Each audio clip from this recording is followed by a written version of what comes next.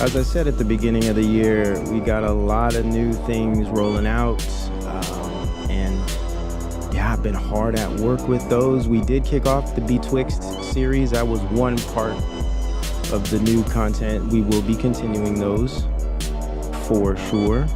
Just really finishing up a product I'm getting ready to release shortly here. Not gonna even speak on it. Just gonna keep working. That's all I can do is keep working. But yeah, man, crazy times as always. Very, very weird. Some new developments with interesting things happening. But of course, you know, there is a lot to it. Things aren't as easy and simple, and get it cracking.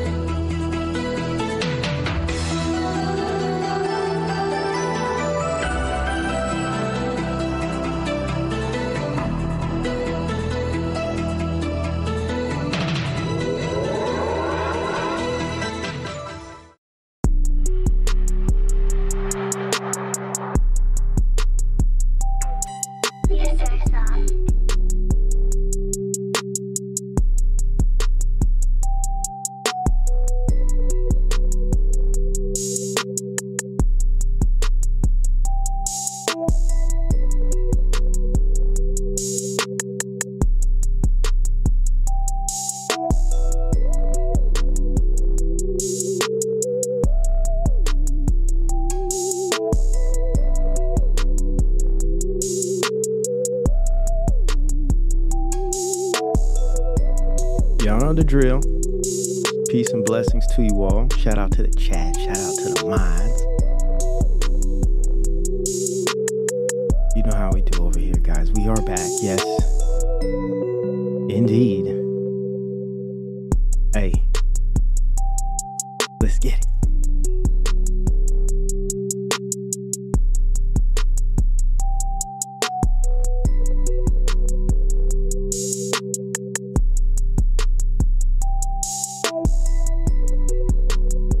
We will have our robot becoming less metal, more organic. We may have a society in which robots will drift away from total metal toward the organic, and human beings will drift away from the total organic toward the metal and plastic. And that somewhere in the middle, they may eventually meet. Now, when we have a kind of metal-organic hybrid creature, will it matter that he was originally metal and became metal-organic, or that he was originally organic and became metal-organic? Or will it not matter? Will we then have formed a kind of mixed culture, which perhaps might be higher, more efficient, better than either culture separately, if I can call the robot system a culture?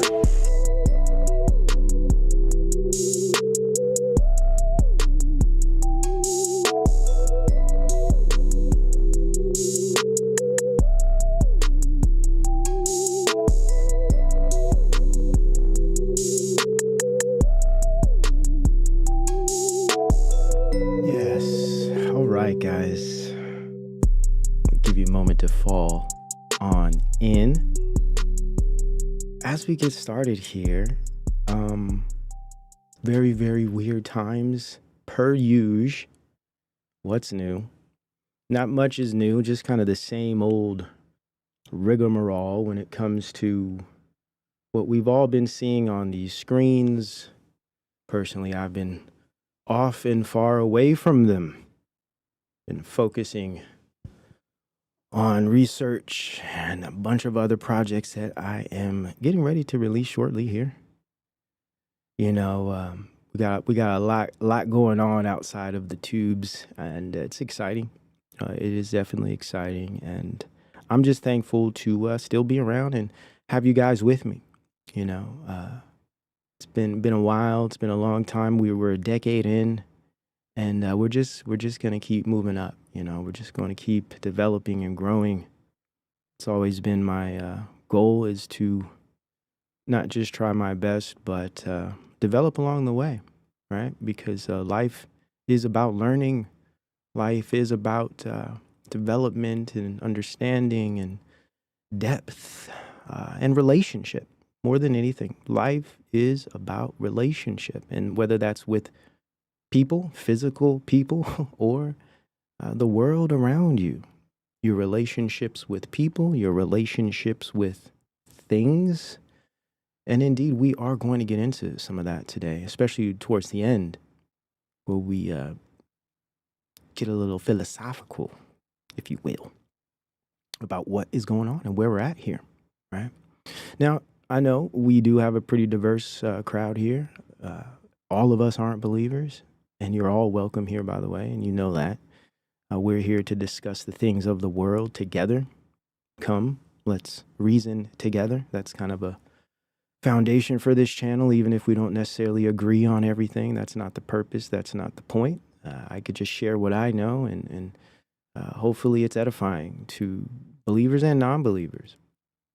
But overall, I want to be able to talk about some of this stuff together so we could get some real understanding, because I'll tell you right now, there is no saving this world, at least from my perspective, but there can be change. There can be change. But that's going to happen in one place, at least in this worldly sense. And that's between us, the we, the people. Not governments, not systems, not corporations, not software companies. But us, you and me, All of us together, believers, non-believers. Now, of course, we're not naive. There is no kumbaya. There will always be strife and struggle and discord, but we need to have real conversations, real understanding. We're never going to agree, especially when we consider those on the other side of the lane. When it comes to spiritual things, we're never going to agree, and that's fine.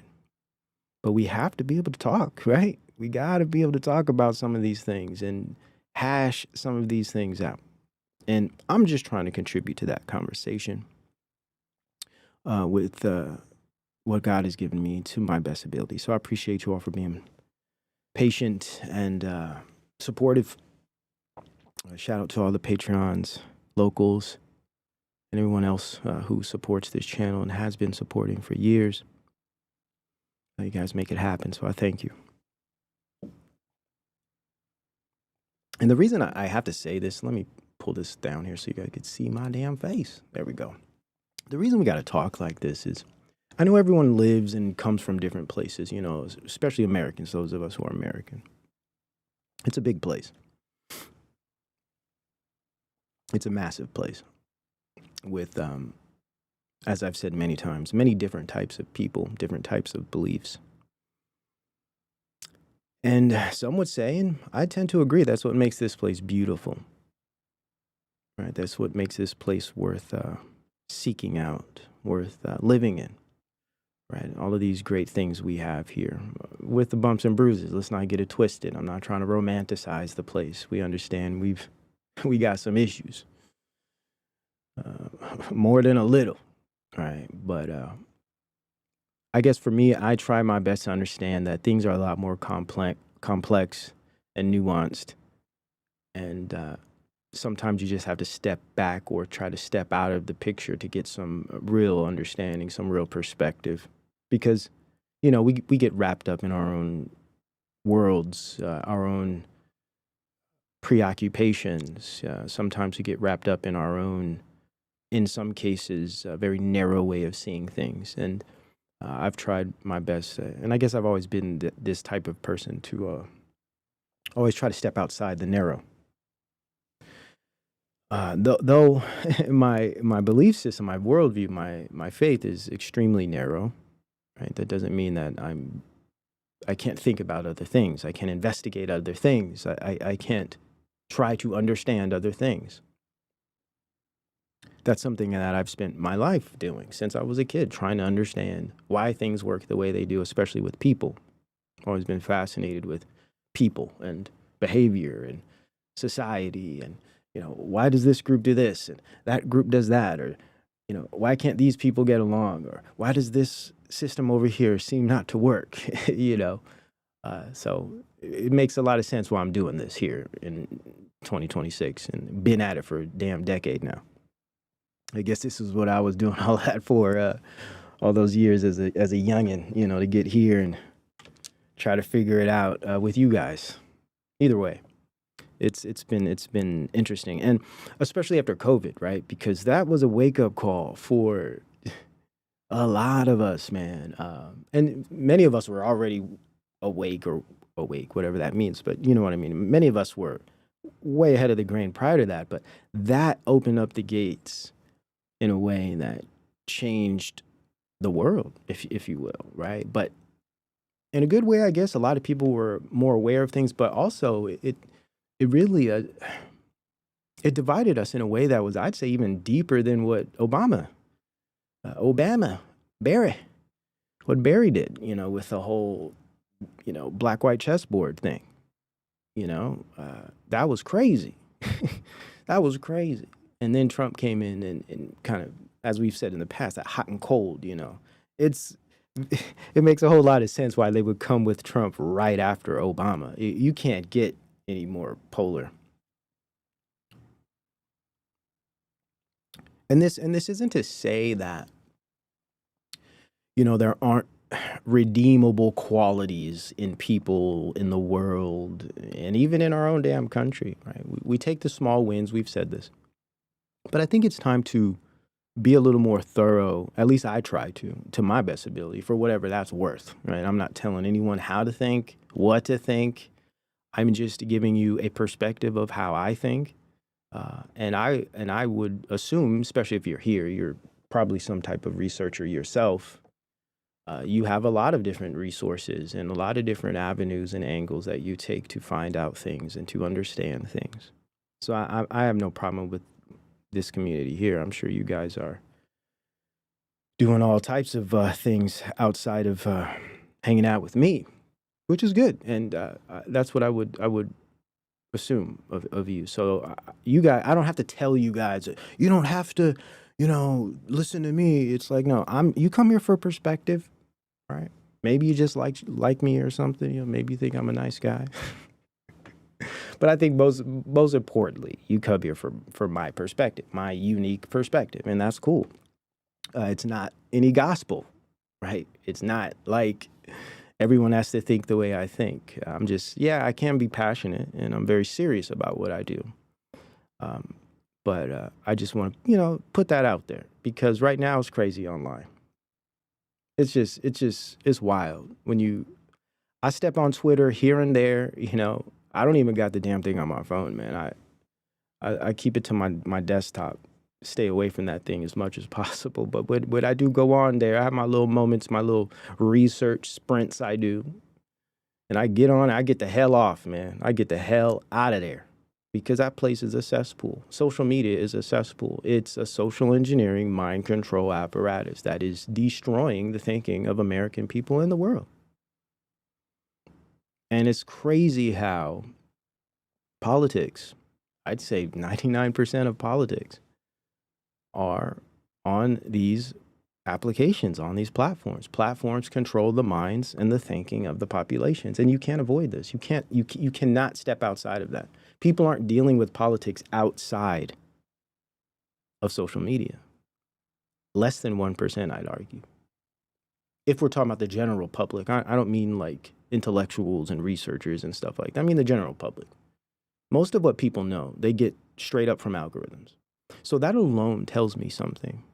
First, it tells me it wouldn't be very wise to trust public opinion, for one. And most perspectives of the left and the right are probably going to be pretty pretty misinformed, right? So that's kind of a disturbing thought. But I think personally, based on history and plenty of evidence I've shown over the years, I think this has been a long process, a type of we could use a generic term like propaganda, but it is a type of socially engineering the public such that it creates an easier pathway for industry, corporation, and the convergence with the state to have their way and to keep us at bay. It's like I said from the beginning here, if really the thing is we got to get together and talk, and we're not able to do that because of what social media has done to us, what does that tell you about, say, public politics, if you will, right? How can these things happen in a genuine, authentic sense when everyone's parroting what algorithms have set them up to believe, or some big podcasters, etc.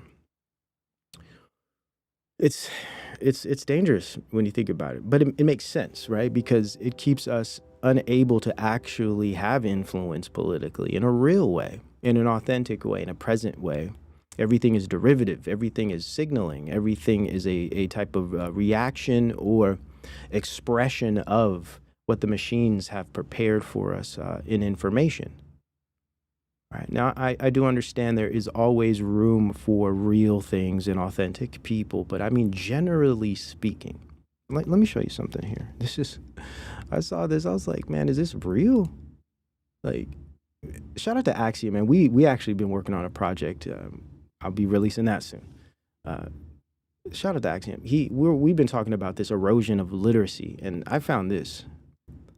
And I didn't think it was this bad. We have some papers. We've been checking it out. And actually, this data might have been in there, too. It's just So many papers, it's hard to remember everything. But let's look at this. This is interesting.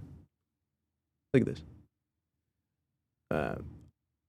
About 54% of the U.S. adults ages 16 to 74, roughly 130 million people, read below a 6th grade level.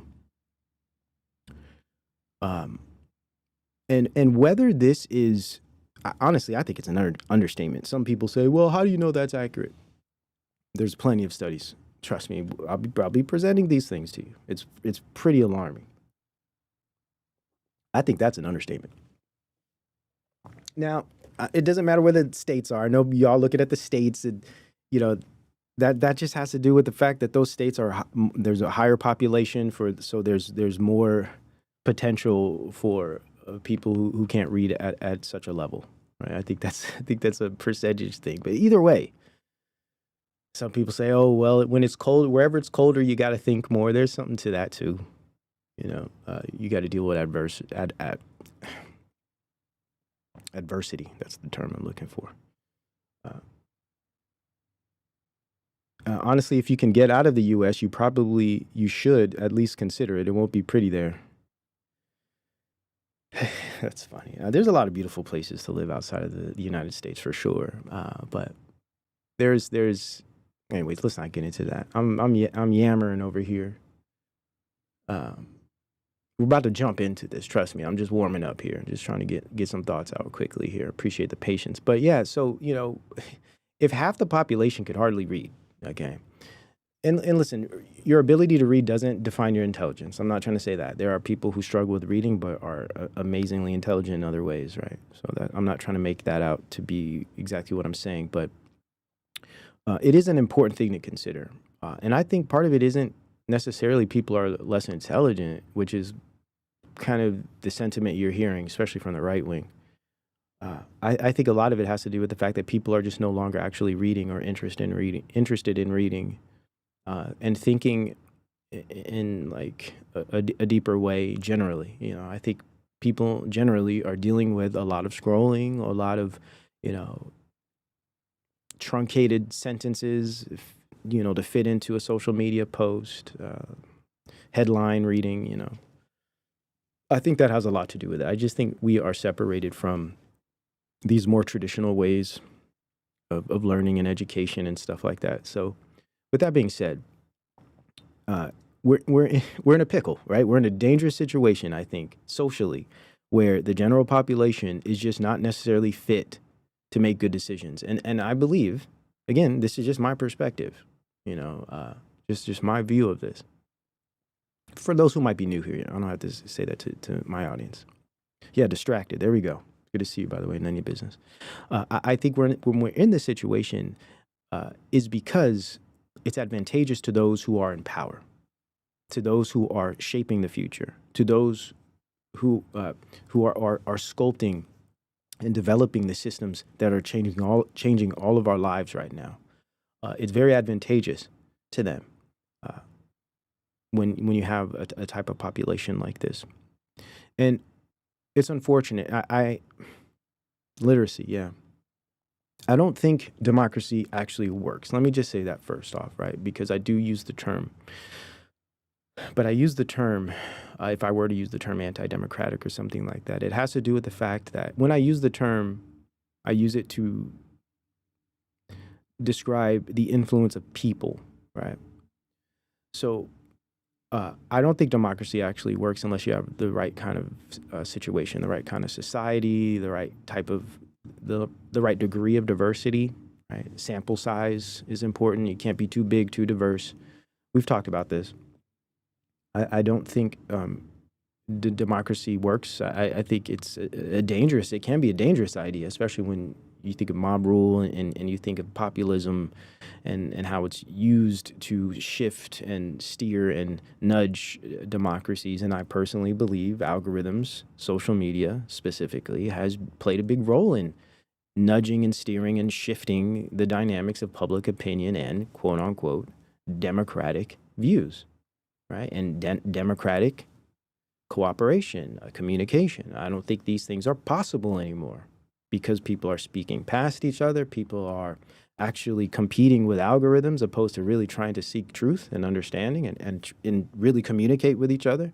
Everything is kind of based on this attention economy thing. So really, we're not actually communicating. We have these preconceived notions. We tend to have these ulterior motives and goals that have nothing to do with actual understanding. But people are trying to scale businesses and scale channels and stuff. So it's unfortunate. For me, authenticity has always been the foundation of everything I do. So for me, I've never played that game. I've never been interested in it. Obviously, I'm here one day, I'm gone the next, because I'm doing things in the real world, right? And I don't want anything to do with this place. The only reason I continue to come here is because this work needs to be done. It needs to be done. And I'd miss you guys too much, anyways. But I really don't want anything to do with any of this stuff, honestly. Like, as far as all of these new technologies coming out. Now, I'm not saying never use technology. That you definitely, like, if you want to know my views on technology, watch the Betwixt series, right? The Betwixt series, it's short, it's to the point, they're concise. These are my views, my philosophies of technology. Not a Luddite, okay? But I have specific issues with certain uses and certain formulas, systems, functions of technology. We'll get into that today, right? We'll get into that today.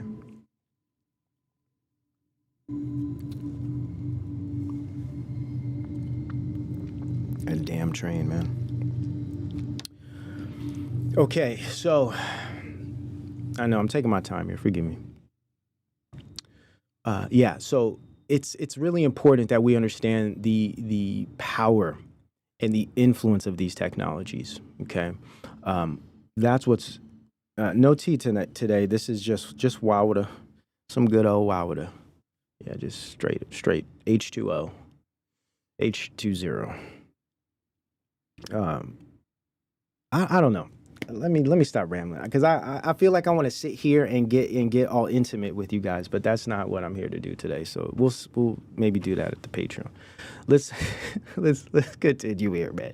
So anyways, I saw this. Check this out, man. Let's just get into it. I'll let it come out as we go. So speaking about social media as a massive social engineering apparatus.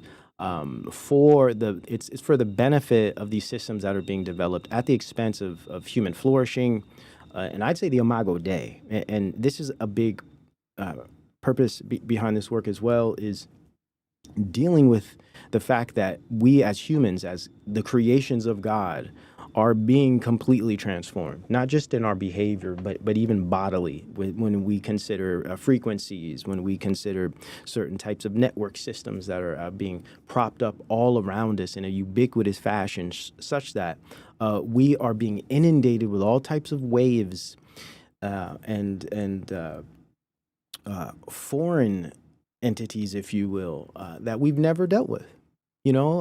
Possibly a lot of current health issues have something to do with this, not just the medical novel technologies, but also these actual systems all around us. And it's amazing to me that even people who are quote unquote awake or aware aren't. I know a lot of you are, but I mean those that are Christian, that are against these systems, and they tend to think these things are okay. It's okay for us to be bathing in all of these frequencies everywhere we go. Like, it's okay. It's like, no, don't you think this might do something at the level of nature that could be problematic? Who cares if it fixes the economy, or if it gives us more convenience and more gadgets and more fun? What if we're frying aspects of our mitochondria at the same time? You know what I mean? Like, seriously, can we think about these things? I'm just saying, and again, hey, I could be wrong. There might not be anything wrong with these technologies at the biological level, but I think we should actually be questioning them. And if you look into the papers, the research, the literature, there's some damning evidences of this. We've covered it in the past, especially during COVID, but that's a dangerous thing to do on the YouTubes. But I'm going to tell you right now, there's a whole biological problem with this technology that we haven't even touched the surface of. But let's continue. So social media, propaganda everywhere. From my personal view, I believe it's used to water down, dissociate, and dismantle real political discourse. Real, honest, authentic discussion. Now everything is memeing, trolling, signaling your favorite side, your favorite person, etc. So I saw this here, man. And again, the White House is just nothing. It's nothing but just blatant propaganda. Oh, it's wild to see the propaganda. It's like really old school, like, 20th century Russia style propaganda. Even with the imagery, they're really going back to all of this kind of like old illustrative stuff. Were there people who thought microwaves were dangerous? I'm sure there might have been, honestly. Um, I actually haven't even looked into that. That's a very good question. But now we know there are some issues with microwaves, right?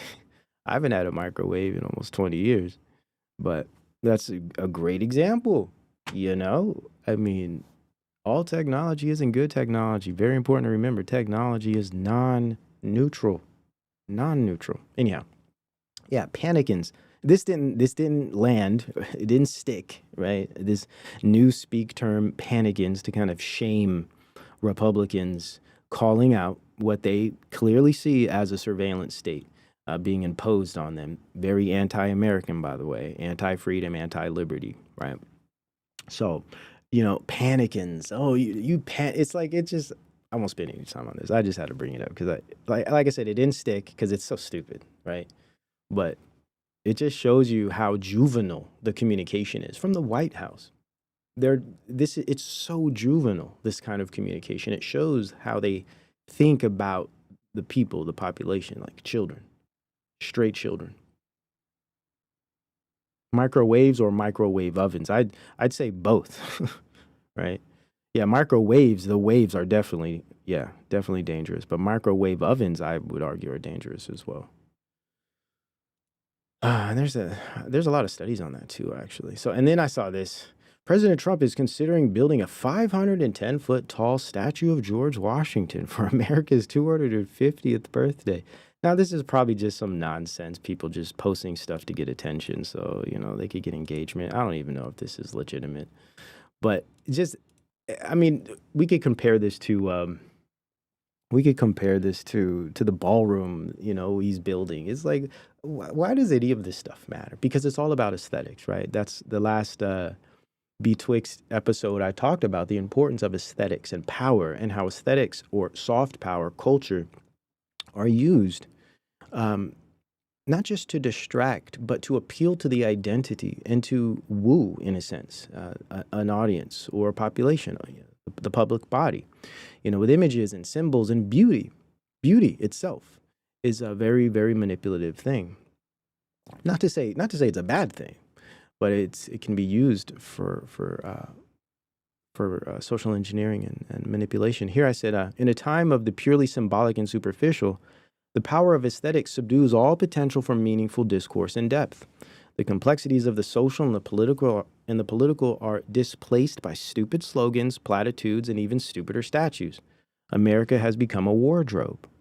And when you go on the internet, and of course I'm saying this figuratively, right? I'm not trying to be literal in this in any sense. That wouldn't even make sense, but you get the point here. It's when you go on the internet, especially social media, everything is such a damn joke, man. Everything is so ridiculous and absurd. I call it United States of absurdity.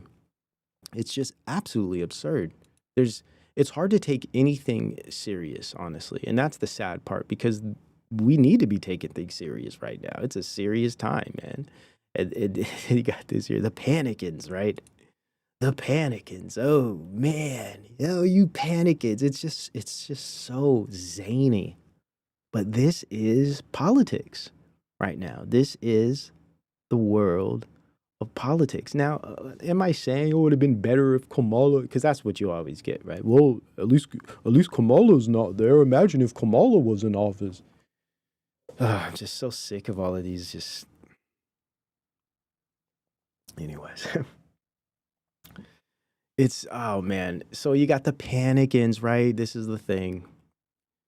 And it's really funny how all of a sudden, like Trump is, everyone's piling on Trump. It's just, it's such a farce. It's such a very easily observable psyop. How psyops they always it's like a movie, right? Plot twists, and at least this is how I see it. Because it's just to me it's very obvious.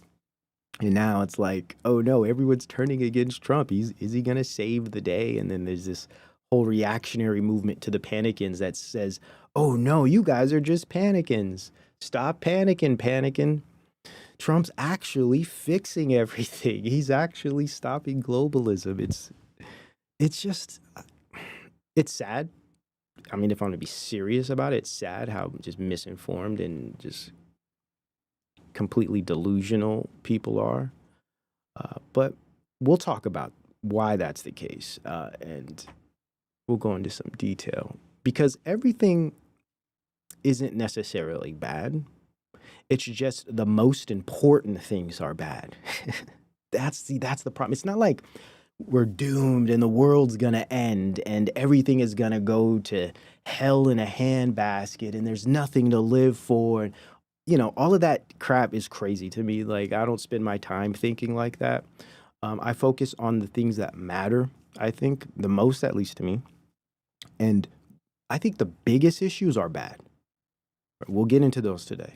There's a lot of great things happening. I mean, I heard they were going to do something. Yeah, trust the plan, right? I heard they were going to do something about taxes, and we said before the dividends. And I mean, I even saw some articles where they're talking about making it easier for Americans to get homes. Especially considering Gen Z. We're going to look at that too on our second segment of the day. I'll show you guys a bunch of clips on that. Just the middle America thing, right? So there is, let's, like we said, we always say, you got to take the small wins, okay? There might be, well, no, there will be some payoffs. But see, again, it's part of the ruse. It's carrot on the stick. It's this kind of like Masonic, though we're doing these things in the background, we're going to become philanthropists and give all this money and do all these great things and build hospitals for children. But in the background, we're doing the most satanic stuff you could imagine. It's this kind of Gnostic, balancing of good and evil thing. That's how I look at it. Because when you see what they're actually doing in other areas, it's like, wow, okay. So you're going to cut Americans a bunch of checks. Listen, they could give everybody a damn home. There's strings attached to that home. But you can't see the strings. We'll get there. That's the hard part. This is the importance of the people. That's why it's on us, guys. If we want to see any change here, and I'm talking about worldly, I'm talking about when it comes to economy, when it comes to culture, when it comes to politics, things we can deal with, things we can, boots on the ground, deal with. I'm not talking about spiritual things, transcendent things. We understand who's in control there and all of that. I just want to make that clear. There's no saving the world. Okay. I don't want to get that message across. We're just trying to be the best people we can be and fight for what we believe in, but not be naive about what we're fighting. Okay. Now let's continue. No, I'm not going to play that one. Actually, let me see here. We'll save that. Bots on the ground. I like that. Yeah, we're definitely live. We're all the way live. Sticks and carrots. Yeah. Sticks and carrots, man. And it is what it is. I mean, historically, this has always been the case. When we get into technocracy and some of the misconceptions of technocracy that I'm seeing around right now, we'll go into this and the importance of, at least from my view, of course, what we're actually dealing with here and how we got to be careful. Okay, now let me scroll down here. Okay, now let's just jump right into it. So speaking of buying homes and the American dream and middle America and all of these things, economy, etc., has been falling away since, some would argue, Nixon and they followed the gold standard, people would also say, no, it was FDR in the New Deal.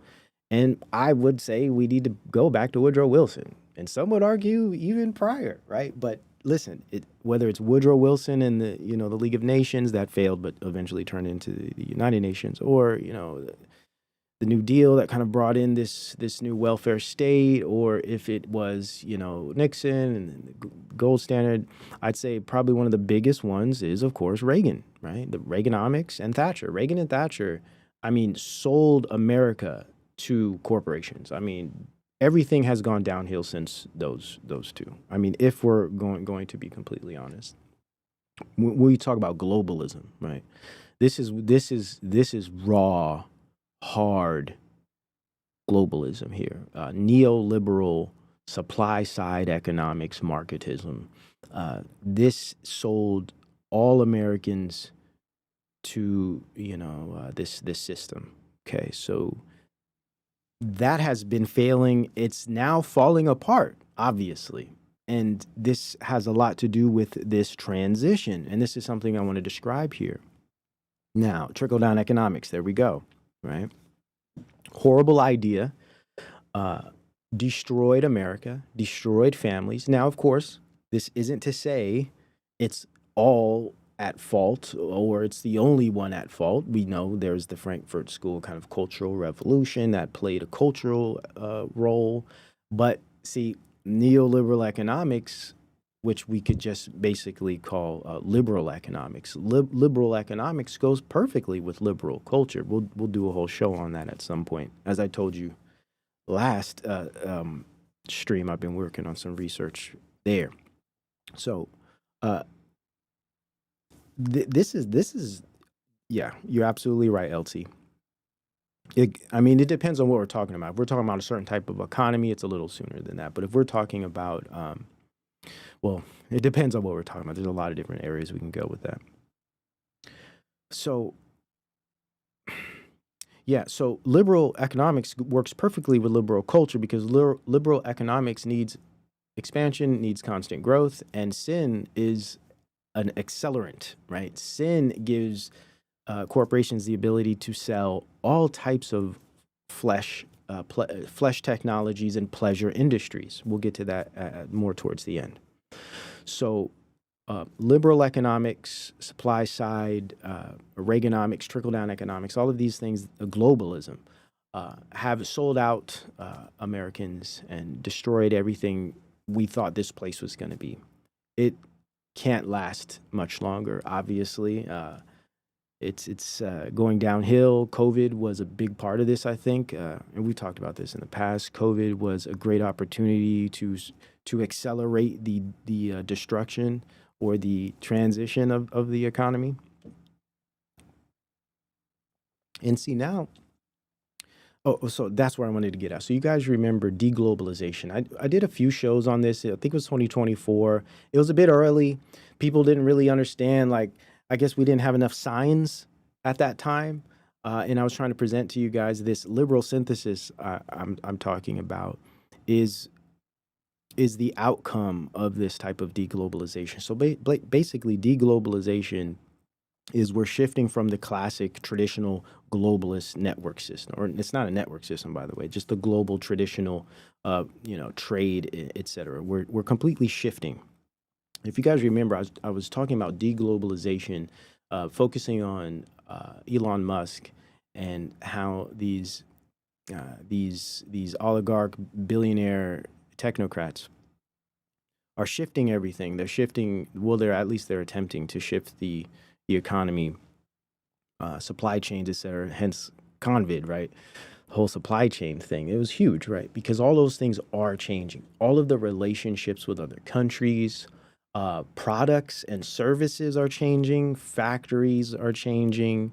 Material products and actual production of materials are all changing. Now, knowledge and information is not just product, but also currency.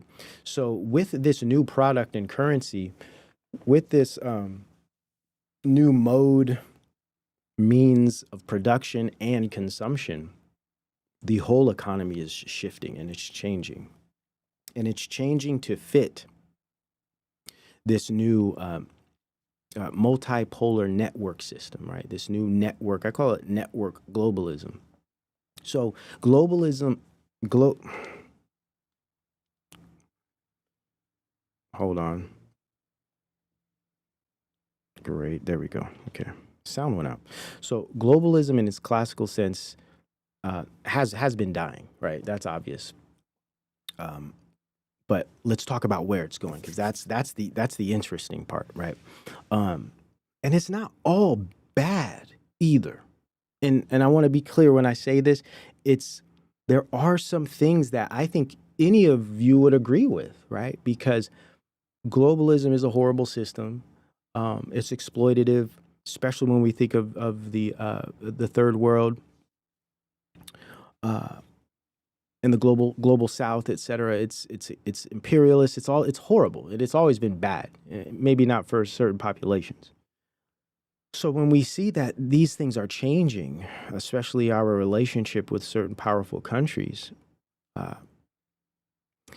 it seems scary. But some things seem actually good. Like, wow, we're actually going to start manufacturing again. We're actually going to get new jobs. Possibly, this is what they're telling us. Well, I'm just laying it out. We'll get to this, trust me. But it's like, oh, things are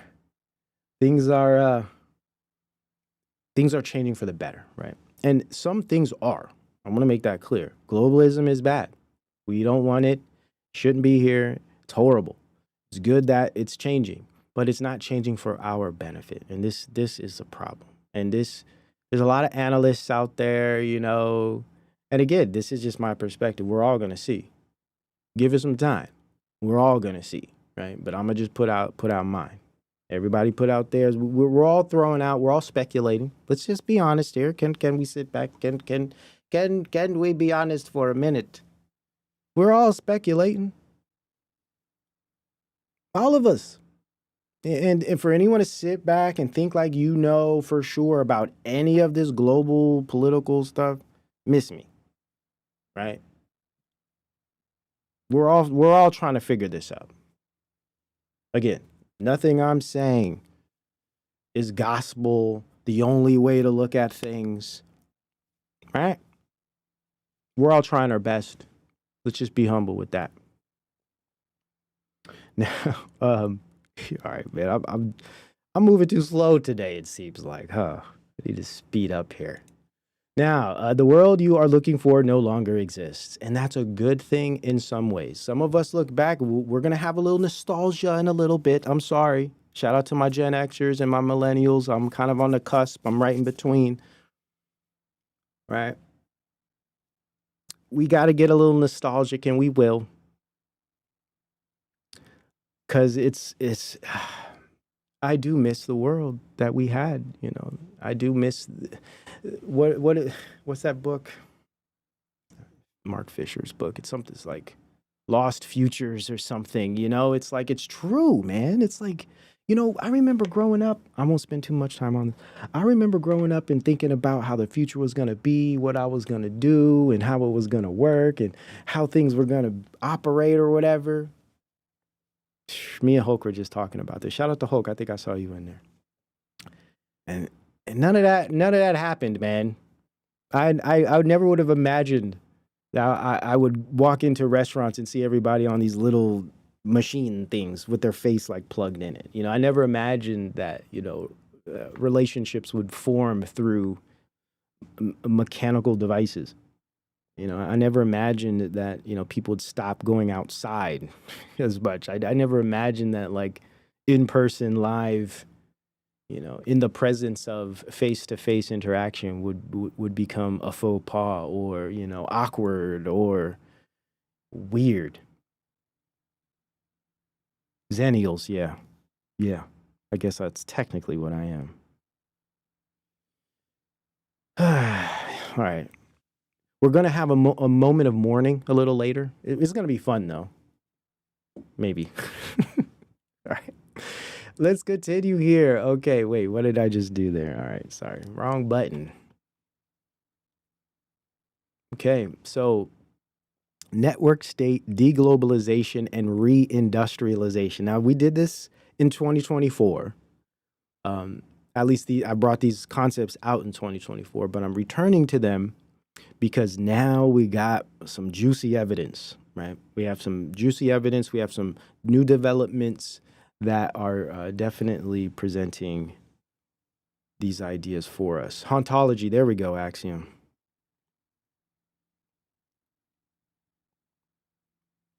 Now, let me pull up these clips and let's just go through these. Check this out, guys. All right, I'm gonna try. I'm gonna put on my best behavior for this one. All right, let's just put on my best behavior for this one. Now, okay, I don't know if y'all saw this. And I guess it's no surprise, you know, we saw Project Warp Speed, we saw Stargate right out the gate. You know, we saw him bringing in all of the technocrats. None of this should be a surprise, but it just gets worse. It just gets worse. It just gets worse, man. Just in, Trump, Palantir Technologies has proven to have a great war fighting capabilities and equipment. Just ask our enemies. Man. Yeah. This is just warming up where we're going, right? We're going to lay all this out. So he's a cheerleader, right? He's a cheerleader for big business, big money, and of course, big technology. But there's a twist. There is a twist. Now, we talked about, gosh, do you guys remember the show where we did, it's like I was trying to present this new dialectic where we have, it's like globalists against technocrats, right? It's like Musk and Altman, Androzine, all of these guys against kind of the old world oligarchic globalists like World Economic Forum. I'm sure some of you guys remember those shows. We did a few shows on this. And I was trying to present this idea that we're seeing, whether it's theater or not, because it could be total theater. I have no access to know if it is or not, but I would assume it is personally. But anyhow, this like war, infighting with like the old globalists and these new technocrats, and it makes sense if you guys remember the show, because the old system, like the old globalists, World Economic Forum, United Nations, you know, all of this sustainability, all of that stuff, they're still relying on the classic neoliberal kind of Western agreement of global economy. They're still relying on that old infrastructure. Now, these new technocrats, they're bringing a whole new system to the ballgame. They're talking about programmability. They're talking about tokenization. They're talking about blockchain. They're talking about decentralization. They're like, let's cut out the middleman. Let's get rid of the central banking. So there is legitimate, whether it's theater or not, disagreements and infighting and conflict between the old centralized banking system and this new type of decentralized, quote unquote, digital, virtual, networked economy coming, right? So that I was laying those ideas down then because I was trying to build. I was trying to, in a sense, build out an entire position and argument relating to this new type of technocratic system that's coming. It's a new technocratic system, and this is why I wanted to clear this up, because a lot of people talk about technocracy and stuff, and that's cool. It's good that people understand that we are being, in a sense, heavily influenced by technological systems, but we have to be careful when we're talking about these things, because what I've noticed is, you know, a lot of people like to appeal to these big grand ideas like, you know, the one world order technocracy. And it's like, yeah, sure, maybe in a spiritual sense, definitely a one world order. But this type of, this new shift, this transition, I used to call it the great transition. This great transition, it's a new form of technocracy. It's a new form of globalism. And I'll get into that with evidence here in a minute. I just want to put this out here. Trying to really go back to some of the older shows and build on those, because we've been developing this idea for a long time. And now we have Trump here with all the technocrats and billionaires, but also now with the surveillance infrastructure, hardcore. I mean, he's pushing. Listen, wait till I show you. And listen, I don't have to. You guys probably already know this. There's tons of people exposing all of the areas Palantir is now in our own government. We'll get there, but I'm saying it's like, wow, all of this is being built up.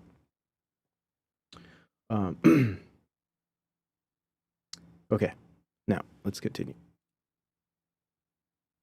So this is a good example. The way you dominate the future is you dominate the present. Okay, now we've played plenty clips of this guy. I know a lot of people are hating on this guy.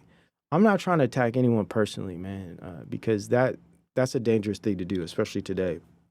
But I will say, these are not the people we want leading, okay? And some will say, oh, they're not leaders, you know, they're just like software engineers, but it's not necessarily true, and we'll get there, right? The president is not a leader in any authentic sense. He's a representative. He is he's a messenger, kind of. I mean, he really has no power, actually, and we'll get there. As just a man. He's just a man. He's completely controlled. Completely controlled. Yeah, he's a dangerous psychopath, Carp, absolutely. Is it a good time to invest in Palantir? Probably, if like you're into that kind of thing. You know, listen, I know a lot of people watch this show to see what they should invest in, and I get it, man. You know, it really comes down to your morals, right? Like me, I don't want nothing to do with any of this stuff, and I'm willing to do what I got to do. But there's other people who are like, nah, you know, I'm gonna get in where I fit in. And listen, I understand. Like I said from the very beginning, we all, you know, this is a we thing, and we're all gonna come from different positions, so we just have to understand each other. But yeah. Anyhow, yeah, so okay, let me continue, man. Holding y'all up. All right, and then we have this woman here, right? Now, I like some of the things she has to say. I'm not gonna, you know, discount her work, but this is just my perspective, guys, okay? I'm not trying to disrespect anyone. I'm not trying to say I'm better than other people. This is just how I feel, okay? Just based on what I've learned in my research and my own perspective, I'm not saying these people are agents, because I have no proof of that, and what's the purpose in that, right? But I don't feel like a lot of these very influential kind of investigators are very valuable insofar as they present an overall picture of what's happening. And I'm not saying I am presenting the perfect overall picture. I'm trying. Whether I'm succeeding or not, I'm not going to worry about that. I'm going to just do the best I can. But with a lot of these individuals, I feel like they get a lot of things correct, but they don't really give us a big enough picture. And maybe that's okay. Maybe they're just supposed to supply just these little ideas about these little things, and then we're supposed to go other places and get the ideas and create our own understanding. I think that's the way it should work regardless. But it's just hard, right? Because everyone's limited, you know, to the tools they have and the abilities they have and their interests. You know, some people are only interested in certain things, and that's all they focus on. And so that's all they talk about. And is that a bad thing? Am I saying everybody needs to have this fully thorough understanding? I mean, I guess not. No, that's not realistic, but it'd be nice if it was a little more, you know what I'm saying? Anyways, let's just listen to a little bit of this, because one thing she says here I like. Yeah. The bankers put him in to get the control grid, and he's done an A+ job. See, I don't believe that. I don't believe the bankers put him in to create the control grid. It's just like, I think it ruins the truth in a lot of these things when they just create these like very sensational things. It's like, well, I don't think that's the case. I think things are a lot more nuanced and probably a little more complicated than that. I just don't think the bankers came together because it's not just the bankers. And again, I tried to explain earlier, the bankers actually have a different program. I'm talking about these old school, I'm talking about these like generational, I'm talking old money. Those guys, the bankers, the central bankers, have a different program than this new money technocrat stuff. And that's why I was trying to do these shows a couple years ago on that dialectic. And I was trying to say, listen, these guys are going to be going at each other. And that's going to create a synthesis. We'll get there. So what I mean is, I don't know if it were the bankers that actually got Trump in this way. And does it even matter? I think the overall point is what she gets at here, which is really valuable. Of building it and persuading people to go along with it in high speed. And the conservatives, it's a uniparty. If you look at how that system works, every year the federal government has $6 trillion of expenses and $4 trillion of revenues. And that means $2 trillion comes from, the central banking money machine.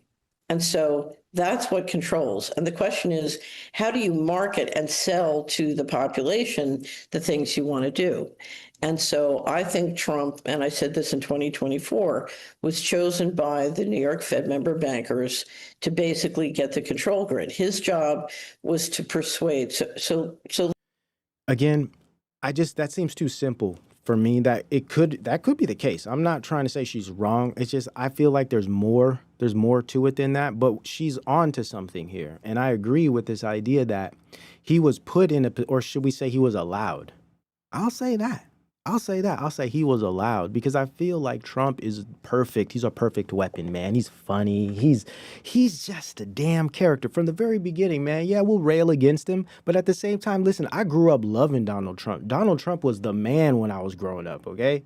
Shout out to everybody who grew up in the 90s. Donald Trump was that dude. He was the guy we were like, man, that's Trump.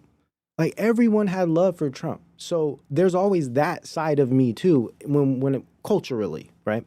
But now that he's in this position where he's being utilized as a weapon and allowed to do things that are actually creating situations I don't agree with, I got to look past those sentimental feelings of, the culture symbol he was and what he represented at the time, it's like having to,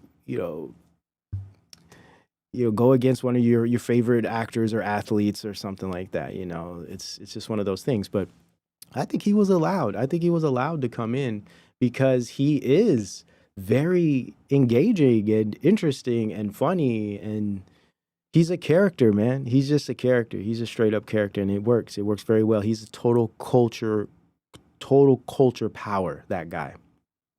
So I think he's perfect for the position. I think he's significantly underqualified, right? But I think that's by design as well. So it's fun to speculate. Either way, we're going to get into what he's actually assisting in building. Let's look at the control grid.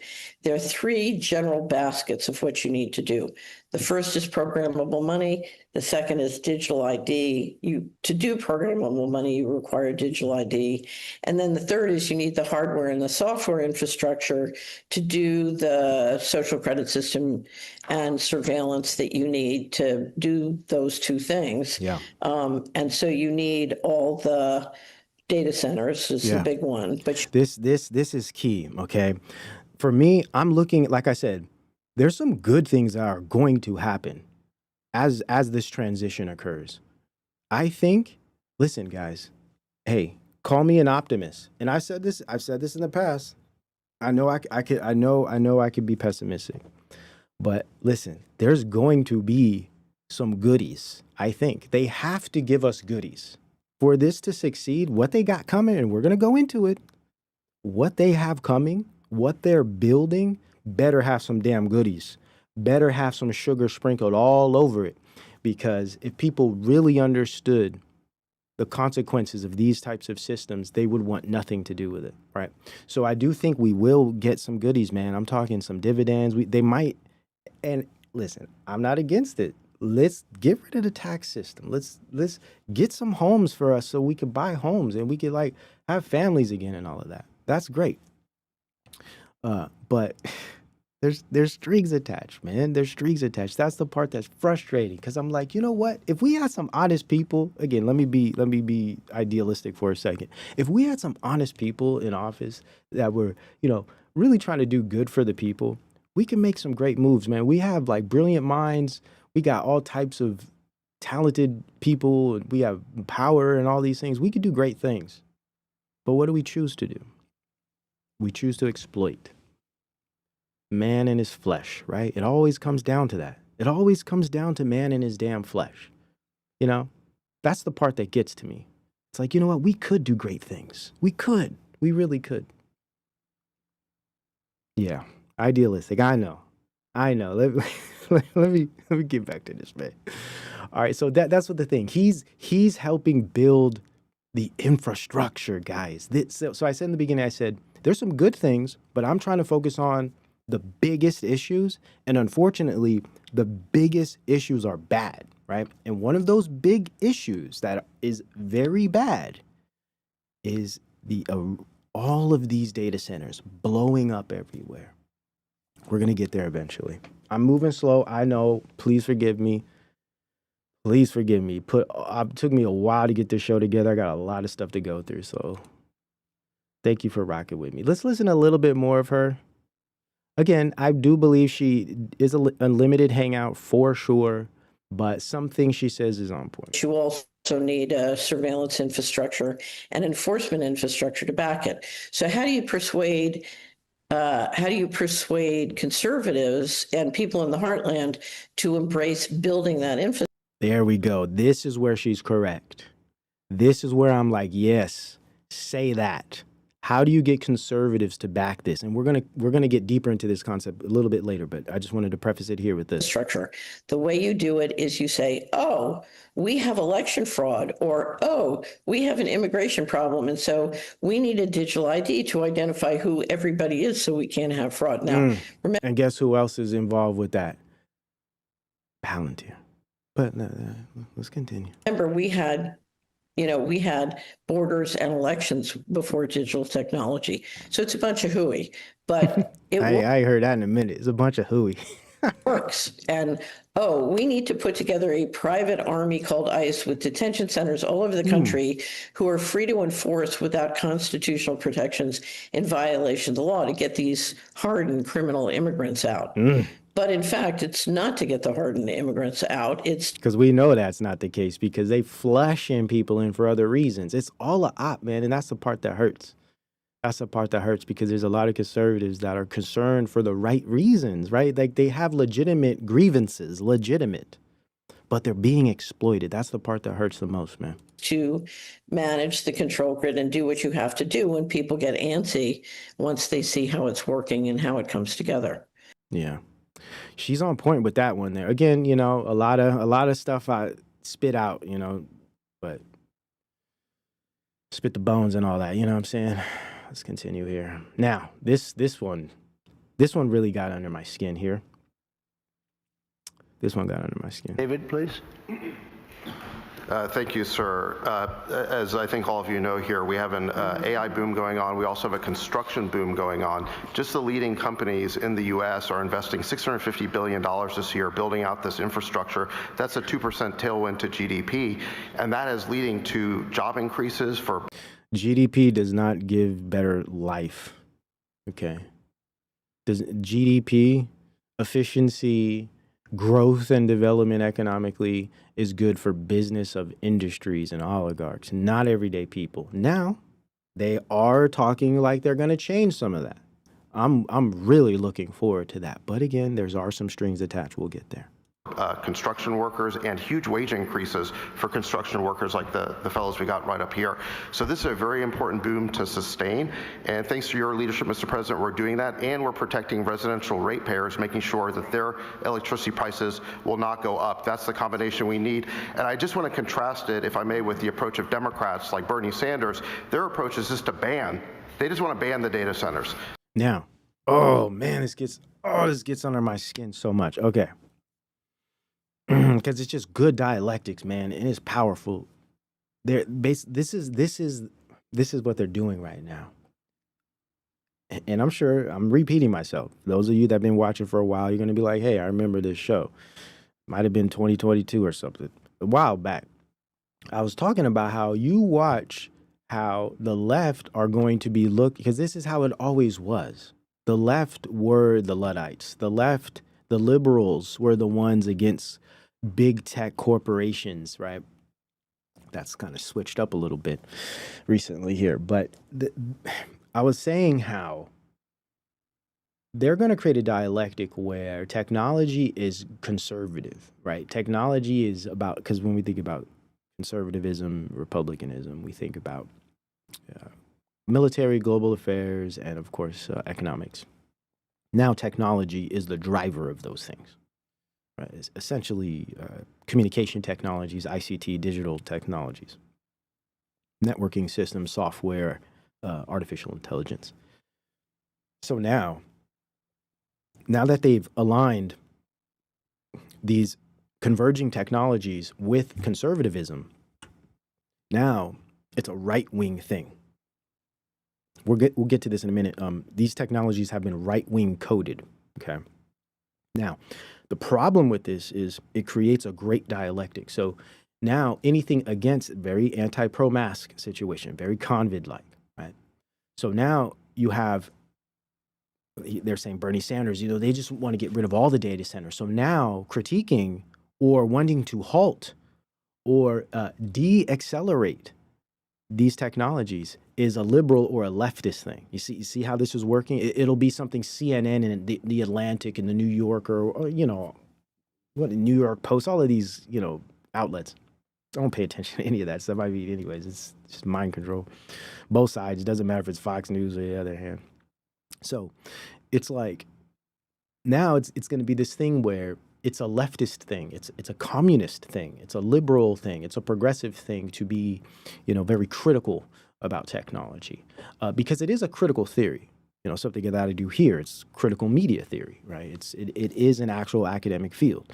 So this is going to be perceived as a leftist, a communist thing, and that's the power of it, because what it does is it creates a dialectic where it modifies behavior and it gets people to think a certain way based on allegiance to a group or an aspect of their identity.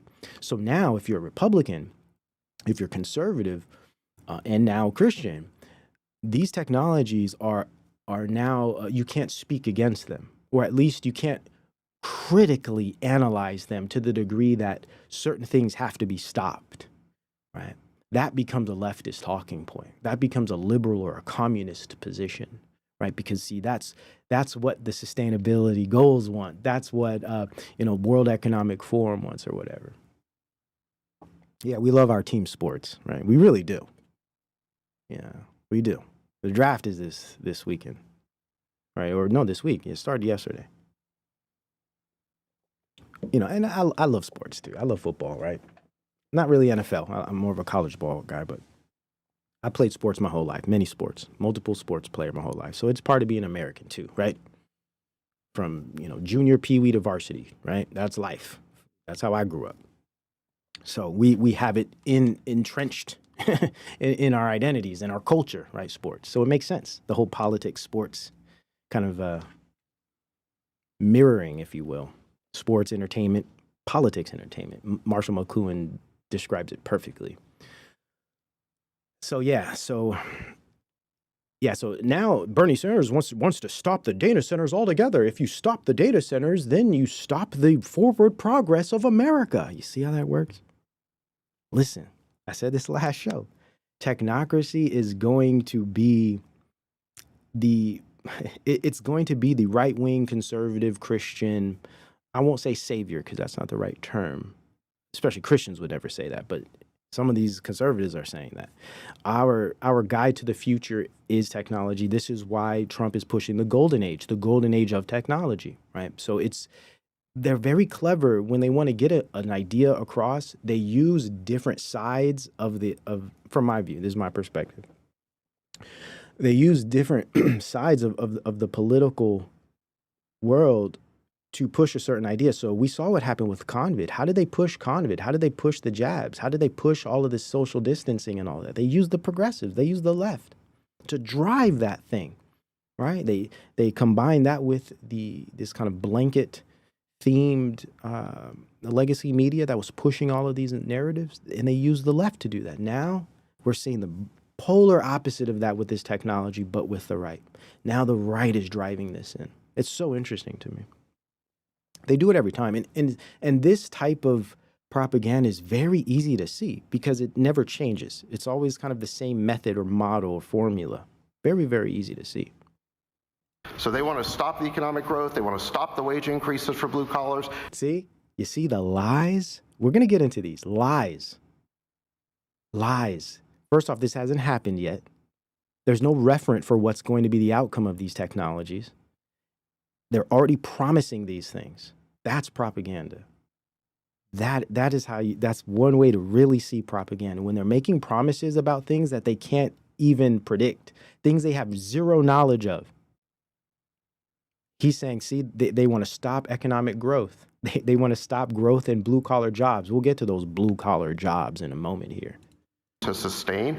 And thanks to your leadership, Mr. President, we're doing that, and we're protecting residential ratepayers, making sure that their electricity prices will not go up. That's the combination we need. And I just want to contrast it, if I may, with the approach of Democrats like Bernie Sanders. Their approach is just to ban. They just want to ban the data centers. So they want to stop. Now, I'm not saying that's what we should do either, because it's always extreme with these people, right? One says everything needs to be ran by AI. The other is saying, well, we need to ban all the AI. I'm not on either side. I think technology is not the problem. Technology has issues, but technology itself is not the problem. And it's not just how we use it, right? It's more than that. It's technique. It's universalism. It's interoperability. It's ubiquity, right? We'll get there.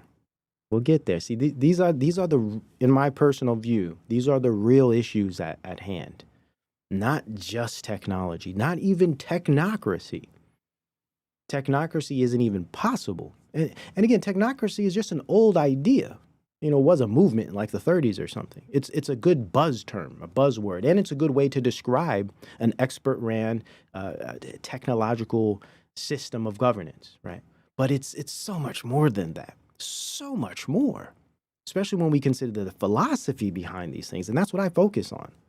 The philosophies behind these things and the psychology and the sociology, how we relate to these systems and how we think about these systems and how they affect our lives, right? These, to me, these are the things that are important, of most importance. You know why? Because I believe if more of us had these types of understandings, or at least attempted to, we can start to change our lives in a way that can change the way we relate to these technologies, the way we think about these technologies, not just the way we use them.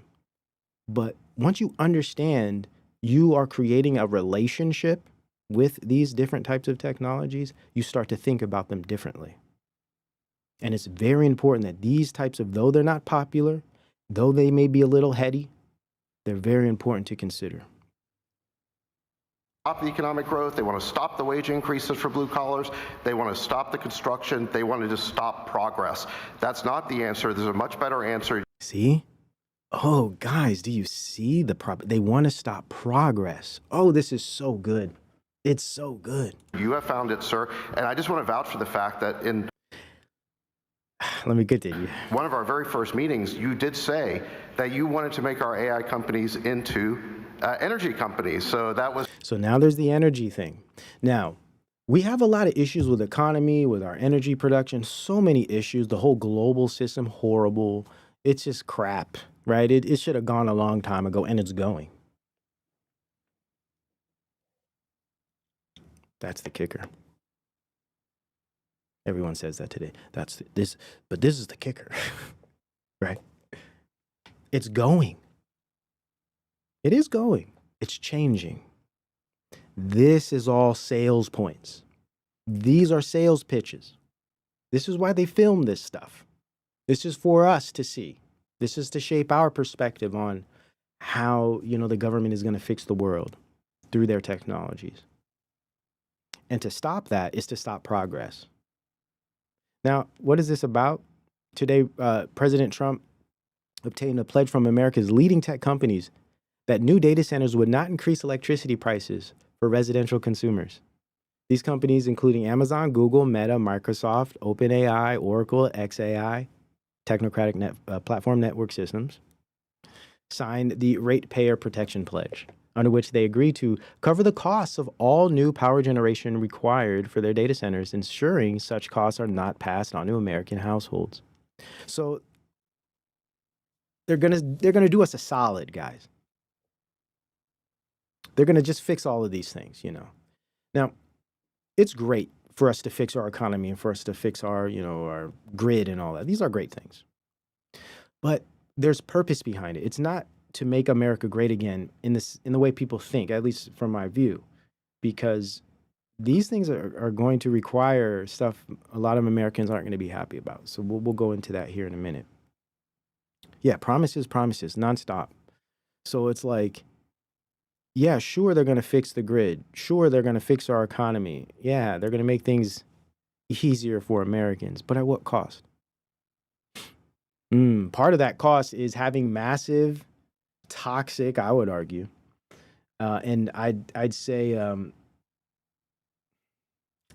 environmentally damaging data centers propped up all around you, everywhere, taking up space where people could be living. And of course, they have to do all this electricity and rehabilitation because of how much energy this stuff uses. And if you plan on turning your whole entire economy and civic system, digital civics, into a type of artificial intelligence ran industry or system, I mean, you got a lot of things to change, right? A lot of building to do, a whole lot of energy is going to be required, and it's going to require quite a bit of us as well, right? And Americans aren't ready for that. They're not ready for that part. We think, oh, this is going to be great. Okay, we'll get there. I'm moving slow, but we're going to get there. I love this tweet here. I saw this. I was like, yeah. What's that? I don't know that song, but look at him. He said, I don't want AI. I want functional public transit, walkable communities, and light behind my eyes back. I like it. We don't want AI. We don't need AI, man. Maybe for certain things I could see its use value, but not running the entire world, man. That's just not a good idea. In any stretch of the imagination, it's just never a good idea, right? This is good. A lot of people are going to be doing this. They're going to be like, you know what? Screw this crap. But, hey. Oh, now, and the data centers are crazy. United States, this is from Hyper AI Capital Twitter. This is a brag here. Over $1 trillion is expected to be spent on AI data center infrastructure in the U.S. over the coming years. $1 trillion. Data centers by state. 665 in Virginia. Goodness gracious, Virginia. Shout out to Virginia. Man, I didn't know you guys had that many data centers. That's wild. Texas has 413, California 321, Illinois 244, and these things are rising. This isn't just about chips anymore. It's power, land, and infrastructure at scale.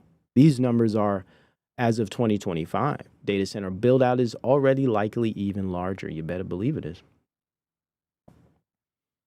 Is this the future Americans want? Oh, jobs. Oh, those jobs. Those jobs they're promising. Yeah, we'll get there. We'll get there. And then there's this one here. Oh, you can't see that. Basically, it says the public opposition to AI infrastructure is heating up. So a lot of people are fighting. Here's an example.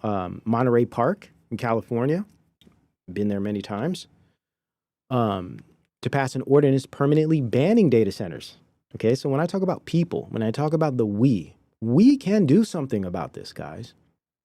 At the local level, we can make change. But if we continue to support this technocratic movement, if we continue to support our own government creating this digital prison, we're just going to have to sit with the consequences. Because once this stuff is built, once we shift over to these new systems, once all economy is programmable and tokenized, I mean, there's no going back, guys. That's the part that's most disturbing. Now, a lot of this we can't stop because this is what they want. But if enough of us get together, we can build parallel systems, I believe. I believe we can survive outside of a lot of these things. Is that optimistic? Is that idealistic? Okay, maybe it is. But I'm not just going to sit and do nothing. I'm not just going to sit and just be quiet about it and say, trust the plan. Hell nah. Never that. No. No, sirree, Bob. The city council voted unanimously to declare data centers a public nuisance and to prohibit all data centers within city limits. See, people doing something about it. And this isn't the only place. I've read you guys several articles like this, and this will continue. Trust me, it will continue. People have stopped certain 5G, 6G towers going up in their neighborhoods. It's possible. Is it likely in most cases? Probably not. But it isn't as if everything's, we're done, we're cooked, as everyone says today. That's not necessarily the case. People just need to start figuring these things out and maybe do something. And even if it's in your own home, in your own life, we'll get there because that's where it starts, guys. A lot of people get overwhelmed with the problems of the world. This is something this is why I really don't like politics, especially federal politics, amongst other reasons, is because it's addressing issues that are far bigger than the average person. Far bigger than what anyone could do, like the war going on in Iran, the Hormuz, whatever the hell is going on. Listen, it's way bigger than anything any of us could even imagine. There's very little anyone could do about some of these things when you're talking about, these massive economic issues and stuff. So, like, when we think about politics, these things are so huge, it's overwhelming. And I would argue it kind of puts people in like a fight or flight or freeze kind of response.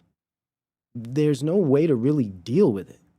But when we step away from that big world problems, big political issues, because that's a distraction, because there's very little most people can do, and most people aren't going to do anything anyway. You got a lot of these YouTubers talking about politics and Trump. You don't see them doing anything in the real world. If I ever hear someone on YouTube talking about you need to get out and vote, you need to do this for the cause, the politics, I want to see videos of you with hundreds of people outside, with your pickets, with your movement. I want to see real world things, because all I see politically is people talking, yapping on the internet. It's just a waste of time. Because no one is doing anything. Going and voting is not enough. We've been doing that for generations. Where has it gotten any of us? Is it gonna all of a sudden work this time? Trust me, bro. Trust me, bro. This time it'll work out? No. So for me, I'm like, you need to focus on the local level, essentially yourself, your life, your family, your community, and start there. Change your situation. How are you living your life? Are you having a fulfilled life, or are you wasting your life away on screens? You see, these are the things that concerns me. How should one live? Not what Trump is going to do, what the government's doing to the economy. All of that stuff is so far beyond anyone's actual power. It's ridiculous to waste your time with it. it isn't to say we shouldn't be knowledgeable about these things, but I mean, people make careers out of like political careers. I mean, you see it every day on the internet. It's crazy. And then like years later, they realize all of that was for naught because this whole system's controlled. And they already have their plans set up. They're already making their marching steps forward. It's like, voting is real? Yeah, right? It's so ridiculous, man. Yeah. Like if you're not doing something in the actual world with real people and making real political change in your immediate areas, I don't want to hear nothing about politics, man, because yeah, all this internet stuff is just silly. I tend to focus more on things we could actually do, actionable things we can do in our lives, and actually thinking about our relationships with these technologies, how we're living our lives, and how they affect our families, how they affect our children, how they affect our communities, and at aggregate, how they affect society. These are the most important things at the worldly the worldly level, right? In my personal view, these are the things we need to change. We change because this is culture, right? When you think about those levels, that's culture. See, politics are downstream from culture. If this is the case, culture can change politics. Unfortunately, culture has been subsumed by technology. That's the problem. Hence the importance of understanding it. In my view. All right, where we at? All right, boom. So we can do something about this, guys. We can do things. We can do things. Whatever it takes to get the American people behind full spectrum dominance technocracy. How about no damn data centers? Yeah, how about no damn data centers? At least not in our neighborhood. I don't want I don't want a data center in my backyard. I don't know about you. How about no damn data centers? Or maybe if you're going to have them, put them in places that are reasonable. And figure it out. I don't know. Let's be people-centric. Let's move around the people, not move people around the technology. How about that? That's my position. I think that's what a real American would say, right? What was America built on? It was built on people, built through people, not machines and governments. That came after the wrong people got in power, right? So am I wrong? Somebody help me here. How about no damn data centers? Yeah, at least not in our backyards. How about that? How about letting the American people have a say regarding the technology enveloping their communities? How about that? Oh, that's right. This is technocentrism. This is technocentrism. It's I forgot. Silly me. Here's that Monterey Park article. And I showed you guys this. Trump bragging about 6G. Just bragging about it. You know, this guy, he's clueless. And again, he's just a dude. He's just a dude. He's just a guy. I really wish he would never have done this, because then I could have kept him in that little part of my mind that, you know, thought of him as a fun and an entertaining culture figure. But now this dude is messing with my family and everyone else's family, bringing this crap in. Now I got a problem with you, bro. Now we got some beef. Now we got beef. Extra rare. So we're into 6G now. I just finished 5G. I was a leader on 5G getting that done. I was a leader of 5G getting that done. You know, now they got the 6G. Well, how does that even work? What does it do? And now they're up to 6. Let's do it again. What does that do? Give you a little bit deeper view into somebody's skin? See how perfect it is? So we're into 6G now.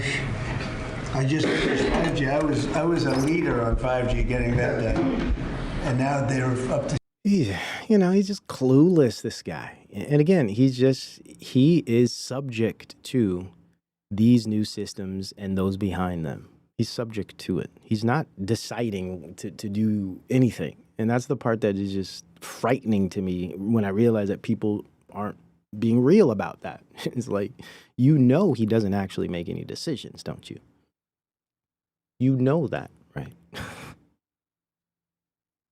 He has advisors, right? He is controlled, and I don't care who he's controlled by. He's controlled by a multitude of people. It's not just Israel. It's not just the technocrats. It's the historical, interdependent global system that has created the world around us. Do you think it's just vanished? No, of course not. It's still interdependence. We'll get there, man. We'll get there. Yeah, it's stewing. You better believe it. Man, I got some more. I got some. Wait, hold up. What is it? Oh, yeah, here. To challenge technocracy is to stop progress. The show must go on. This is how the West was lost. And it's unfortunate, but this technology is the end of the West because it's destroying all the foundational things that built it. It's really sad. It's a horrible thing. I know a lot of leftists and progressives and liberals are happy about this. You know, they want to see the fall of the patriarchy, fall of, no, I think it's a horrible thing to lose some of these great infrastructures and foundations. But we're giving it away. That's the thing. We're giving it away. Giving it away. Yeah, more White House propaganda. Just trust in Trump. Trust in him. Now it's not. Don't trust the plan. Nah, that's so 2023. Trust in Trump. Sorcery, man. Yo. And it's so crazy because who does this speak to but 1% of the United States, right? I've said this 100 times, but I have to repeat myself. It's so alienating, right? As if it's like we're no longer speaking to the American people because there is no American people. It's like whoever's in office only speaks to their people, and then we get the next group in and they only speak to their people. So none of us ever really get to actually have real meaningful conversations or, have the opportunity to understand each other. It's just so well done, It just gives them all the opportunities to create whatever they want because there's nothing we're going to do about it. We can't even get along. We can't even have conversations. We just want to fight on the internet all day. Yeah, it's too easy. It's just way too easy.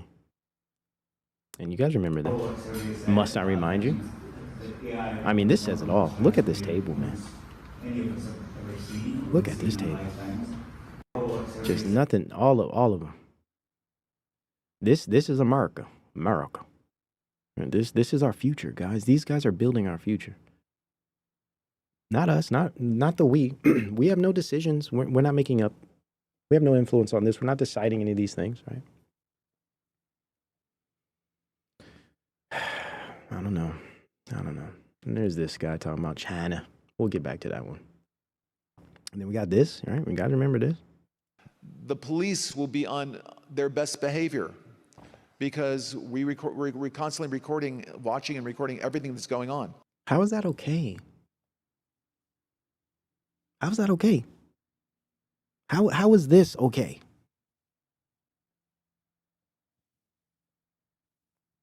How?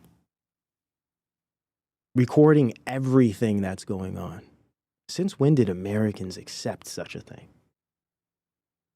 How is any of this okay? Citizens will be on their best behavior because we're constantly recording and reporting everything that's going on.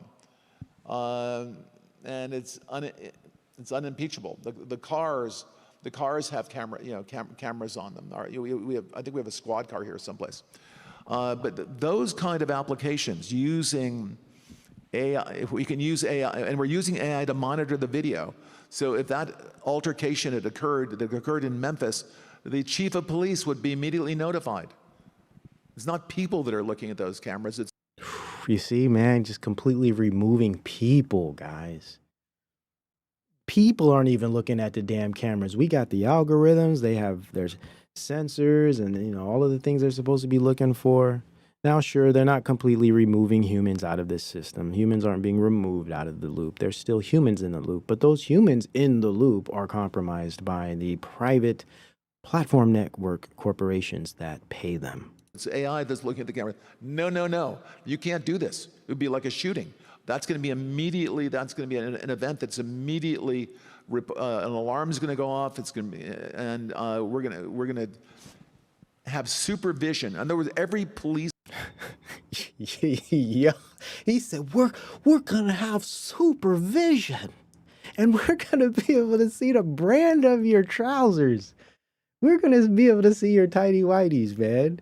Your Fruit of the Looms, yeah, supervision, X-ray vision. police officers. This is Oracle. This is CEO of Oracle, man. This is the dude hand in hand, shoulder to shoulder, elbow to elbow, locked in with Trump, man. Come on, this is U.S. government you're hearing speak here. Let's go. Going to be supervised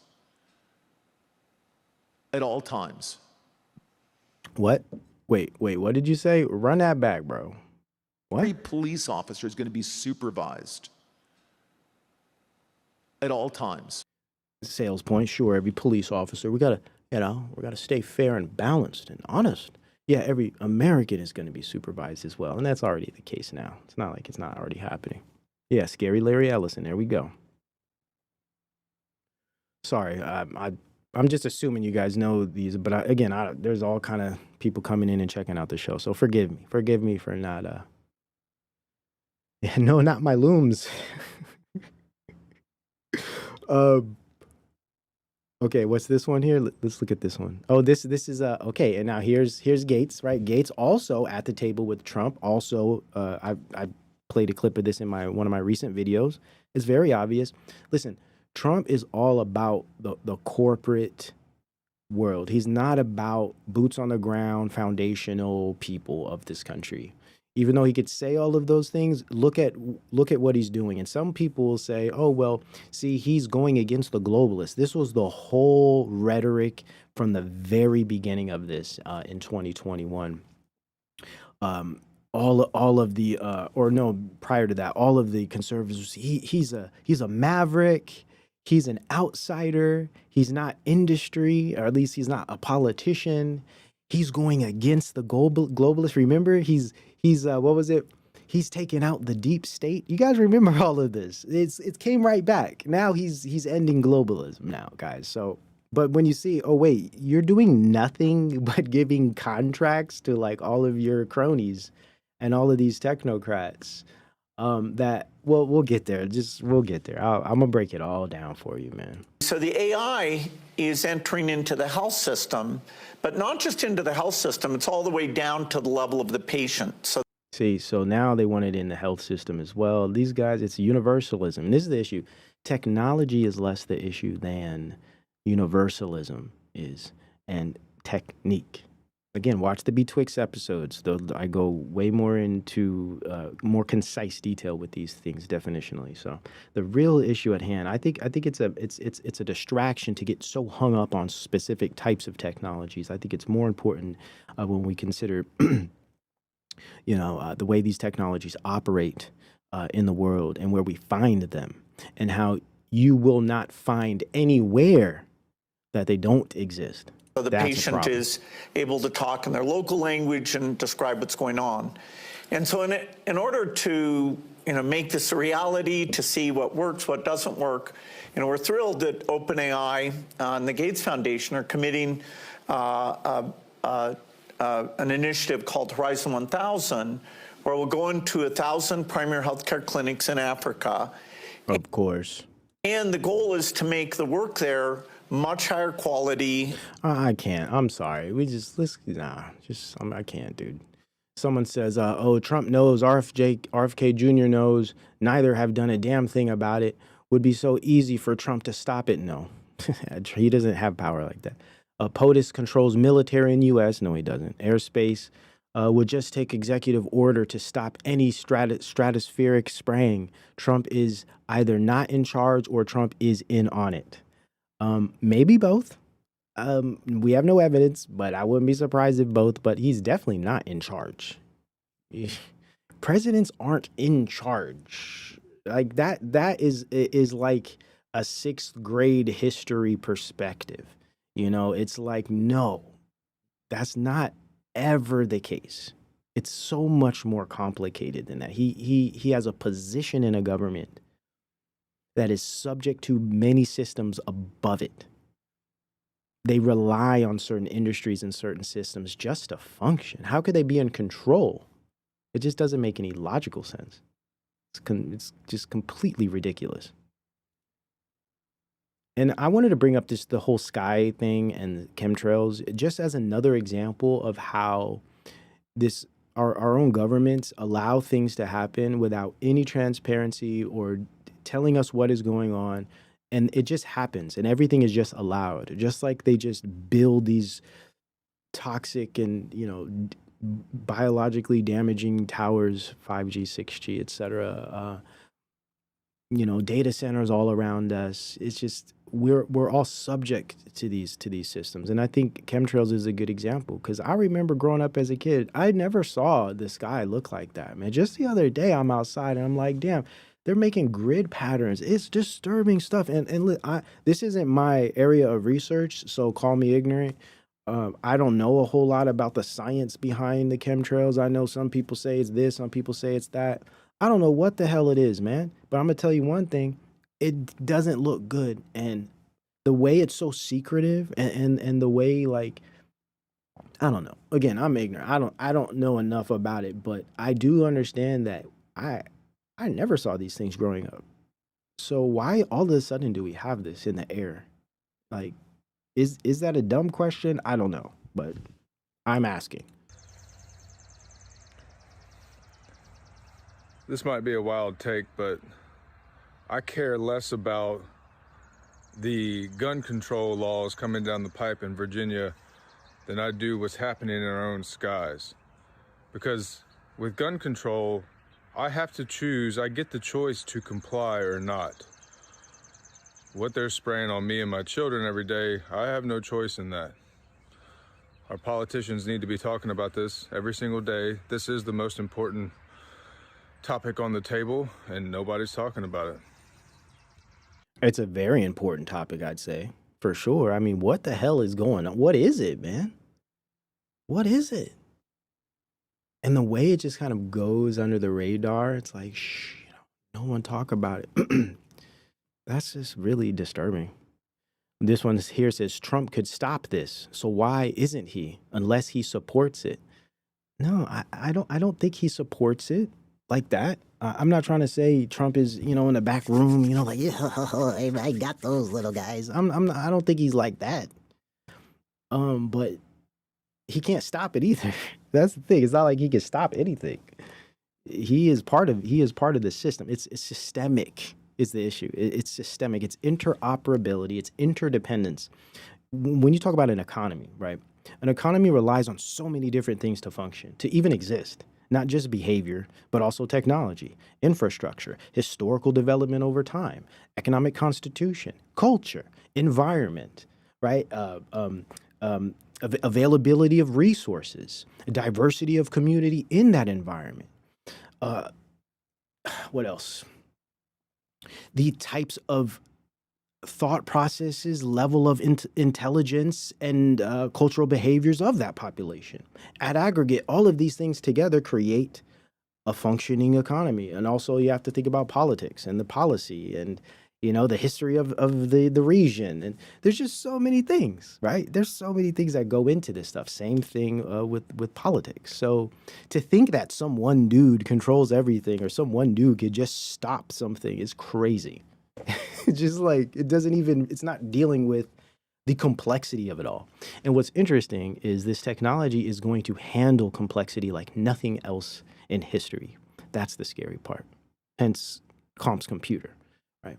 The old science of sociology is now coming to fruition because of these types of technologies. They'll have the data centers, they'll have the memory, they'll have the power and the energy, and they'll actually have the brain power, AI, data collection, and management to actually map human behavior and social networks such that this type of Comp's computer could actually exist. Now, is it going to be accurate? I highly doubt that. I'm not saying it's really going to be able to understand human sociology, but it will provide a representation of it.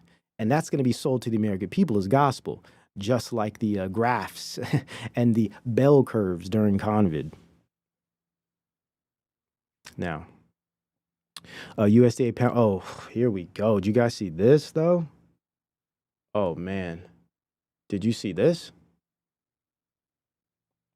USDA Palantir signed $300 million to support national farm security, guys. Here we go. USDA, Palantir signs, listen, now Palantir got its grubby little hands in our food supply? Is that what you're telling me? Really, guys? Is this what Trump is promoting on his Truth Social? Check this out. It's just something to consider. If we wanted to all have infinite jobs, we would ban farm tools. We're looking out over a beautiful valley with lots of farms, and in the old days, to get that much food, you would have had 10 times as many people making that food. And that would be lots of jobs. That'd be a terrible thing, right? We'd all be much poorer. Everything would be more expensive. So what you actually need to do with AI is you need to raise productivity, which means fewer people could do more with less, and the whole society then gets wealthier. Do you see how this is working, guys? Look at this man sitting here in his little suit, his little red tie. He's a technocrat. He's talking about our food supply.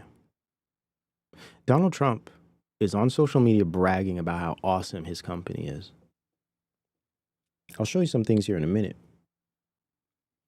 that would suggest our future as a country will be in the hands of these individuals.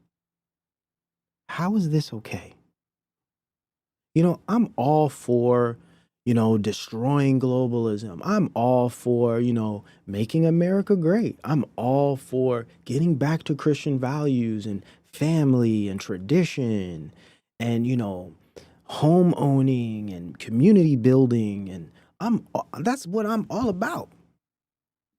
That's what I would love to have in my life for all of our lives. Do you think we're going to get there with this? Like, this is a serious question. Do you really think we're going to get there this way? I'm just, because listen, I have my own perspectives and views. You know them. But this is a serious question. The questions are important. What kind of future do we want? What kind of future do we want? Is there a we? Not yet. That's part of the solution. But let's continue. Palantir is proud to partner with the USDA Department of Agriculture to modernize. Again, there's modernize, right? That's exactly what Musk said with Doge, bringing AI into the government, right? Modernize services for American farmers, giving them the time and resources they need to secure our nation's breadbasket. Protecting America's farmland is protecting America itself. Whew. Hold up, man. Oh my goodness. And this work gives USDA the visibility and speed, visibility, ubiquity, knowledge, information, speed, acceleration, needed to safeguard our food supply. Oh, is our food supply in danger? Oh, there's the whole security fear-based propaganda there. We need to secure. You need to be safe and secure, guys. Peace and safety. This is biblical. It's scary to think that there are people that support this and they think this is making America great. Wild stuff. Wild. Speed needed to safeguard our food supply. And the USDA Chief Information Officer, Sam Berry, our farmers sustain this nation, and modern tools help us support them with greater precision. Pay attention to the terms precision. Pinpoint accuracy to the data point. Panoptic surveillance. But on our farmers. Possibly the last semblance of American industrial power. Not to mention all of the farmland China owns. But we'll just ignore that. Oh, and all of the farmland Gates owns. Creepy stuff, man.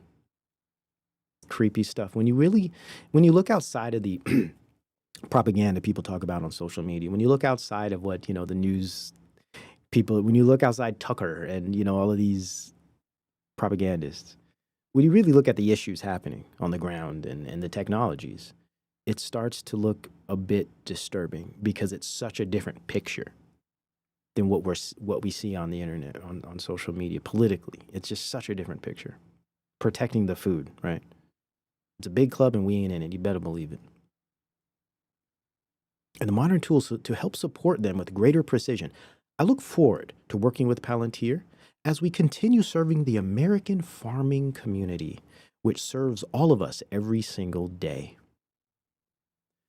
You know, shout out to my farmers. I have some great relationships with several. I source all of my food from farmers, all of it. And I don't know what I'd do without them. You guys mean so much to me. It's a blessing to have you in my life.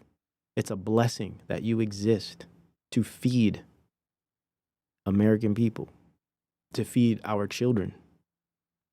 Right? You guys mean so much to us.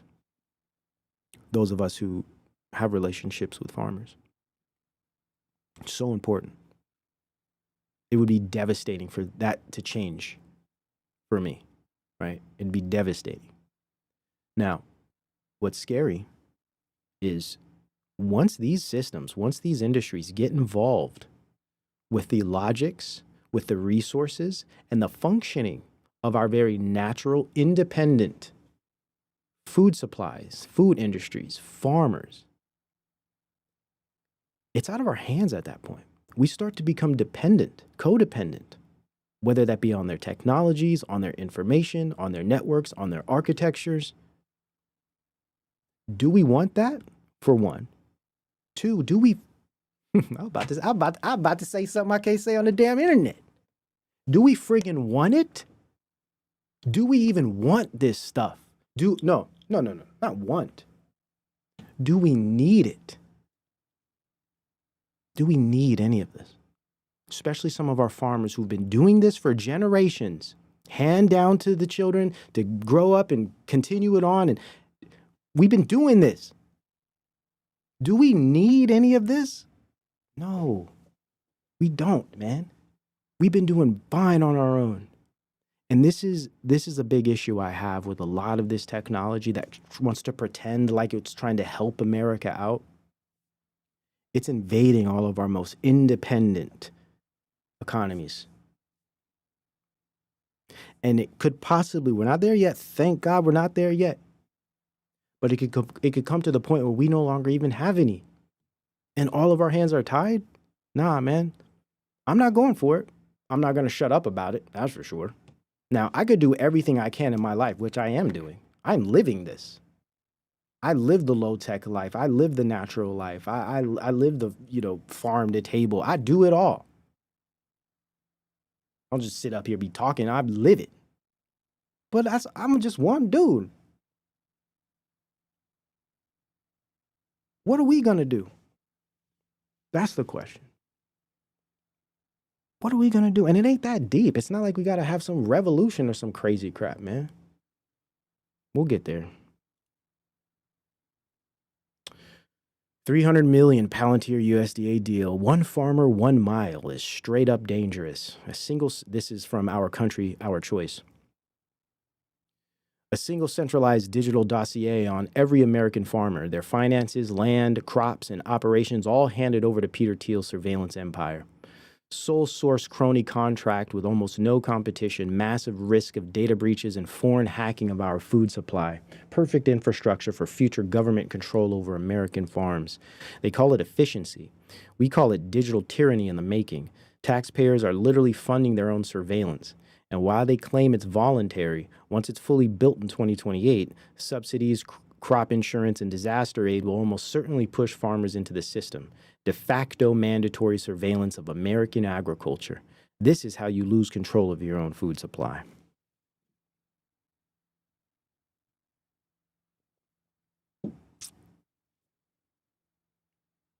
Damn. I'm really looking forward to see what Trump does about this, or what he says about this.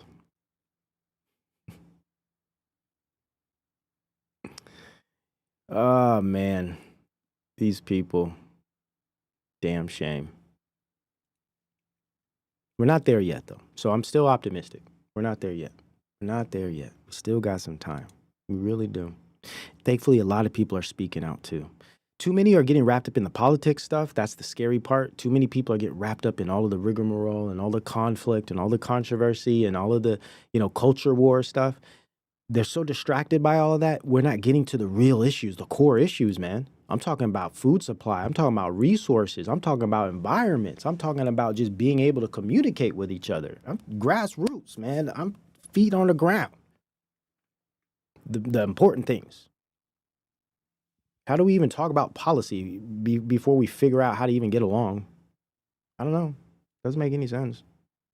And I come from the post-political view, right, which suggests that politics are no longer happening in the traditional or the true sense, in that now politics are, symbolic. They're representations on the internet. It's a lot of information, a lot of symbols, signaling, images, et cetera, a lot of ideologies, right, a lot of groupthink, a lot of performance. Politics now is operating at the supranational level, supranational in that technology infrastructure and the interdependence of collusion, et cetera, of classic central banking industries that are now dying.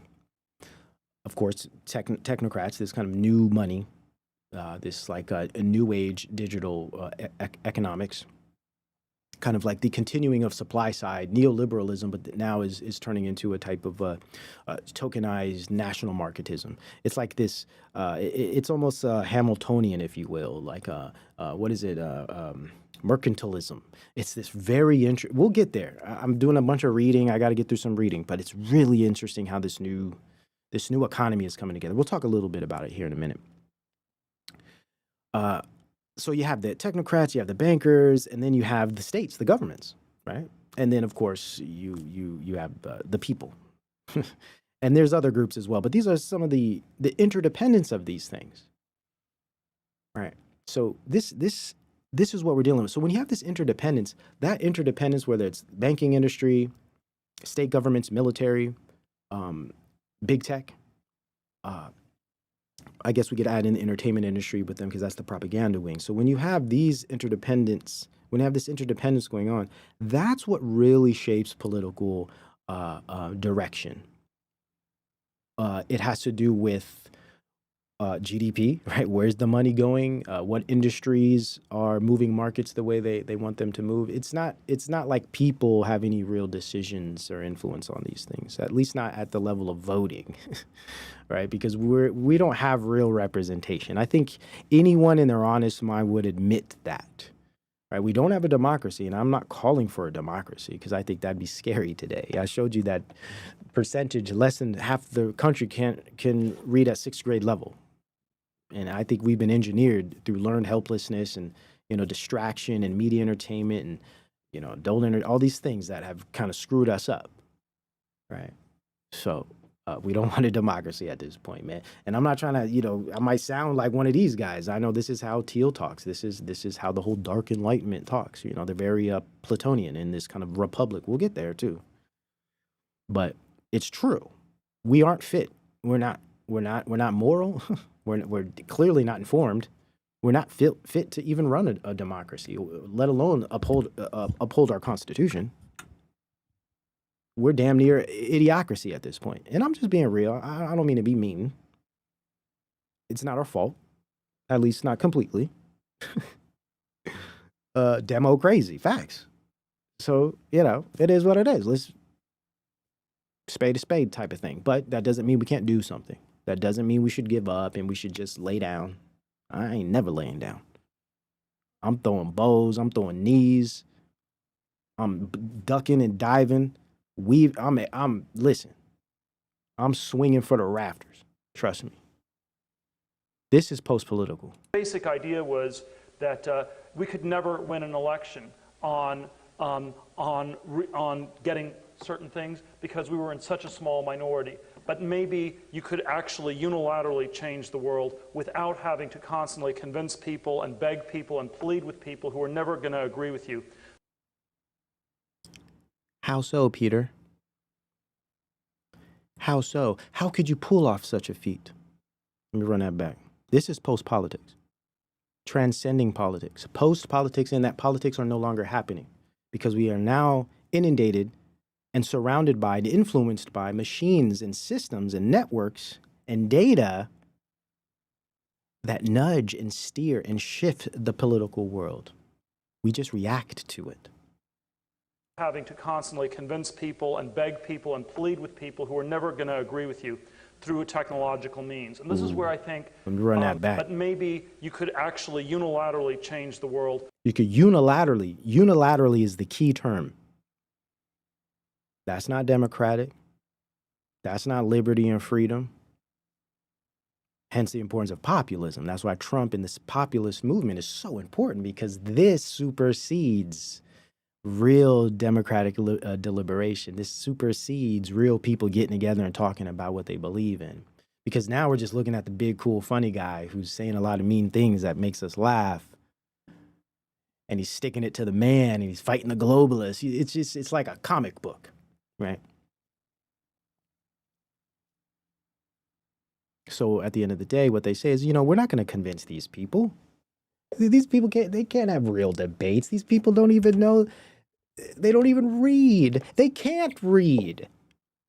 Well, how are we going to trust these people to vote things in? Why would we allow this type of population to decide the future of not just politics, but economies? International, interdependent economies at that? You think they really would do that?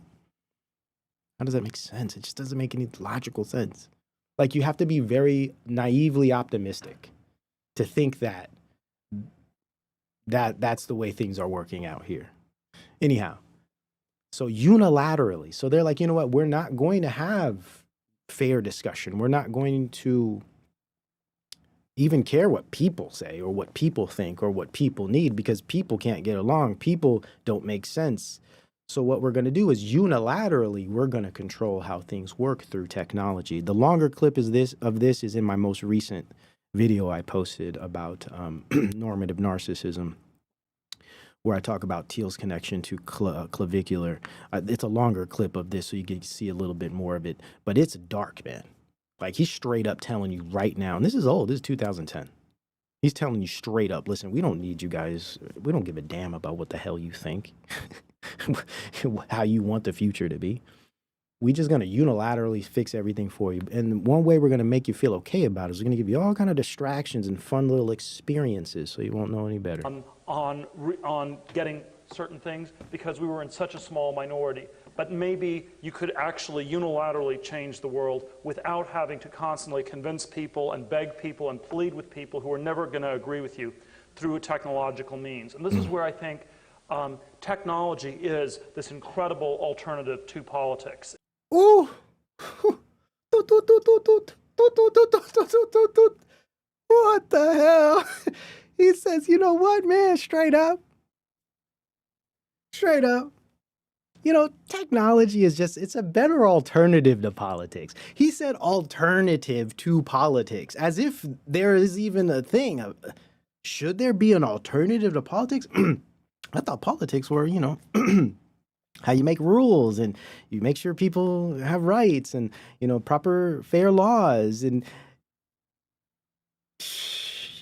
alternative. Technology is the alternative to politics, he said. Beg people and plead with people who are never going to agree with you through a technological means. And this is where I think technology is this incredible alternative to politics. Basically, I got the whole clip on my other video. You should check that one out. I don't have that whole clip with me here, but man, he starts and breaks it down. It's like, yo, this dude is, listen, and I can say he's sick. I have a different philosophy. I have a different belief. I have a faith. I'm heterosexual. So I am very different from this man. That's fine. But the point is, it's like, look, dude, this is kind of psychopathic a little bit, wouldn't you say? It's just a little bit sick. I think the best way to think about our current political climate in the United States is we are led by a transcendent political athlete.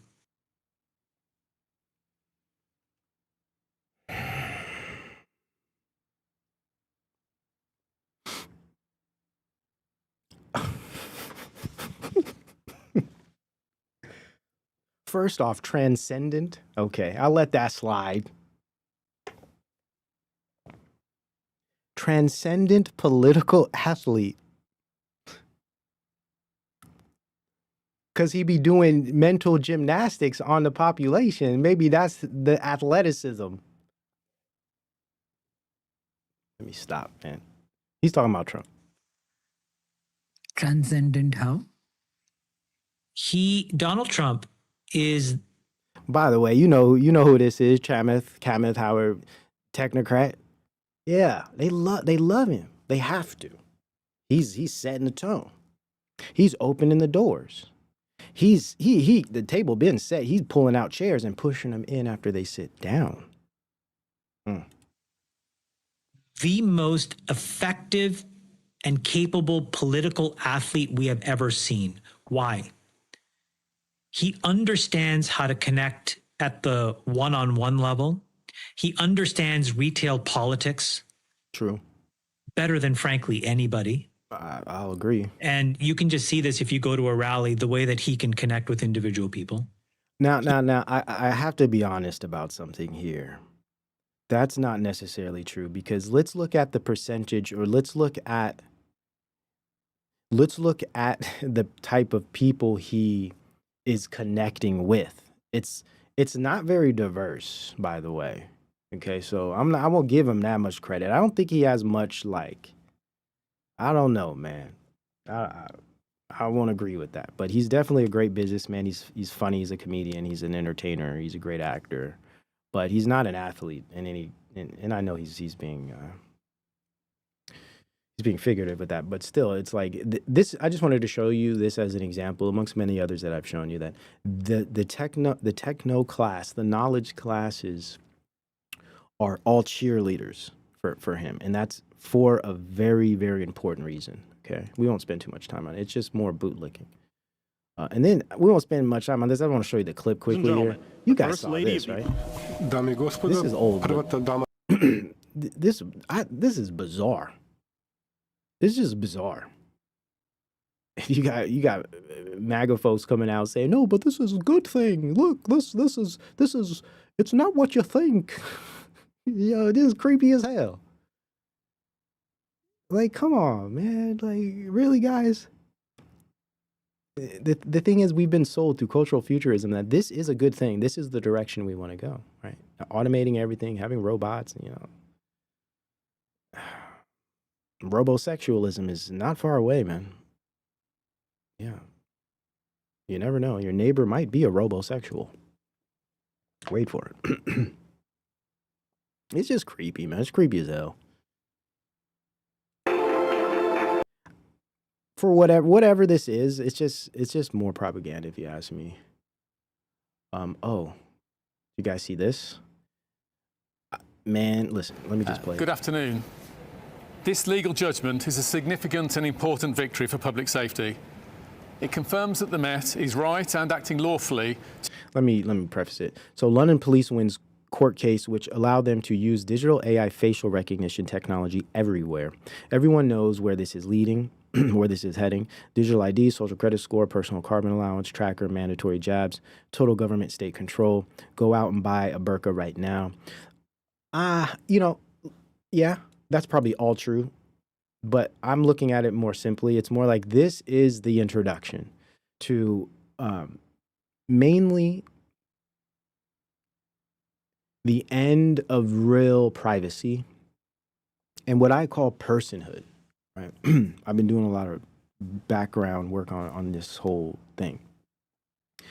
The end of personhood. And what I mean by that, and even if you ask yourself, most people really struggle with defining what a person is. And at some point when I present this research, I'll really go into that at the philosophical level, what a person is. And of course, we have to use different schools of philosophy to describe that, because there's been different schools that perceive a person different ways. But my worldview aligns with the person coming from the Christian theology, which roots it in transcendence, objective value, and and meaning and purpose that transcends the world, right? And that is hierarchical in that it's above beasts, it's above fields, it's above machines, right? So for me, there is, and I believe that, you know, the forefathers as they were creating this country and the independence and all of these ideas, this philosophy, this theology, should I say, was baked into their perspective of the individual,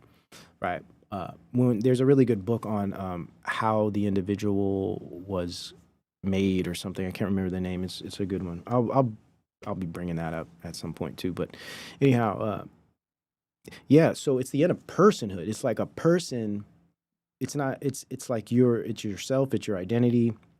It's this kind of like transcendent being that only you represent, and that person, that transcendent being, has these types of rights. These kind of like what politically unalienable rights, but I'm speaking to more of these kind of like God-ordained transcendent rights that of course mean nothing to a government because all they can do is enforce those rights. It's a secular thing. I think it's a category error to say government and its concept of rights can be equated to rights handed down by God, even though they've written that in in historical documents. It just doesn't make sense. Anyhow, I believe we're seeing the end of the person, and what I mean by that is now we're becoming data sets. So whoever you are, whatever your name is, whatever life you've led, and all of the beauty and gifts and meaning and purposes and experiences that you have no longer matter or mean anything in this new system. You are now nothing but your data and whatever that data represents, right? The values that will be put on all of us, right? We saw with COVID, the value was based on jabs, right? Are you up to date? Things like that, right? So similarly, with these facial recognition systems everywhere like that, and again, we don't know how these things are going to play out, but for me, I just look at what are we going to lose? I'm not sure what we're going to gain because it hasn't happened yet. I can't tell the future. I'm not sure even what's going to happen, but I definitely can figure some things we're going to lose. Yeah, we're going to lose many forms of sovereignty. We're going to lose the personal, the private. When I think personal, I think private. Even if we think of some of these neurological or neuroscience projects, where they're creating technologies that can, through different types of data extraction and collection, read your thoughts. Imagine when your interiors are no longer interior. That's another example of losing the person, like the personal. The personal is you. It's only for you, right? Like I'm sure there's things you do at home or in your life that no one knows about, and I don't mean bad things, okay? I mean I don't know, little hobbies that you enjoy, little fun, silly things that you're into or that you do, innocent stuff that no one knows because it's personal and it's like something that is just for you. It's something. It's like a relationship with yourself in a healthy way. Everyone doesn't know everything about you. You don't tell everybody everything. I mean, some people do on social media right now. It's a big problem. That's why a lot of people don't have an identity and they don't know who they are because they've lost their person, right? So this adds to that loss of the personhood and that whole meaning and that whole purpose is now being taken away from us. You know, these are the things I think about. I know we talk about a lot of the kind of mainstream stuff too, but I think there's deeper issues that are very problematic with this stuff. Like at a phenomenological level, the level of experience, right? Your experience with your own being. Our own being is being, I'd argue, violated with a lot of this stuff. The imago Dei is being altered. Not just our families and our culture and our politics and our nations and our, immigration, diversity, all of these mainstream culture war stuff people talk about. There's deeper battles that lead to the spiritual battles. That's the thing. Anyhow, I'm getting off on a tangent here. Let me do full screen with this guy, man, because did I read the whole thing to you? Yeah, I did. So yeah, this is UK, I believe. Man, shout out to, I got a lot of listeners in the UK, man. I'm praying for you guys. I hope something is done about this because this is horrible, man. Like, It's horrible, man. So I'm praying for you guys. I'm gonna be looking into this. We're right behind you. The way Trump acting, we gonna have this in a couple of years too. So, um, man, it's just crazy, dude. It's so messed up. Good afternoon. This legal judgment is a significant and important victory for public safety. It confirms that the Met is right and acting lawfully to use the best modern technology to reduce crime and keep pace with the evolving threats that we face. Live facial recognition works, and it's one of the biggest breakthroughs for policing. It's actively removing thousands of dangerous and wanted offenders from London streets, including individuals who pose a serious and ongoing threat to our communities, including those wanted for the most serious offences such as rape, domestic violence and child sex offences. Our data shows that the technology is highly accurate and fair, and we've already made more than 2,100 arrests using it. Last year alone, more than 3 million faces walked past the cameras, resulting in only 12 false alerts, none of which led to an arrest. Crucially, every alert is reviewed by trained officers before any action is taken. Today, the court has been clear. Our use of live facial recognition is lawful and supported by our strong safeguards. The judgment confirms that we are deploying the technology responsibly and with care. It shows that... What does that mean? You're deploying it responsibly with care. I mean, that's just lip service, man. This is violating the personhood of every individual. It's subjecting us to this type of ubiquitous, like, imposing system of data collection. What if we don't want our data collected by our biological features? Like, that's this sick stuff, man. Fairness, accuracy and accountability. The judgment confirms that we are deploying the technology responsibly and with care. It shows that fairness, accuracy and accountability were part of our design from the beginning. He said accurate. And this is one of the funniest things about it all, is that this technology is very inaccurate. Very often, by the way. So that part is a lie. Accurate. Oops, that's what they're gonna say. Oops. Yeah, that's all that. Oops. We gotta tweak the algorithm. People, man. Oh, did you guys hear about this? Let's see what Trump says about this. But there will be some good thing about this. In some way, the MAGA people they'll weave some story that this is good for America. Somehow, some way, this will be a good thing. Federal surveillance tech becomes mandatory in new cars by 2027. Your next car purchase comes with an unwelcome passenger. I'm sorry. What is this right here? They got all these ads, man. How do you get rid of all this crap? It's so distracting. A federal mandate requiring a surveillance technology that monitors your every blink, glance, and head nod, thanks to Section 24220 of the 2021 Infrastructure Investment and Jobs Act, NHTSA, must finalize rules forcing all new passenger vehicles to include advanced impaired driving prevention technology. Again, it will be moral, guys. This is the thing. All this technology will be argued morally. See, because we're trying to prevent accidents. So if you are trying to fight against this surveillance, you want accidents to happen. You want to kill grandma. You've heard this before. Advanced impaired driving prevention technology, right? A lot of these technologies will be sold under the guise of morality. I think this is really why Christianity is being integrated into this technocracy, because they need that moral foundation. They need that kind of moral authority. Essentially turning your dashboard into a judgment-free zone. That's anything but judgment-free. Yeah, it's just creepy and very disturbing. Automakers oppose the mandate, citing technical readiness concerns and sales impact fears. Again, this is like the globalists who are trying to fight against tokenization, or they're trying to co-opt it themselves. Automakers don't want to deal with this. This is going to give them all types of new problems, new expenses, supply chain infrastructure issues. This is going to cause a whole lot of new trouble for their bottom line, at least initially in the transition. Similarly, we're seeing this with central banking industry trying to go against a lot of these network platforms. But ultimately, there's going to be a synthesis. just like there's a revolving door between the big pharma and the government. There's always some synthesis. There's always some interdependence. There's never like legitimate conflict, maybe at the most surface of levels.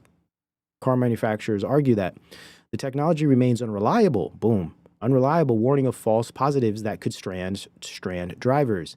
They're concerned about customer backlash and potential sales declines as buyers seek older, unmonitored vehicles. You better believe it. We're gonna be out there buying stick shifts. Shout out to my stick shifts. Who knows how to ride a manual? I do. You better believe it.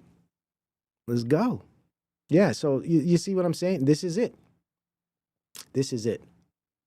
And what's going to happen? We're just going to have to deal with it. Sorry, people. You get left stranded. Oh, oops. Oops. Our bad. It's the algorithm's fault, right? You guys see this future, don't you? I like this one here. Let me read this tweet. I don't know who this is, but I like this tweet here. Seatbelts don't watch you. Airbags don't decide whether you deserve to drive.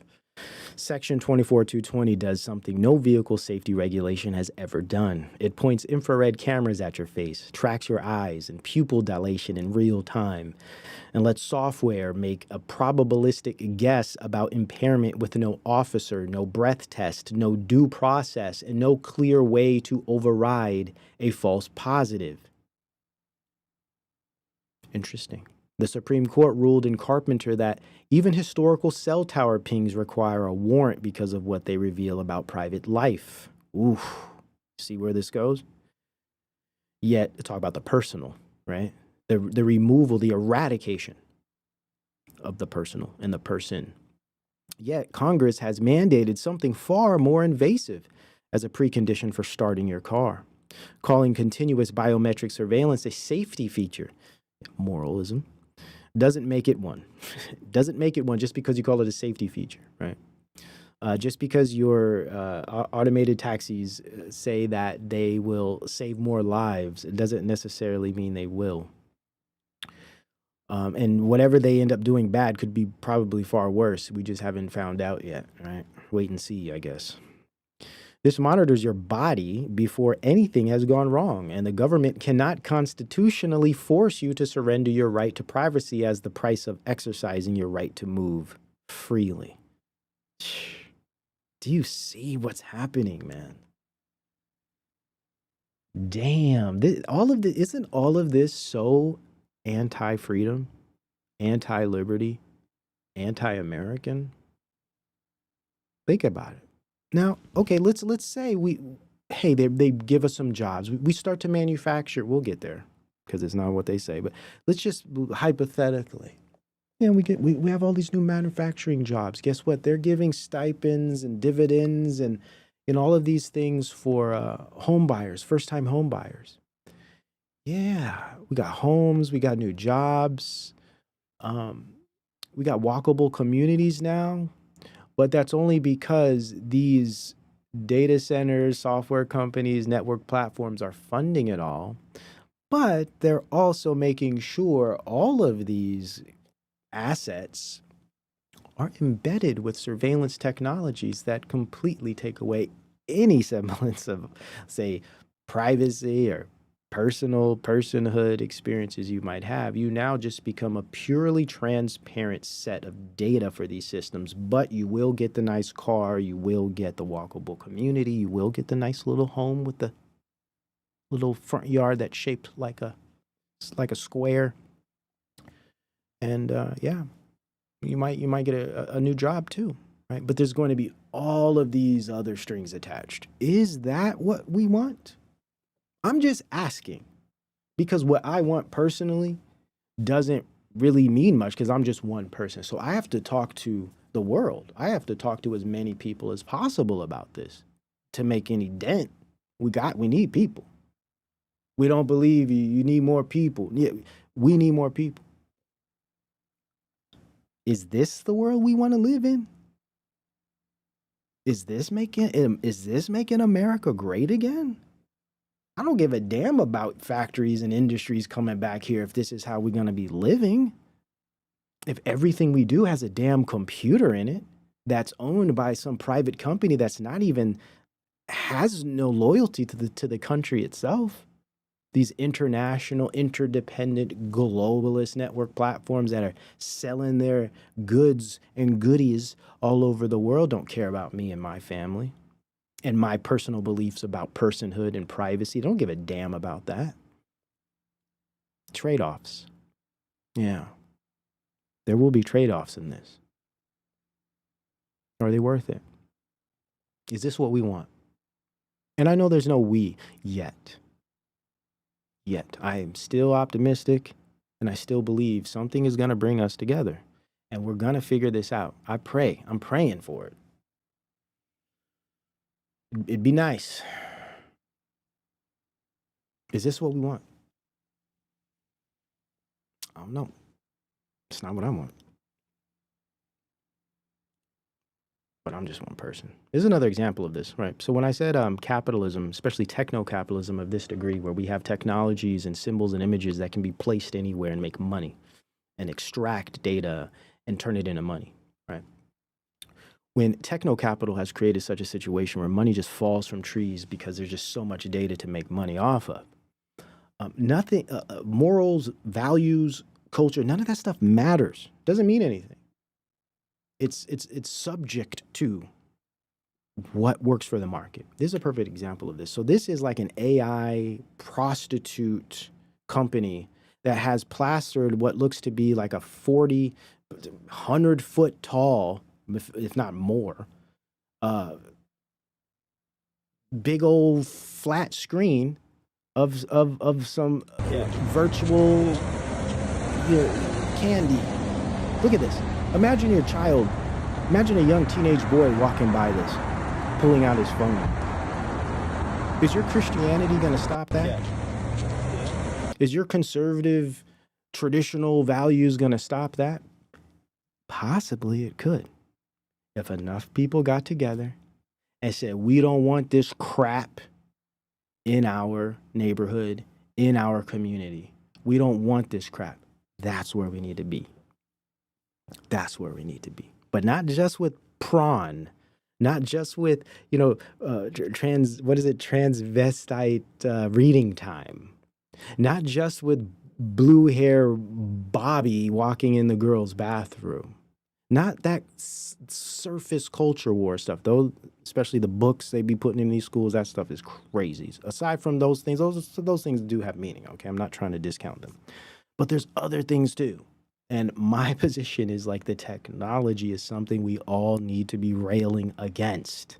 All of us. I'd say the left, the right, up and down, yellow, purple, green, brown. Everybody. All of us.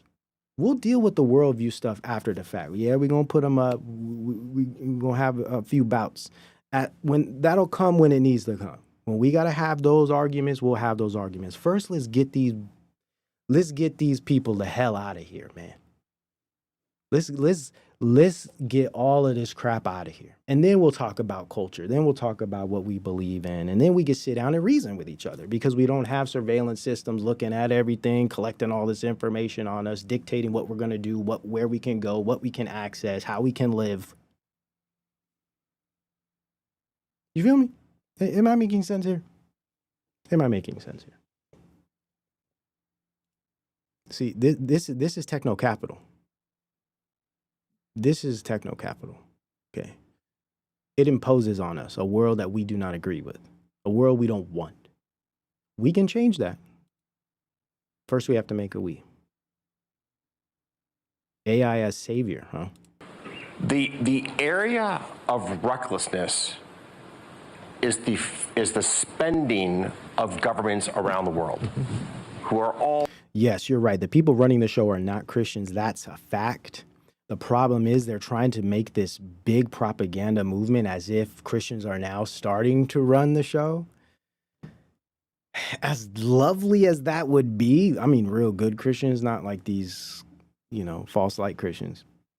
But that's just not what we're dealing with. And the more this technology rolls out, the more that's going to start making sense to a lot of these Christians who have been falling for this. It's just going to take some time. And I'm going to continue to do my work. I got years of it to support. As this develops, most of you will be like, yep, saw that coming. All, with little exception, all spending well beyond their means. That's the recklessness of this moment in history. This is not a parallel to the 1920s in terms of the recklessness of the private capital markets. It's a story of the recklessness of government spending. Within the private sector, there's a huge question as to where AI will take us. And I was carefully taking notes and listening to what Larry has to say, or to what Madame Lagarde has to say, because this is one of the big issues of our moment. Will AI create the productivity acceleration that is honestly that's hoped for in Washington and in the halls of government around the world? That's important, what he's saying here. As long as you know, not just our government, but governments around the world are all relying on AI fixing all of our problems. As long as you know that's where everything is going, if you're okay with that, we don't have any discussions to have. We have no business.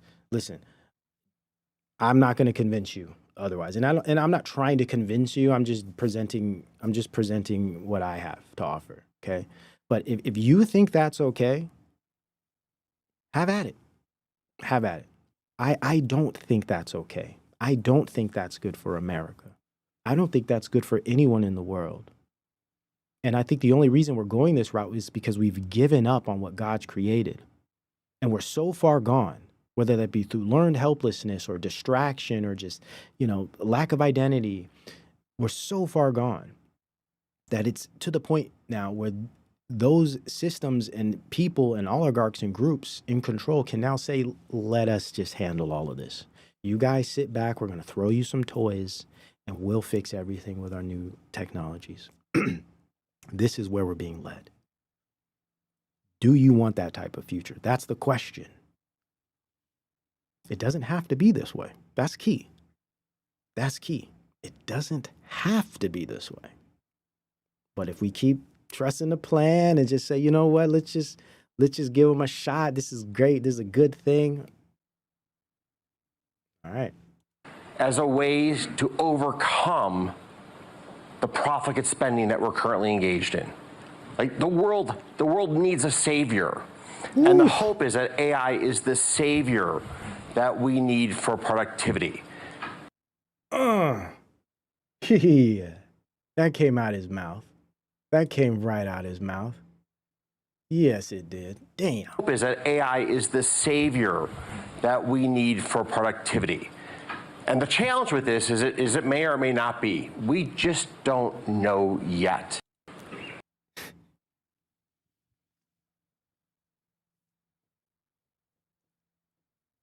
That's the level of confidence, knowledge, and know-how, insight that our leadership has right now, moving all of us into the future. Right there. We just don't know yet. But we gonna do it anyway. And y'all ain't gonna do nothing about it. And we gonna make a pretty coin in the process. This is it.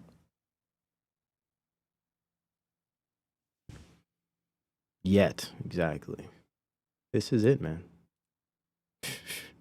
You want in a very interesting image, you want to see what politics are? This is politics. Okay? Now listen to this. I like going to the kind of social media mainstream, seeing what the kind of mainstream people are saying. Now it's getting to the mainstream, this Palantir thing. Check this out. It's pretty interesting. What I'm about to say could impact the rest of your life. A former Palantir executive blew the whistle yesterday, and what he said was honestly terrifying. He said, and I quote, "It is factually correct that Palantir intends to take over the U.S. government while heavily funding the effort. Many of my ex-colleagues are now installed inside the U.S. government. Our nation is an occupied nation. We basically have a terrorist entity deeply embedding itself into the U.S. government." Every U.S. Now that's a bit extreme, terrorist organization, a lot of this inflammatory, sensational language. I get it. It's good for clicks. I understand that. Putting that kind of thing aside, because I don't want to ruin the importance of what's happening here with sensationalism and overstatements and overreaching. This is true in that it is embedded in our government, and not just our government, but now it's being embedded into all of our industries and institutions, guys.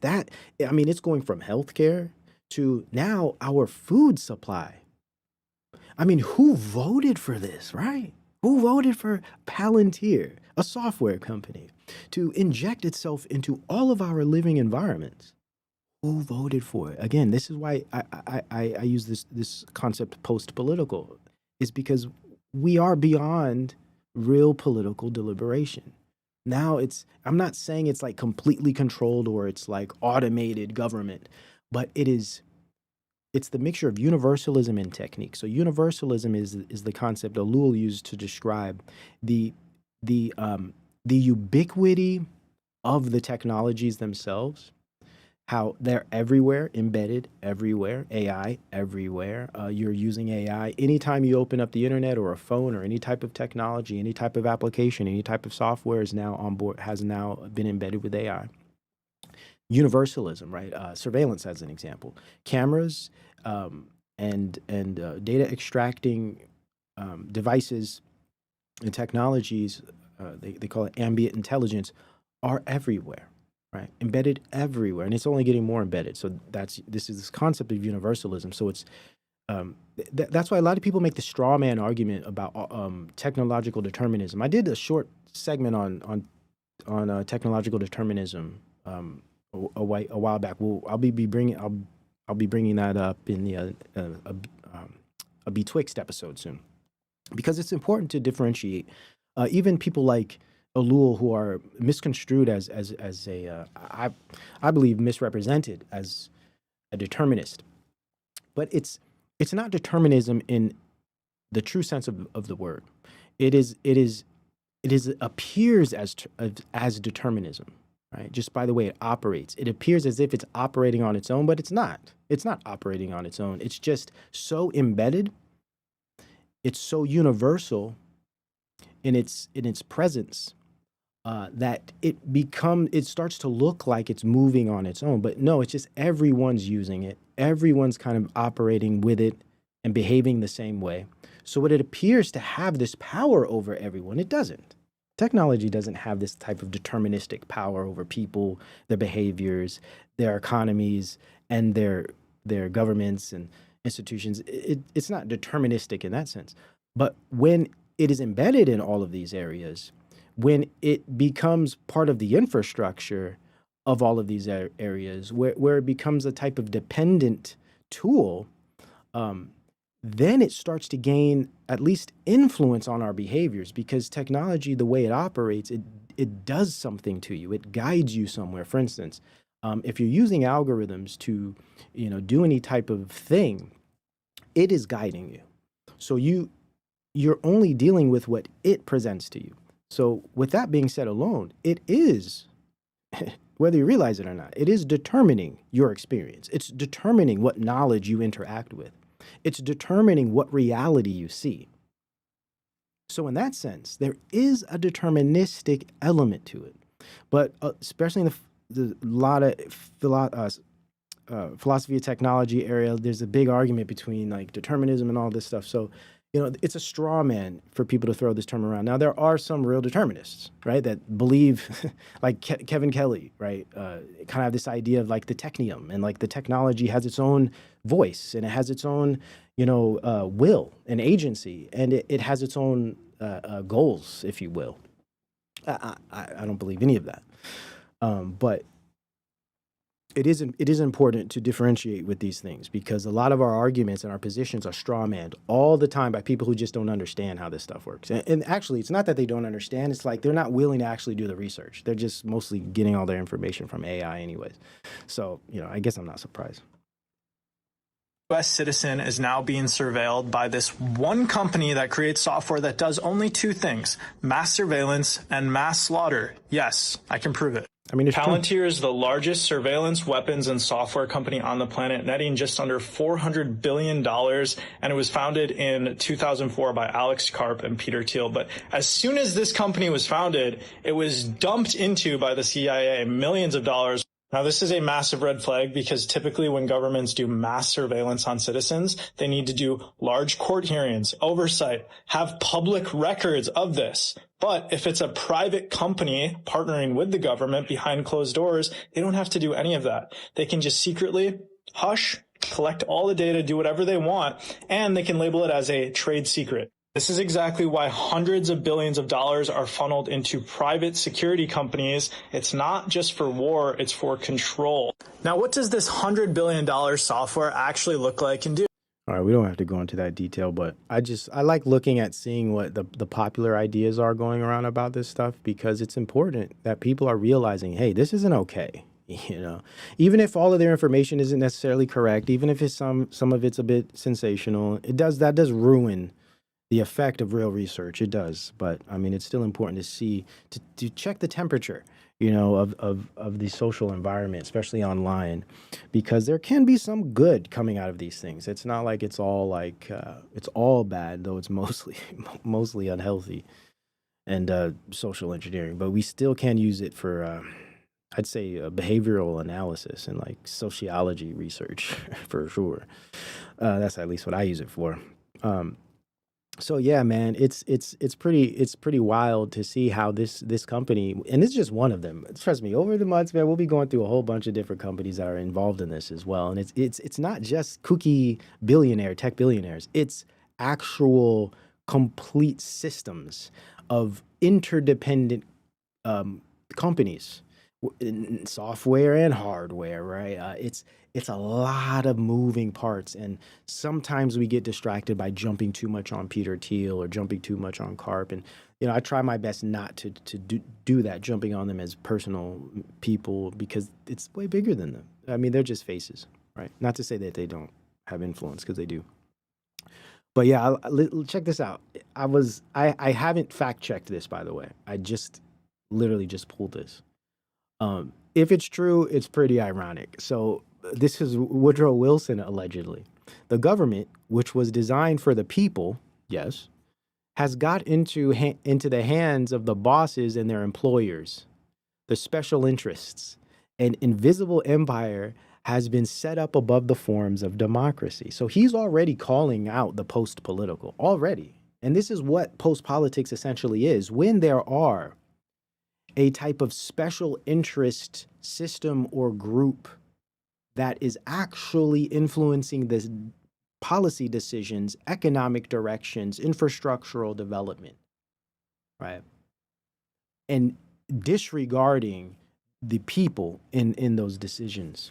This is post-political. And for me, this is why it's so important to not be taken by people telling you to go out and vote. It's silly to think you could fix things by voting when the whole structure is corrupted. Even voting is corrupted, whether it's Trump telling you it's a scam or it's the leftists and the progressives telling you Trump cheated to get in. They're all admitting that cheating happens because it's not even legitimate to begin with, especially at the federal level. It's absolutely ridiculous. And then when you get into the actual politics, you realize they're all bought and paid for by lobbyists. And it's like, I guess the only thing we really can get is sometimes we'll get some good policies that appeal to our cultural values. That for sure, that helps, right? I could get down with that, you know, it's a good thing. But outside of like very cultural things, politics are mostly all about industry, technology, and markets. That's it, man. So, you know, that's how I see it. So, it is important to be involved locally with things political, but I believe once you go to a certain level, it's kind of a waste of time. And many people have argued with me about how even local politics are controlled. And in some places, especially the larger your community is, this is true. or all blackmailed. Exactly, Caroline. See, it's pure corruption. And why would we be surprised? Why? I'm still waiting for an example, like an honest example of power. And maybe that's just my own historical ignorance. And I have no problem admitting to that. But someone present like a real long-term kind of like example of real political power that has been honest and I don't know. It doesn't exist. And I guess that's asking for a perfect system. There could never be a perfect system. Like no one could ever be perfect, right? And that's silly too. It's so funny. I'm not perfect. Well, no one's perfect. It's just silly. Anyways, this is a good one here, but we'll return to that. I want to actually pull up some other things I want to show you guys here as we jump into this. Before we get into our second segment where we go into some nostalgia and Gen Z stuff, some Zennial stuff, Gen X stuff, and we're going to really talk about the economy, and we're going to talk about how this technology is related to it, and I'll give my perspectives on what Trump is actually developing here. Even if he doesn't realize it, right? I mean, he's just doing his thing, man. I look at Trump as an opportunist, man. He is an opportunist. I don't think he has empathy, like real empathy. I just don't believe he has it because I don't want to call him a psychopath because that's kind of what I'm saying.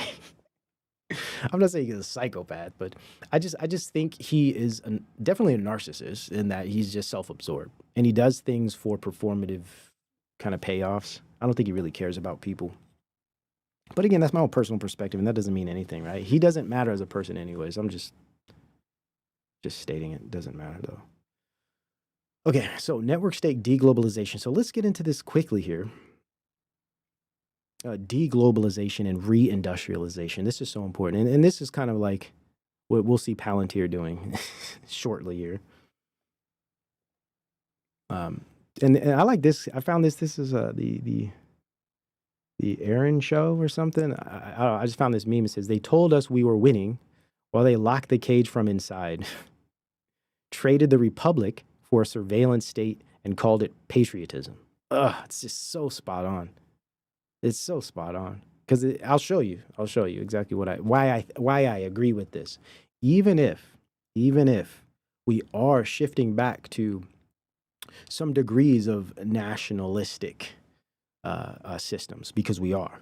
And I tried to tell you guys this in 2024 when I introduced the deglobalization concept, because deglobalization has been happening since the 90s, very, very slowly, very, very incrementally.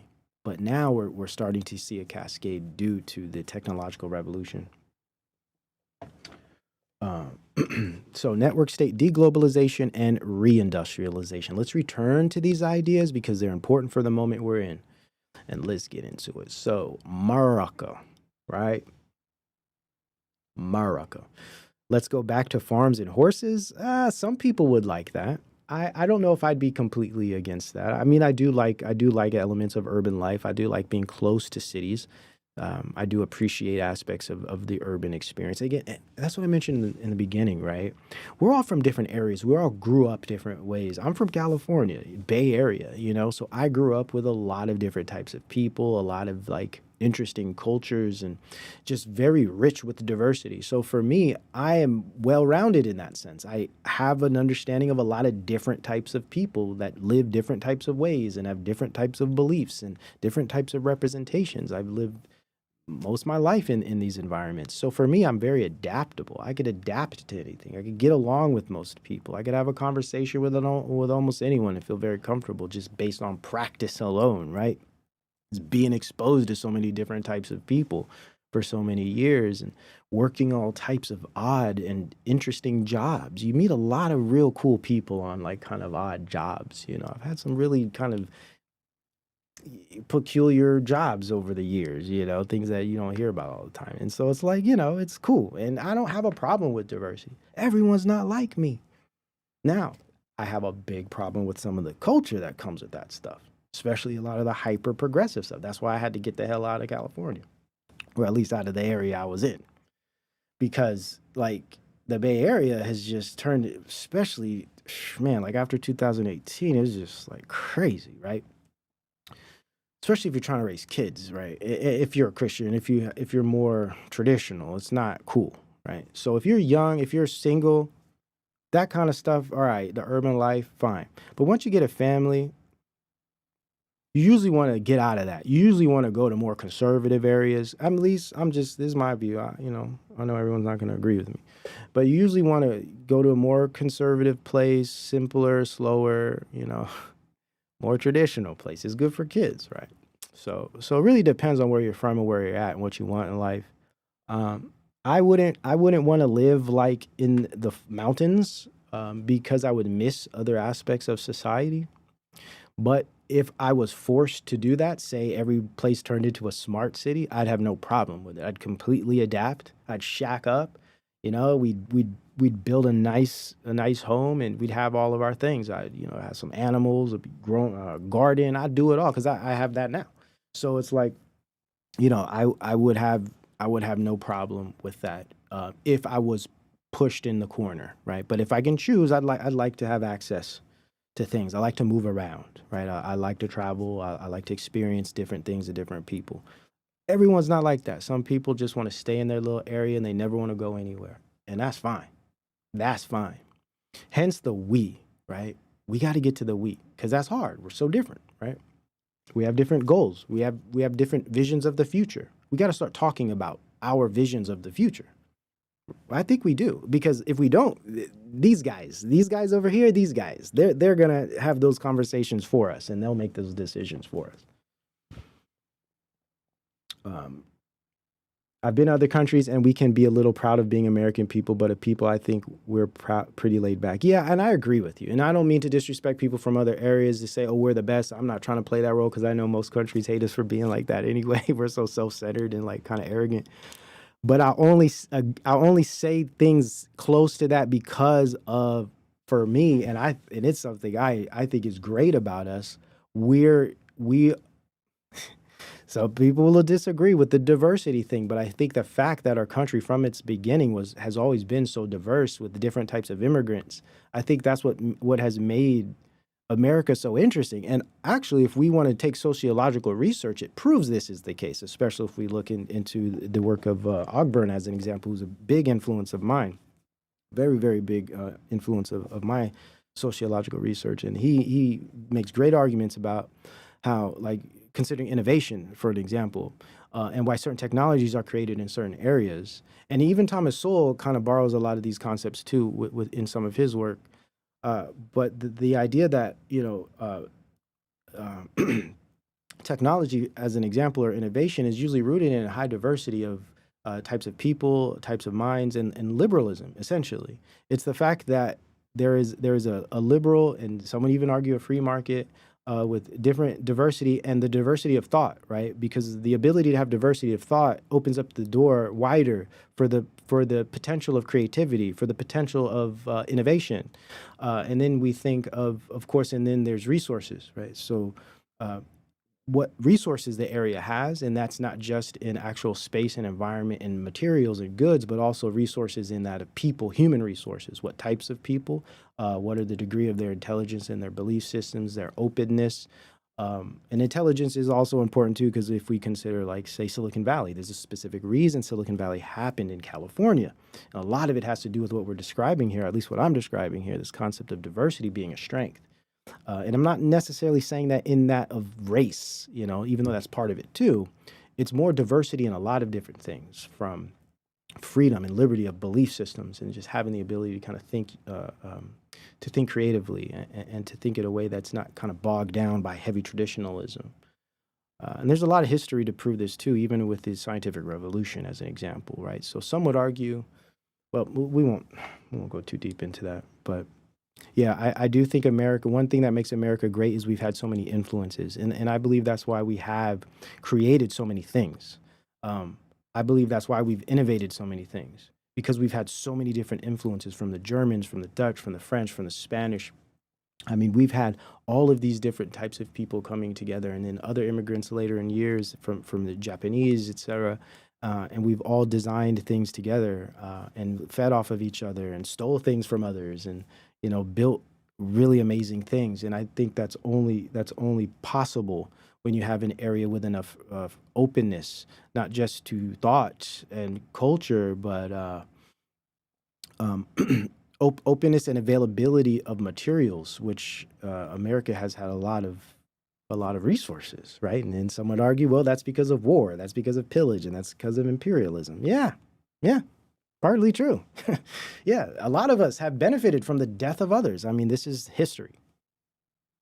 It is what it is. You know, I'm not going to be guilty over it. You know, there's no American guilt, just like there's no white guilt. There's no American guilt here. I just understand how things work. But it's an interesting topic that I like talking about. I'm sorry. I'm glad you brought that up. Yeah, I think that's one cool thing. And I know, shout out to all of my other folks around the world. All right. I'm not trying to discount any of you guys. I'm just saying one interesting thing I've always thought about America is like, there's just so many different influences here. And this is why we have so much cool stuff. Okay. And we wouldn't have it if it wasn't for all of you who have come here and made this place the place it is.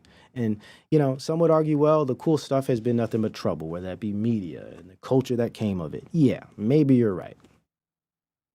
What are we going to do? Look back at our nostalgic past and say, oh, that was a bunch of crap. You know, I wish it never happened. No, we can't do that. Take the good with the bad. Embrace it all. Otherwise, you'll just be a miserable person. And who wants to be a miserable person? There's just too many things to be thankful for to be miserable. At least that's how I see it. Anyways.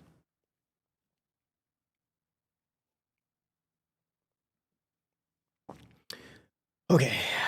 And sure, I was being very optimistic in that analysis there. Okay.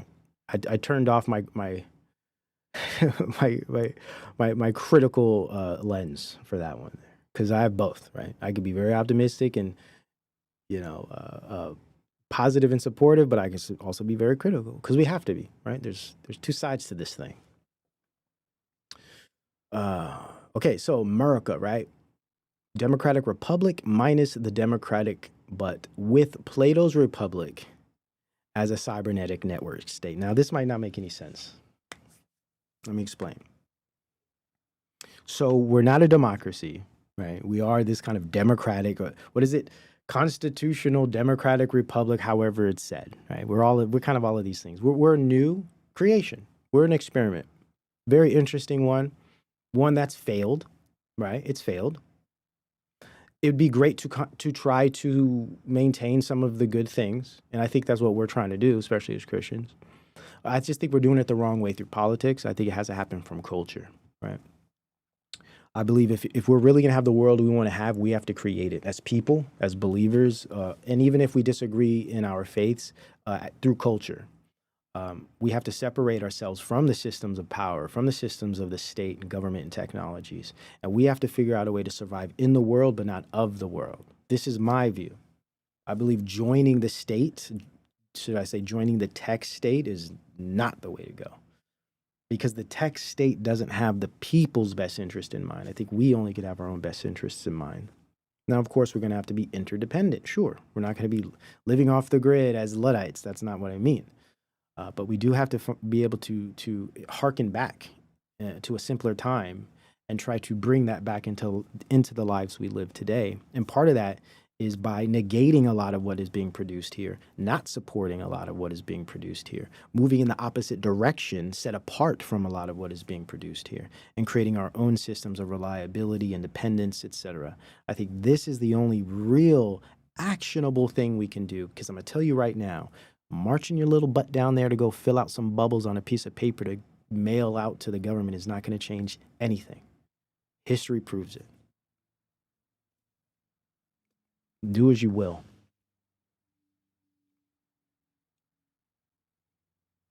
Now, let's continue. So in Democratic Republic, minus the Democratic, so we've already discussed this idea of people aren't involved anymore. There's unilateral control over things now through technology, as Thiel perfectly stated there.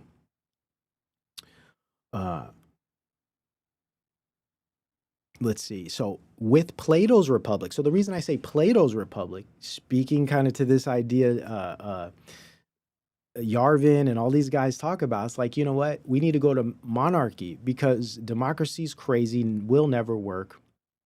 If anything, if not a monarchy, a type of republic, right? A type of aristocratic corporation, as Yarvin would say. This type of, this new system of experts, the, philosopher kings, the priesthood. We'll get into that in a minute. We need to move to this type of priesthood of experts and specialists that have representatives like Trump that represents the technical industrial regime. To sell the technical industrial regime's means and ends to the people. So from my perspective, Trump really operates as a conduit, a medium to the people. And what he does is he filters this industrial system through himself into the people, right? This is just figuratively speaking.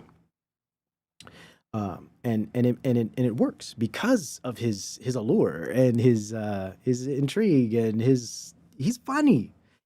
Listen, I've already told you, before Trump got into all this madness, I liked the guy. I thought he was funny. I've always had love for Trump, like at a cultural level. Even to this day, I still find him insanely entertaining. Just his whole mannerisms, everything.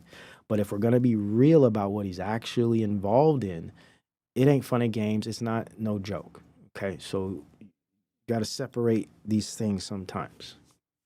For some of us, it's hard to do because we grew up looking up to Trump. So, so what I mean by Plato's Republic, so it's like, take Plato's Republic, philosopher kings controlling the masses because, they don't know any better, this kind of Hararian, useless eaters thing. MAGA magic, sounds like MAGA magic, yeah, it's a MAGA magic indeed. So imagine that kind of Plato's Republic, but turn it into a cybernetic network state. And so, in my view, based on my research in deglobalization, based on my knowledge of the technological revolution, as well as the AI revolution, and then contrasting that to the convergence of government and network platform, private corporations, software engineering, etc. What we're now seeing is a breakaway from this kind of old World Economic Forum. This was the whole thing I did with Musk. I had that Musk and then the World Economic Forum. I was trying to describe this, 2024, it's this new globalism. It's network globalism, right? It's because now we don't need those systems like we did before. Trade, all of these things are completely trading because we're now trading. We're now involved with a new currency, a new system of currencies, but also new products, information, knowledge. This is the new thing. We're not building cars and tires. It's about data now, right? People aren't going out and doing things as much anymore. They're staying inside, engaging with data and producing data. We are all now prosumers. This is why Marxism as an economic philosophy doesn't necessarily work anymore, because there is no labor class as such. There is no revolutionary labor force. There's no community as such. There's no connectivity. And in fact, work is different now, right? The whole structure is different. So it's like, and again, these are just my perspectives, conclusions I've come to. Take them how you will. So now we're all prosumers. We're all producing, but we're also consuming. So with this being this new type of activity of generally the population itself, right? People aren't traveling as much. People aren't going out and doing things as much. They're not taking up space as much as they used to. Literal physical space. That's why I call it a war on public space. COVID was the first blow of the war on public space, forcing us all inside, getting us addicted to technologies, getting us comfortable with engaging through screens every day for several weeks that turned into a couple of years. Social engineering, preparing us just for this, especially Gen Z, perfectly designed, and no disrespect, but perfectly behaviorally engineered for this, for the TikTok, for the OnlyFans, for all of this, perfectly engineered because they were going through their formative years. very important social years, especially if you were between, say, 12 and 18 during that period. So what happens is we're moving away from this old archaic system. And I'll actually be doing a whole video on this. I got a bunch of research. I'm still putting it all together. I'm just laying it out early. But this is, I laid it out 2 years ago to start. But now it's really kicking, especially with this Palantir stuff. It's moving fast, man. It's moving so quickly. So yeah, this network state nationalism. It's really interesting, because now what's going to happen is, sure, we are bringing back industry, and this is a good thing. Nationalism, let me say this. Nationalism is good. You know why nationalism is good? Because it disrupts globalism. Nationalism is very good. This is why they try to get all of us to believe nationalism is bad through the progressive movement, hyper-progressivism, nationalism is racist, etc., right? No. Nationalism is actually good because it maintains order, it gives us an identity, it provides us a sustained culture, right? And these things are important for a nation. You know, globalist nation, especially our nation, has been so just screwed up since Reagan because of globalism. So now it's a good thing that we're getting back to this kind of national perspective. The problem is Trump's screwing it all up because he's appealing to this kind of like what now people are terming like a neo-Nazi right-wing racists, and Fuentes isn't helping. He hasn't been helping with this, and even though he's like anti-Trump now, which is funny. I guess he's a panicking, right? So it's like, it sucks that nationalism has been destroyed because of its misuse, similar to scripture, similar to the Bible, similar to the faith of Christianity. It's been misused over you know, the ages, and it's been given a bad rap because of how men have used scripture or used the Bible or used the faith. And I see the same thing happening politically. And it sucks because, man, we need nationalism to get back and have some semblance of identity, of like respect for each other. I mean, nationhood is important. Now, the problem is the nation state, and we've talked about this for years, is changing, right? I mean, everyone is aware of this. The concept of the nation state is changing because the way we operate in the world, not just politically, but socially and economically, is changing. So we could still maintain borders, right? We can still maintain national identity. But with these new types of interoperable virtual or digital systems, it allows us to transcend borders. It allows us to transcend those identities in virtual realms, in non-places and non-spaces, as OJ would say. So we're really, there's no precedent for this. This is important. There's no precedent, nor is there a referent, right? There's nothing we can refer back to for understanding how this works. And I've been saying this for so long, and I guess it falls on deaf ears at times, but we don't have language yet to describe what is happening and what's going to happen, and et cetera. We don't have laws against a lot of this stuff. Look at what's happening with Meta. They're going to, shipping. Good example. They're in court now for social engineering willingly, voluntarily, completely aware that they've been social engineering teenagers. They're in trial right now or something. I have a bunch of articles. I haven't had time to read them. But yeah, it's like, it's very clear what's been going on, guys. These people have been slowly, purposely, for the sake of markets and innovation and development, deteriorating the thinking and the behavior of all humans, especially here in America. We're the foundation of it. Let's just be real. Come on. I had a list. I had a whole damn list. Where's that list? It's pretty crazy when you think about it. And I love this country. I do.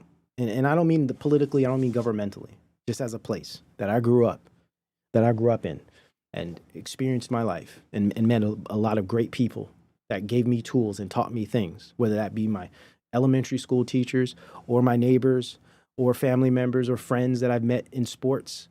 Just being in this interesting, quirky, weird place. Growing up in California definitely was the case. Whole lot going on. I love it. because it's all I know, right? So I don't ever think that I'm anti-American or something like that. I'm anti-system. I'm not necessarily anti-state because I believe we do need a state. Though anarchy sounds great, shout out to my anarchists. I got a lot of them that view the show. It's a great idea. But I've read Bookchin, I'm with it, right? But it's just not, it's idealistic. Okay. And I just don't know what would work, right? Because listen, I don't have answers for that. I don't think there is a system that actually will work fundamentally, peacefully and righteously and fair and all that. It's just not a reality. So it doesn't matter what situation we're in. I feel like we're just going to have to deal with the problems. And I'm trying to deal with the problems to my best ability, with the limited ability I have, by the way. Right? I'm trying. So here we go. Where's this list, man? Damn it. What up? I have this list of all these things like we've created. It's really interesting too. All these notes. Okay, here we go. So just like we founded, and again, I love this country. I'm an American. I don't know nothing else. I'm not ashamed of who I am, right? But I can be honest, man, okay? We founded and launched the Industrial Revolution, of course, after the British. We took what the British did and just put it on steroids. Taylorism, Fordism, y'all know the drill. Launched Industrial Revolution, the advertisement and consumer identity industry, marketing, social engineering, MK Ultra, cybernetics, Hollywood and celebrity, mass media entertainment, the internet, social media.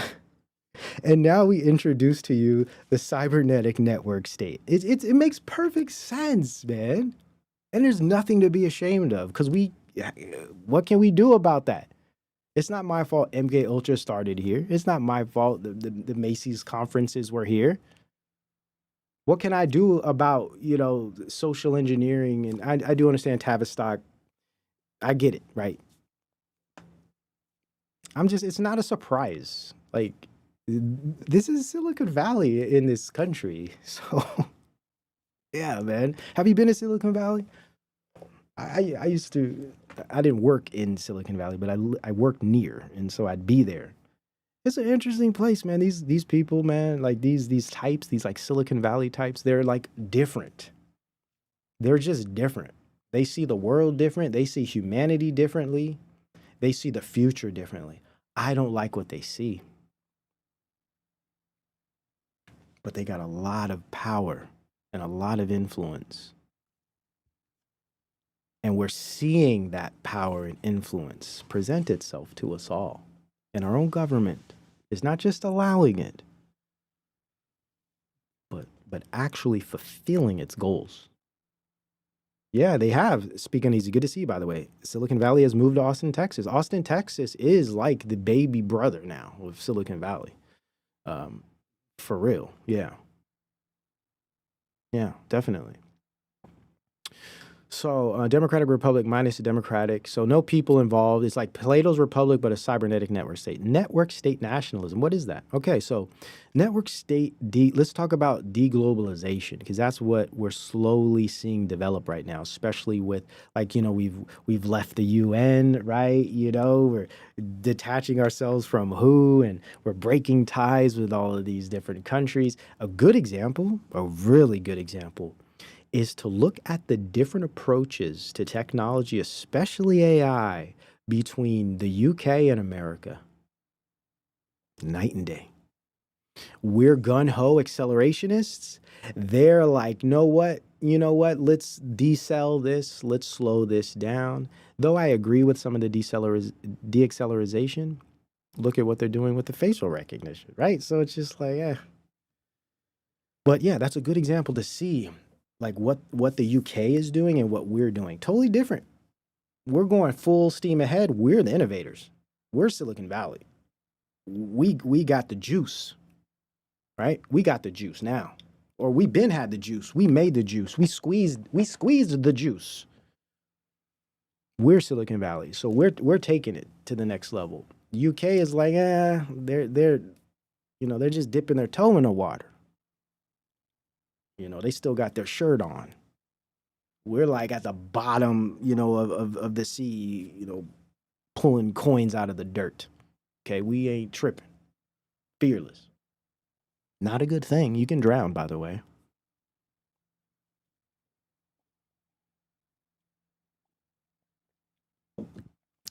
Network state deglobalization, the shift to centralized surveillance state, techno-capital network nationalism. The juice is loose. There we go. You guys remember that old intro from like 2022, 2021? Yeah. I had the juice OJ footage. Let's see. So breaking antiquated ties to classic nationalism and globalism, a new American system. It is a type of new American system. I mean, it's just, to me, it is this type of new, it's like a whole new thing. And some of it is actually good. I like I said, there will, I think, because they're going to have to. And again, I could be wrong, but they're going to have to appease American people. Because right now, inflation is crazy. Grass is crazy too, guys. Don't smoke the dope. Inflation is crazy. Gas prices are crazy. Groceries, it's going out to eat at a restaurant insane. Can't take my family out to go have a simple little, like, low-level meal without spending $100. It's crazy, right? People can't afford to buy homes. Rent's going up. People could hardly pay their utility bills. I mean, it's insane, right? So they're going to have to appease us, because you could already see the conservative party, or should I say the conservative movement, is just shattering. It's splintering. And I think this is all by design, personally, right? It's all theater. But for good reason. People are realizing, like, look, this isn't adding up. Making America great again, talking all this nonsense where we can hardly afford to live, right? So they have to do something to appease us, and I think they will.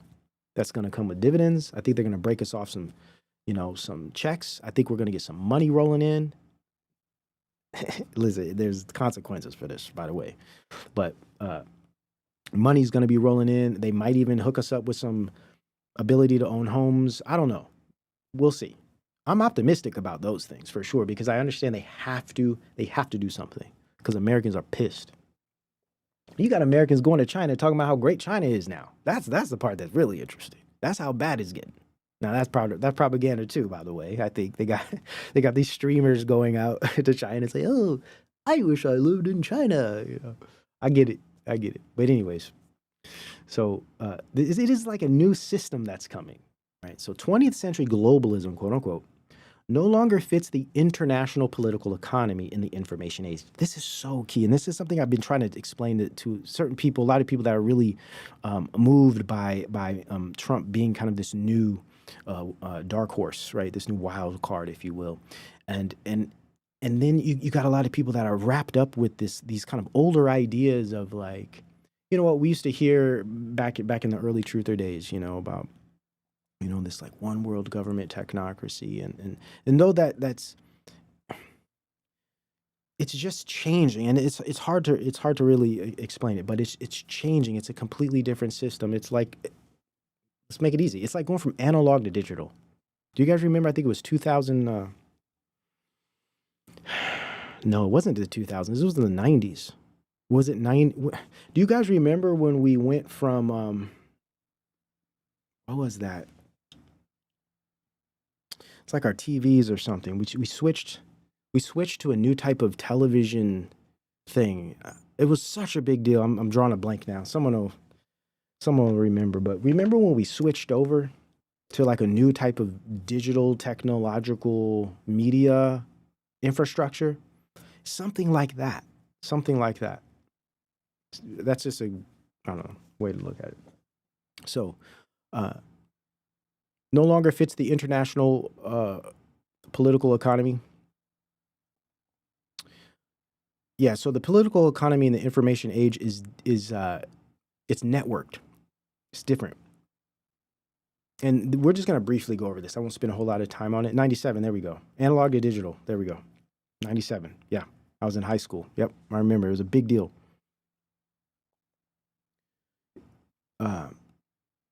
Yeah, I grew up with 3 channels exactly, right? Like things were a lot more simpler. Who killed Biggie and Tupac? Some say that is some CIA thing. I don't know, man. I don't know. That's a whole other conversation. That's more of a backup channel topic. We talk about culture topics like that. I'm gonna start backup on. I'm gonna start streaming on the backup again too, guys. Like I said, man, this year I've started a bunch of new projects that are outside of content like this that I'm finishing. So once these things are done, we're gonna really get back into the swing of things. I'm just expanding. You know, I'm doing different types of creative things. We'll say. Was it 2009? Yes, it was the summer. 2009? No. The analog? 2009? Wait, I'm tripping right now. 2009 wasn't that long ago. I remember 2009. I thought it was like in the 90s. I don't know, man. Forgive me. I got so much in my head right now. Things easily slip. You know, it's like bandwidth, etc. Hieroglyphics era, man. I miss that era. Damn. Really do. 2000. Well, there was the whole 2000, 99 to 2000 thing, but that was different. Yeah, I got VHS. I got VHS right behind me. Actually, now that you think about it.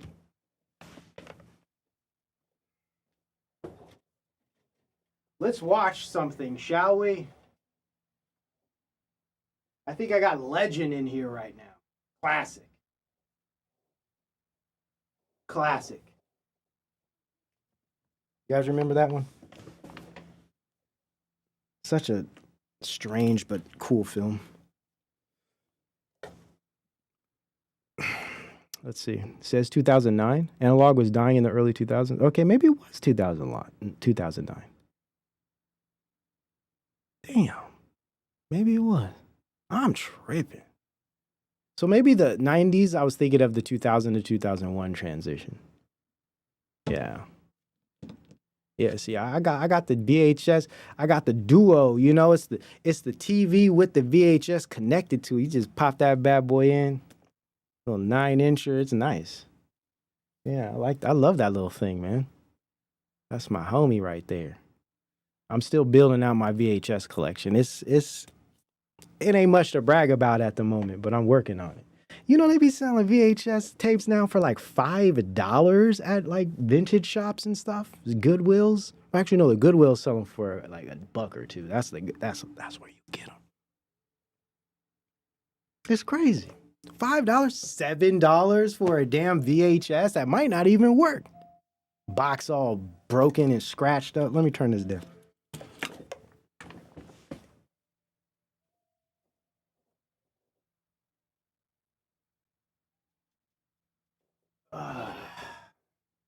I'm just chilling with y'all today. We just chilling, man. We working, but we chilling. We chilling and we working. All right. Red Day's on full Unk Max. I'm Unk Maxing, man. I'm Unk Maxing to the max. Okay. All right, man. You know, I like talking about this serious stuff, but I really like having fun, man. So it's hard for me to not do both at the same time. Maybe that's weird, but let's keep it moving.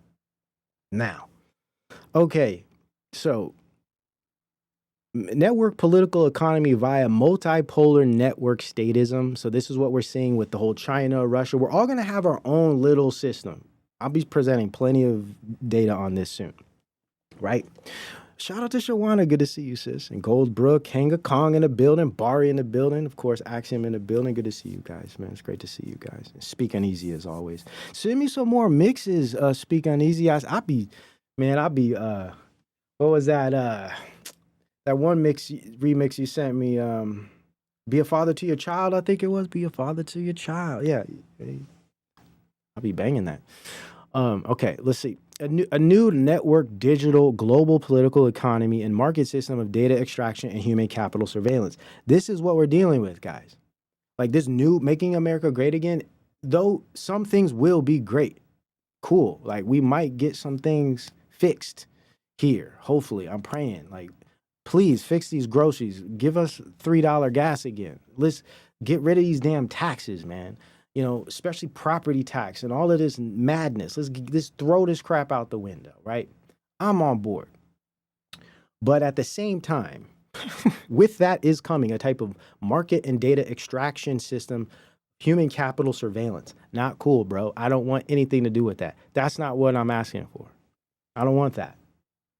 I'm not into it, man. That just doesn't work for me. Can we figure something else out? Can we try something different? Please?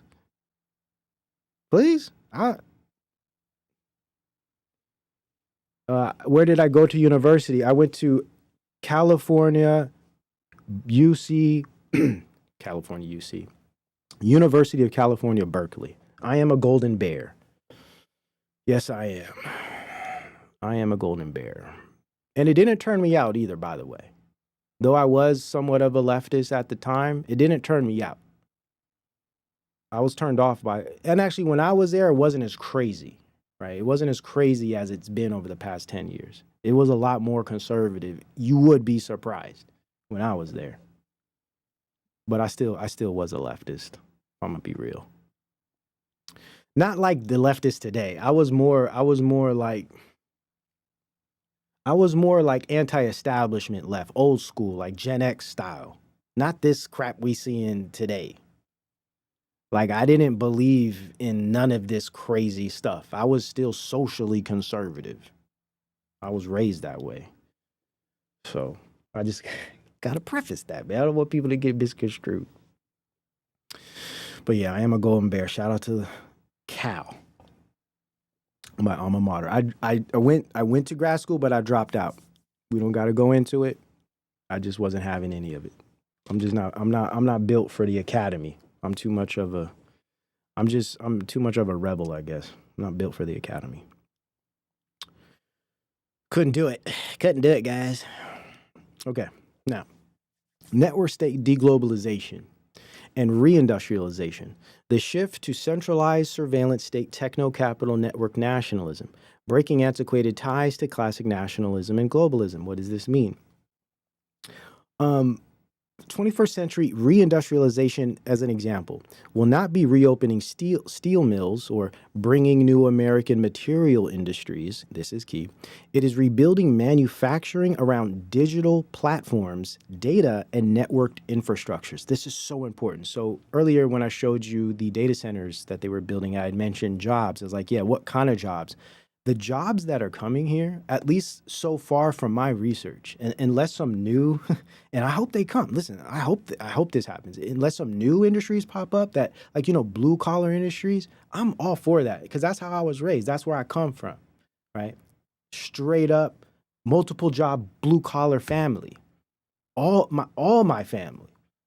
I don't know what wealth is. That's not, I'm from I'm from California. My family's from the Midwest. Very, very humble beginnings, right? So for me, I love that. I love industry, blue collar jobs. Bring it. Come on. We need it, right? We need it. But this is a problem. That's not coming here. At least that's not what I see so far. That's not what they're selling us. This is that guy earlier I showed. He's like, yeah, see these leftists and the Bernie Sanders, they want to get rid of the data centers. They want to take away the blue collar jobs. What blue collar jobs, bro? You think these data centers going to be hiring people, to sweep the floors? Okay, that's still a job. And it might even be a good paying job too at one of these centers. It's like, opening the door at the Gucci store. You might make $30 an hour. That's some good money. And you just opening doors. 21st century reindustrialization will not be reopening steel mills or bringing new American material industries. It is rebuilding manufacturing around digital platforms, data, and networked infrastructures. Analysis of the current rebirth of American manufacturing stress that it is driven by digitization and automation. Let's say it again for the people in the back. Digitization and automation. If you're not in STEM, if you're not in the technical industries, good luck finding any of these new jobs. Because most of the new jobs, these blue collar jobs, people think we're going to be getting are going to be automated the hell away. Hence UBI. Musk has been coming out with it. And this might be what they do to appease the Americans.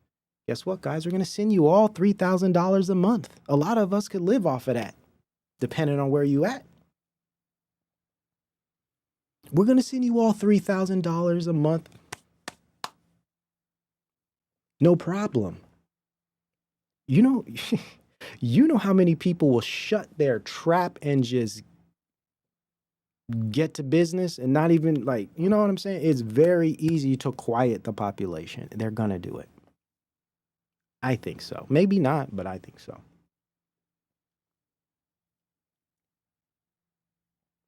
This is about digitization and automation. That's it. Well, so far, I'm open to seeing new things. All I see around are the closing of industries, complete industries disappearing, man. Mom and pop shops vanishing, being swallowed by big box stores and now internet stores or like Amazon, etc. We have these centralizing forces now that are pushing away all those things that made America great. But see, now that we've shifted to this attention economy, most people don't do as much anymore. They don't got much to appease at this point. People just want their stuff. They just want their content. They just want their DoorDash delivery. See, this is what sucks, man. We've been downgraded and just simplified so much now with this kind of new attention economy lifestyle everyone's living. People don't demand much of life anymore. Many people aren't living. And this is something I'm going to be focusing on a lot in this channel. Living, man. Living. Really living. Outside of this stuff. That's so important. It's so important. And I think a lot of people that do content aren't living themselves. They don't have that energy. I want to jump out of my seat right now. That's how much energy I have every day. We need that. We all need that. I think we all need to live. Because many of us haven't lived in a long time.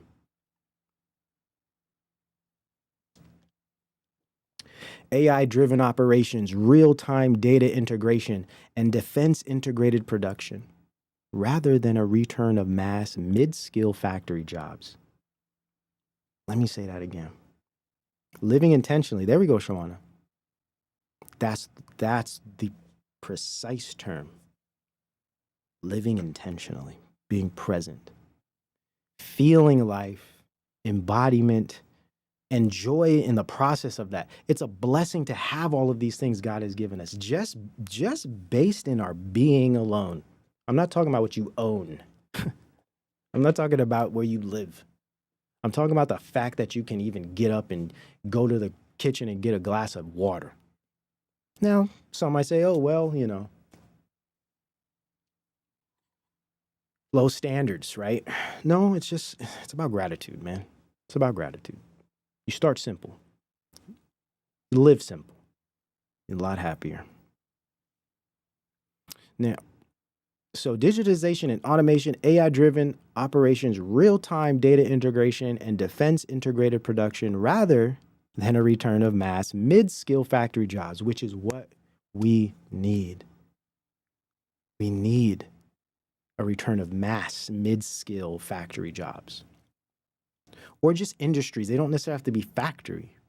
We need more businesses. I don't think that's what's coming, guys. And I got a lot of evidence to suggest that that's the case, man. So I can't get on board. I can't get on board because all you guys are bringing are freaking computers, man. And I don't know the first thing about computer engineering. I don't even care about that stuff. I just study it because I know it's important. And I know it's changing what God has created here in a way that is just utterly demonic. And I'm not saying computers are demonic. That's not what I'm saying. It's not what I'm saying. But the way they are being embedded, and not computers, but certain types of digital and communication technologies, the way they're being embedded into our environments, it's creating an ecology, which is something we'll be, I have a whole lecture series on the Patreon. I haven't started it yet. I was supposed to start it in March, but I've been trying to finish this other project, so you guys are patient with me over there, so I really appreciate you. I'm going to deliver you something very, very nice, trust me. And this lecture series will be going into media ecology. That's what we do here. Not just philosophy of technology, but media ecology is essentially what this channel does. And, you know, I know some people mistake it for like, you know, it's a conspiracy or truther channel. I mean, yeah, we kind of all started in those worlds, but you grow, you develop, you learn, you expand, you know, and this is where I'm at. So I thank you guys for coming with me along the way. Right? So be looking out for that lecture series where we will be going into how technologies of these sorts have become our environment, and they have a very detrimental effect and relationship, effect on and relationship with human beings, whether that's our bodies or our ability to socialize or even think, right? Important stuff. Very important stuff. Okay. All right. So yeah, mid-skill factory jobs, nah, probably not. I'm hoping. Listen, I could be optimistic. I'm going in like this. I'm going like this. I don't trust it. Period. But I do have hope that certain things might work out in our favor. But I'm not naive. That's one thing I'm not. I'm not naive. Media ecology is the study of media technology as environment, or as representing different forms of environments, right? So when we think of television, television is a type of cultural environment. When you're at home and you turn on your television, your environment is your home. The immediate space is your home, right? But when you're watching television, you're entering into another environment. It's digital, virtual, if you will. It's abstract because it's based in images and sound. But that television is now, the television is now consuming the physical environment. So when you're watching television, you forget where you're at. You forget you're in a physical place. It's not that you forget, but just based on our ability to attend, our attention, et cetera, and the way cognition works, and our inability to hold too many senses at once, we cut things out. So you focus on the television. So that television becomes your new environment. Basically, media ecology is the study of communication technologies, and how they create environments that affect human behavior, human sociality, and also human politics, right? So it's a fascinating field. It's my favorite. I love it. I spend every day reading and writing in it, and I share some of it in my work. But I'll be doing an actual lecture series just based on the subject alone. Sharing with you guys all of the different thinkers, philosophers, and intellectuals that have created the school, the field. I'd say some of the core thinkers, of course, Neil Postman, one of my biggest influences, and Marshall McLuhan, Harold Ennis. Those are probably the foundational. There's Jacques Ellul's involved in there as well. I mean, James Carey, another one of my favorites. So there's a lot of guys, but it's a very, very fascinating area of research that I think is probably academically the most important area right now, due to this inundated kind of life we have now with technologies as our environments. Right. Okay, good question, by the way. All right, so let's see. Network state deglobalization and reindustrialization. Okay, I read that already. So data and software as the new industrial substrate. This is so important, guys. So key things here. Industrial revival narratives increasingly frame software, AI, and data pipelines as the core of manufacturing. This is all Trump is saying. Everything you're hearing about, he has all of these new initiatives. Like if you actually read his governmental initiatives, it's all about technology. And the I guess the lie is that it's going to fix all of our problems and it's going to make America great again. The problem is, and I'm not against technology, guys. I'm not. It's just certain types of technologies and the way they're used. Human capital surveillance and extraction technologies, I'm not with. I'm sorry. I'm just not with it. I can get down with a radio, a television, even a computer. I love my desktop. It's awesome. It does great work for me. My laptop as well. I'm not so crazy about my phone. I throw the thing in in the closet. I don't, half the time I don't know where it's at. I don't need certain things. I don't need to do everything digitally. I don't want to be surveilled everywhere I go. I don't want to have literal cameras everywhere around me all of the time. Like, no. Sorry, I'm not into it. I don't want to be judged based on whatever my data is, such that it's a roadblock between me and whatever access to resources I'm trying to get. Social credit and all of these things. So, increasingly frame software and AI and data pipelines as the core of manufacturing, with platforms providing operational intelligence that coordinates machines, logistics, and suppliers. Right? This is very important. This is very important, guys. This is all they're coming with. Operational intelligence based on software technologies that are going to be the architecture beneath all of our systems. This is like it's not only anti-freedom, but it's anti-human. Concerning importance of tariffs. Tariffs are key. There are great things about tariffs. This is the thing about tariffs. They can work and they can actually contribute to national power and strength, right? They really can. But in the digital economy, especially now that we're switching to this kind of like knowledge economy, information age thing, it's different. So, tariffs help justify bringing certain productive activities onshore, which is great, but the real value is created by the digital tech infrastructure, predictive maintenance, supply chain visibility, and algorithmic optimization. This is what is actually controlling everything, okay? Now, I'm going to be going into this in much more depth at some point. This is just really kind of get the ideas out there so they can be available, and we'll develop them as we go. Platforms as quasi-sovereign coordinators. This is key. So a lot of the claims is that, we're getting our sovereignty back. That couldn't be more foolish of a position. Let me explain why.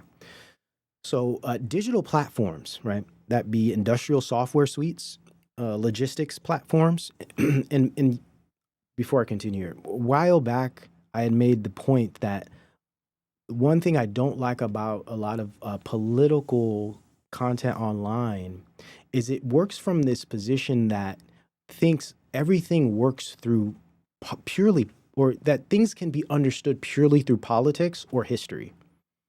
And now I know some people are trying to introduce economics into their understanding, but they don't really have much understanding in how economics work. They might read a book or two, right? That's not enough. So the problem with a lot of the political discourse, especially the popular stuff, I'm not talking about academics. They're different. They're actually reading and they're actually more knowledgeable. I'm talking about just, a lot of this popular crap, truckers and all this nonsense we're seeing. They get people all wrapped up in the political realm where it takes so much more to understand how politics even work. I mean, you can't even really begin to start having those discussions unless you have more of an interdisciplinary view. You have to understand sociology. You have to understand psychology. You definitely have to understand philosophy. And surely you have to understand technology. Nothing can be discussed politically or economically without a thorough understanding of technology. And I mean communication technology of the 21st century.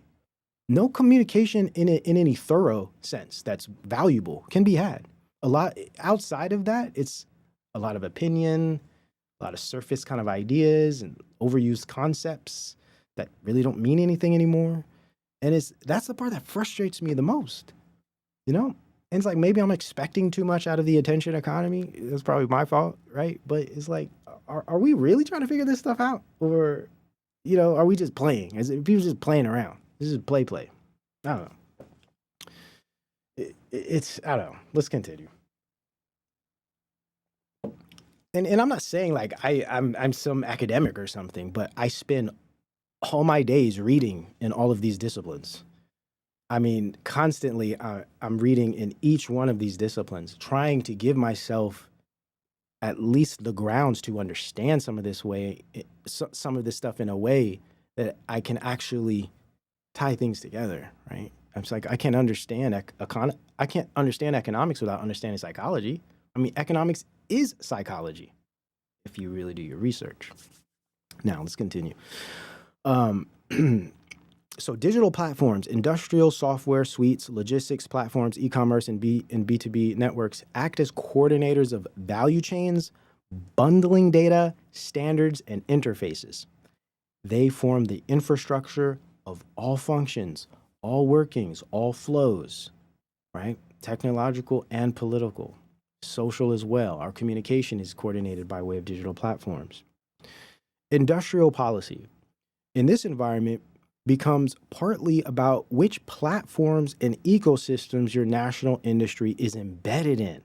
Whether your factories run on foreign stacks and clouds or on domestically controlled or allied stacks. So basically, this is this new type of nationalism where we're going to have national infrastructure because with the way this works with the data, that's why we're building data centers everywhere, guys.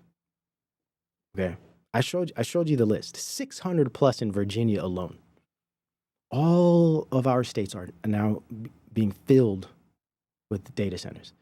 The reason we're getting all of these data centers, from my understanding, is we're building this domestic infrastructure. It's American, and it's bringing back a type of nationalism because we are no longer having to depend, since knowledge and information and data is key now, we don't have to depend on other countries for those things. We could siphon it from our own. This is the new nationalism. The problem is this, it's networked, so it's not separate from the global industries. It's still interdependent, but it is independent in a new way, which is good. I'm not saying it's a bad thing. It's good. The problem is digital colonialism. There we go. Exactly. That's what this is. Like domestic colonialism. It's like it's really weird. So it's like we're creating these new industries that will bring jobs for certain people, but more importantly, it's for the development of the tech. I'd be totally on board, at least maybe not totally on board, but I'd be more willing to hear people out if our country, if Trump and whatever this thing is, was actually trying to build more traditional systems that are actually sustainable because we have historical reference. We have a historical referent to give us some like we've been there before. We understand how that works and we know how to maintain these systems. If we were working with something a little more sustainable like that, or maybe that involved more people, especially more local stuff that wasn't purely digital, that wasn't relying on software, that wasn't relying on private corporate network systems, platform networks, I'd probably be a little more open to some of this stuff. But when you look into it, this is all rooted in these two things, digitization and automation. So as far as I can see, that's all they're building. I don't want a future that's just nothing but computer-based experiences, data-dependent access. That's not the future I want. That's not the future I grew up thinking was gonna happen, And yeah, I don't have much control at all over any of it. But I think if enough of us get together, we could actually potentially, do something about it. Something.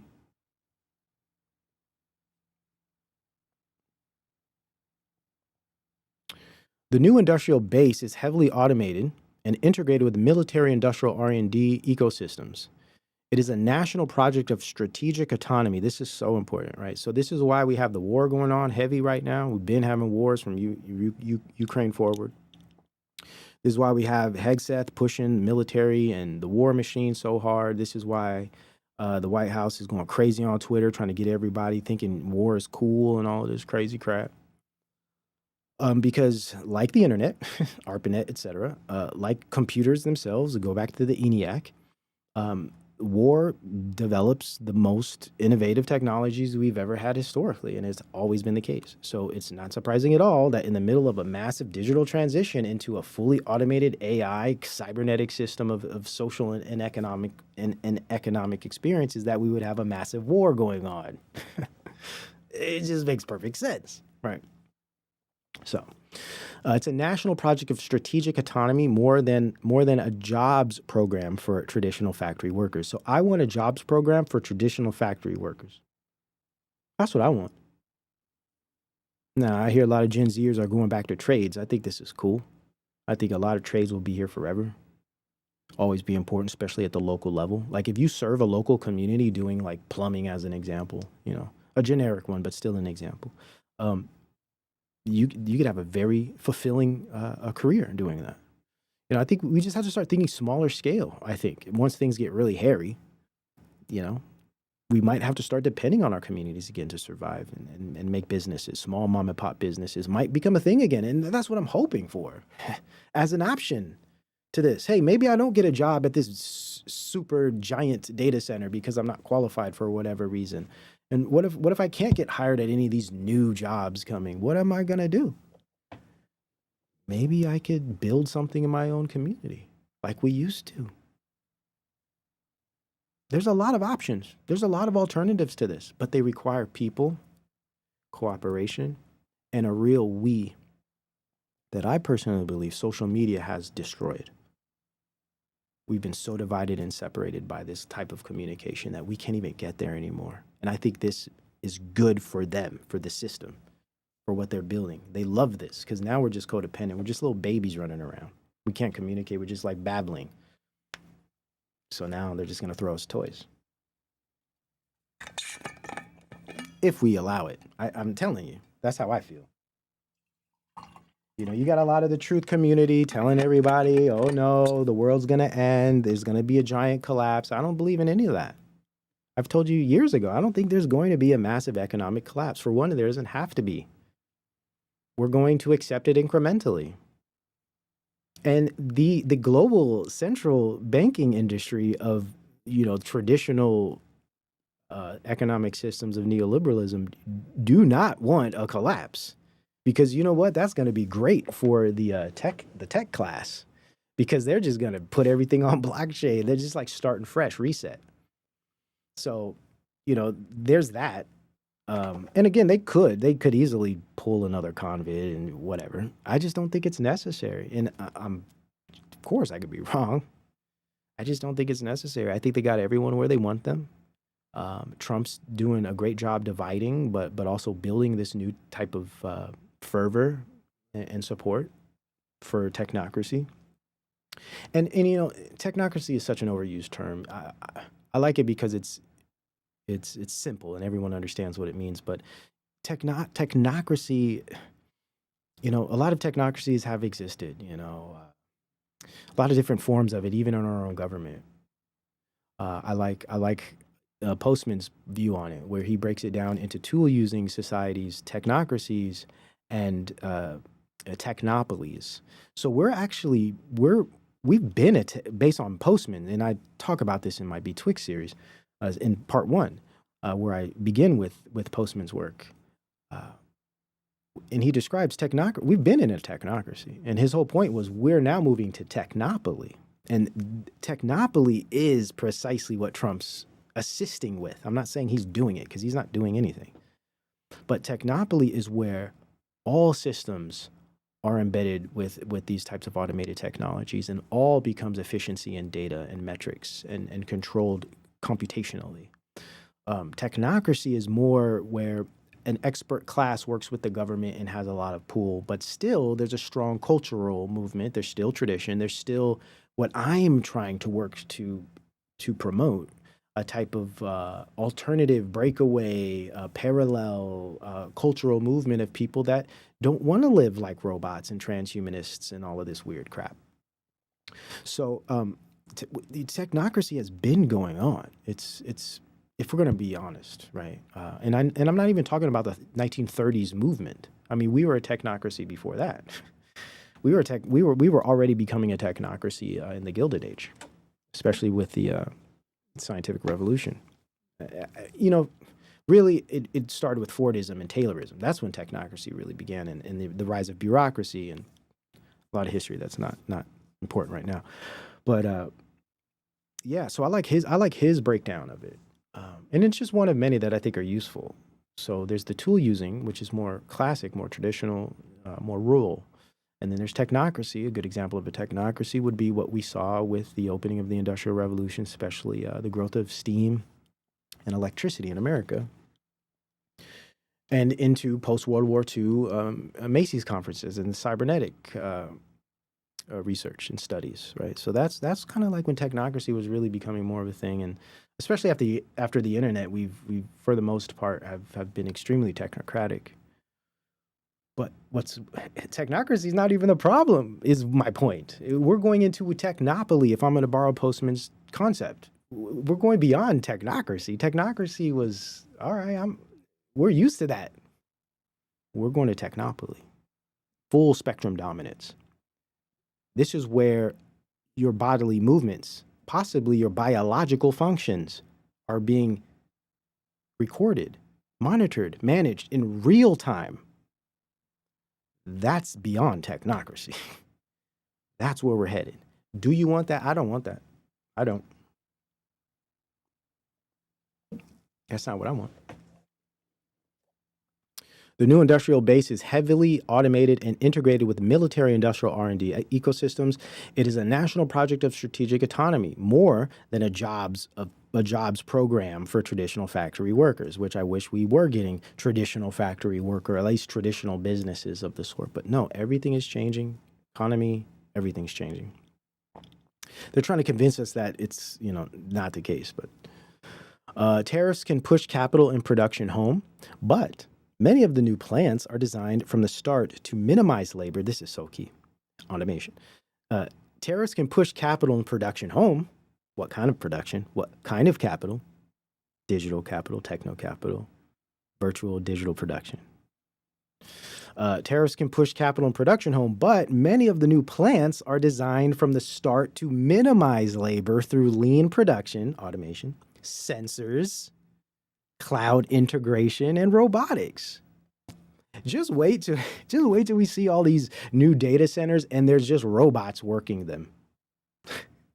And we won't even be able to sweep the floors. They're going to have a little robot to do that too. I hope not. But I mean, it's just, if we're going to use logic, because that's all we really have with these kinds of things, because we're not just going to make up fantasy stories like trust the plan. We're going to use logic and try to extrapolate.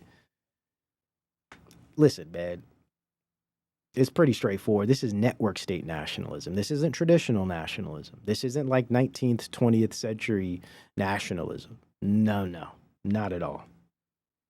I mean, it's foolish to even compare the two. It's just complete category error. And it always comes back to people's ignorance of or inability to understand the complexity and the interdependence and integrated nature of economy, technology, politics, and sociology. Unless you understand that complex integration, you're really going to think all of this stuff is far more simpler than it actually is. And I'm still trying to figure all of that out myself, by the way. But it's about trying to figure it out properly. That's what's important, in my view.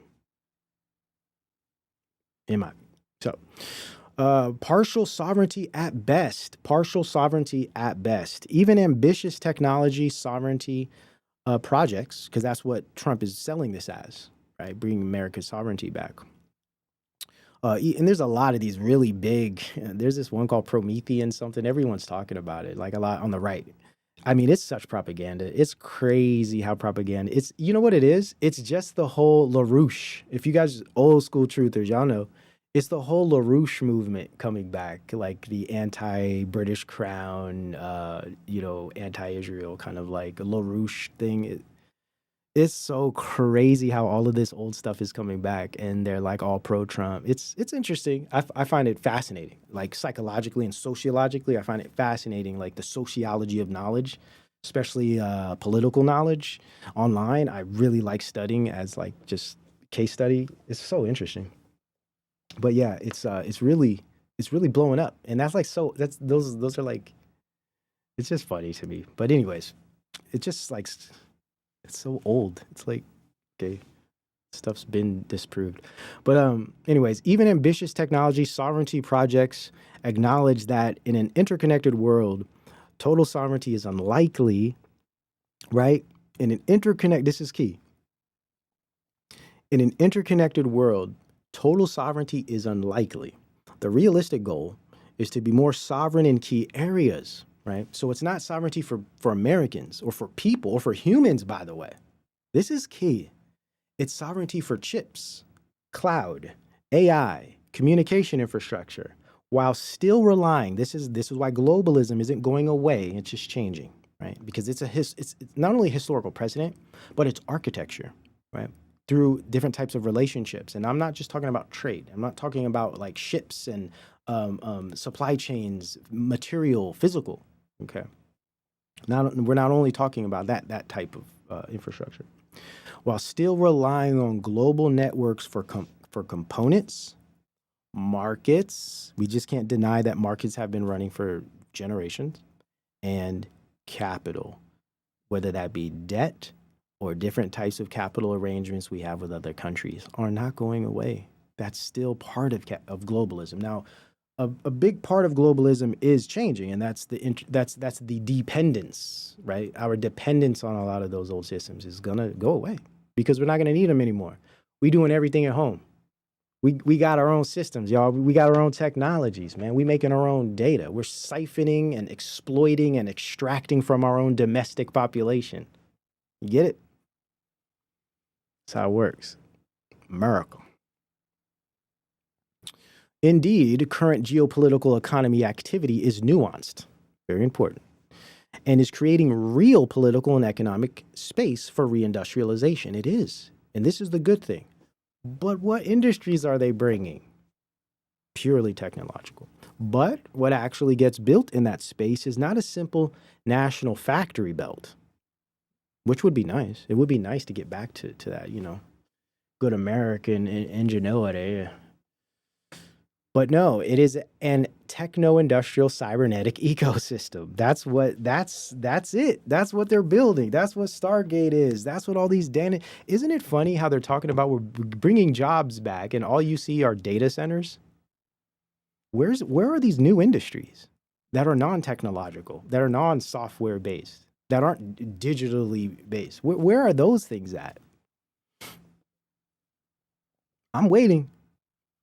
And you know what? I'll be optimistic about that too. I will wait with optimism, hoping that we do get some new industries out of this kind of deglobalization. I mean, there's literature on and I've been following this for years.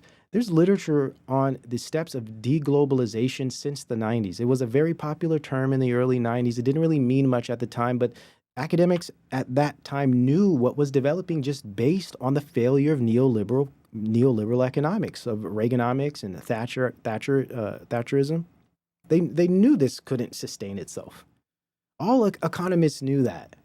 They've all been there's so much paperwork on them talking about the digital economy and how it's coming. I mean, why did Peter Thiel and Elon Musk start PayPal? They knew it themselves. So I mean, none of this is a surprise. It's only a surprise. That's why a lot of people are deceived because they haven't been researching these things for years. A lot of the people talk, especially online, a lot of political, they just started in like 2018 or something. And I'm talking about they just started researching. Like I started my channel in 2016, but I've been researching since I was in like 6th grade, like literally. So for me, a lot of this stuff is just easy to see, but don't hold my breath, Days. I know. I gotta be optimistic, you know what I'm saying? Because good things can and will happen, but we have to keep our foot on their neck. Telling you. On their neck. Now, heavily automated and data-driven. This is the problem, guys. These techno-industrial cybernetic ecosystems are heavily automated and data-driven, and that's for the most part. So far, that's all we're really seeing. If those kids could read, they would be so pissed. Man, for real though. Organized through digital platforms and networks that themselves become objects of sovereign struggles. Right. So this is the nuance. So we have platform interests, right? Technocrats. We have state interests that are in many degrees separate from the technocrats. It is converging, but they still have differences. There's all this precedence. There's all this historical precedence of the state that is completely disconnected from the platform interests that are more new money. Right. So and they have a lot of different, they butt heads too. Of course, there's someone over them as well. And then you have people interests. What we want. So you have what we want. You have what the technocrats and the Silicon Valley wants. You have what some of these kind of old school Republicans and Democrats in the government want. Guys that have been around forever, you know what I'm saying? That are from a different time, economically, politically, technologically, trying to compete with these guys come around with robots. These guys walk around with robots that can like mow their lawn and like cook them dinner. They got little AI programs on their phone that can break down, massive problems that scientists used to work hours, trying to do. So you have all of this going on. So that creates struggles for sovereignty from people, from the state, from platforms. Right. A lot of this stuff is going to start really building up. It's not going to be smooth. But I believe it will be incremental. And I think people aren't even going to realize it's happening. That's why part of my work is to really point these things out in a way that's thorough, well-researched, and brutally honest, but gentle. Right? That's just how I am. I'm firm, but I could be very gentle. Ask my kids. Right? So, I think it's important to hammer on this. As it incrementally goes, hopefully we could do something about it. Because by 2030, listen,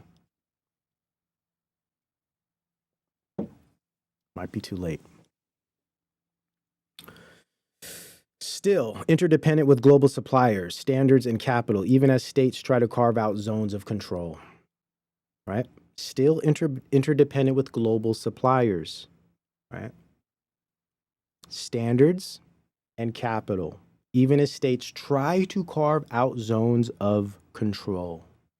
So there will always be struggle. There will always be conflict, even in this new kind of nationalistic separation, right?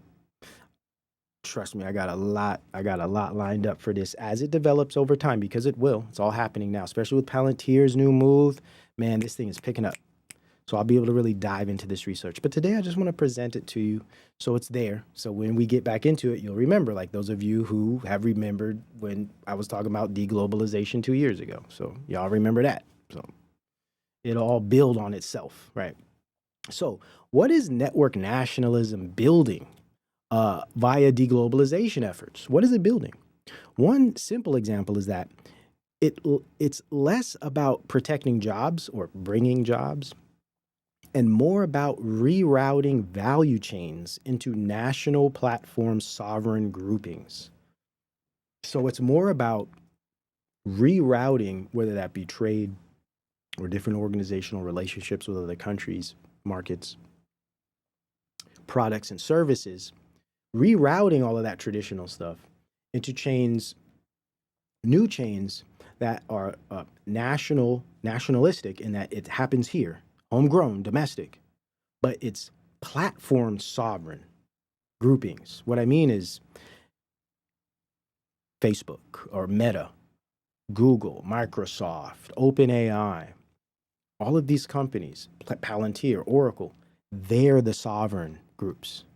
They are sovereign. They have control because, and not in any like way where they have an iron fist or something. It's just logically, if their software systems, their networks, their AI systems, et cetera, are embedded in all of our industries, institutions, and how our economy functions, and how our personal devices function, how our labor force works, or where we work at. If these guys, if their technologies are embedded in all of these areas, they are sovereign. in fact. We are dependent on them. We are codependent on them. We no longer can depend on our communities, on our families, on our own little economies that we create in the real world.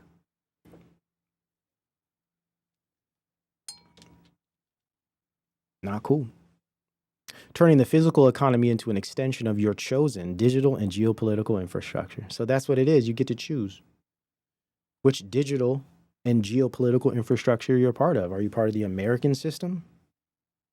Or are you part of the Chinese system? Or are you part of the Russian system? Right? This is how it's developing. We'll see as it goes, but this is how it's developing. And you know I'm gonna be here reporting on it. I've been doing this for years. The world you are looking for no longer exists. MAGA. Sorry. But that's okay, because we could do something. We're not powerless. That's the thing. That's, you know, and the only reason I'm this way is because I'm doing it in my real life, in my actual life. Like, I'm actually living outside of these things, or at least to my best ability. So I know that it's possible. You know, I know that it's possible. And if enough of us started to do this, we'd build a culture around this. And then we would start to create our own economies. Like, for real. And it doesn't even have to be in our immediate communities. If we are doing this all over the United States, right? We can create our own networks, man. And guess what? We could use their technologies to bolster our own networks.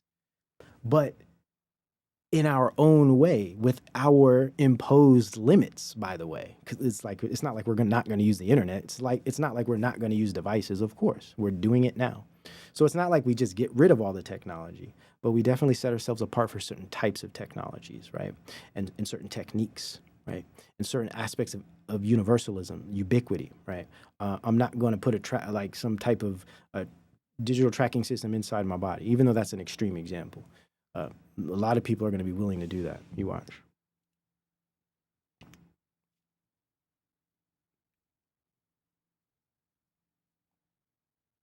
Yeah, eBay used to be our own community. That's facts. I love eBay. Shout out to eBay. So Democratic Republic. Okay, I already read that. The problem. This is a problem. There's many, but here's some of the problems. Cultural futurism and its philosophy. Okay, its philosophy is that the future is dependent on technology, AI is the savior, etc. So Thiel's longstanding claim that I no longer believe that freedom and democracy are compatible. Okay, so there we go. Plato's Republic, Machiavellianism, it's all there. And again, we can't put everything on Thiel. But what's important about Thiel is his philosophy, his view, which is shared by Androzine, which is shared by all of the rest of them, right, to different degrees. But overall, they share this idea of accelerationism, this idea of ubiquity, universalism, and of course, technique, right? So if all of these things are involved with everyone in power regarding software, and if software is going to be embedded into all of our future systems, if our economies, our labor forces, even our ability to socialize and communicate with each other is going to be dictated just by way of algorithm alone or access to information by these software companies, that's some incredible power. I will call that de facto governing power. And of course, that's not my terminology. This is by Marie Shakaki, however you pronounce your name.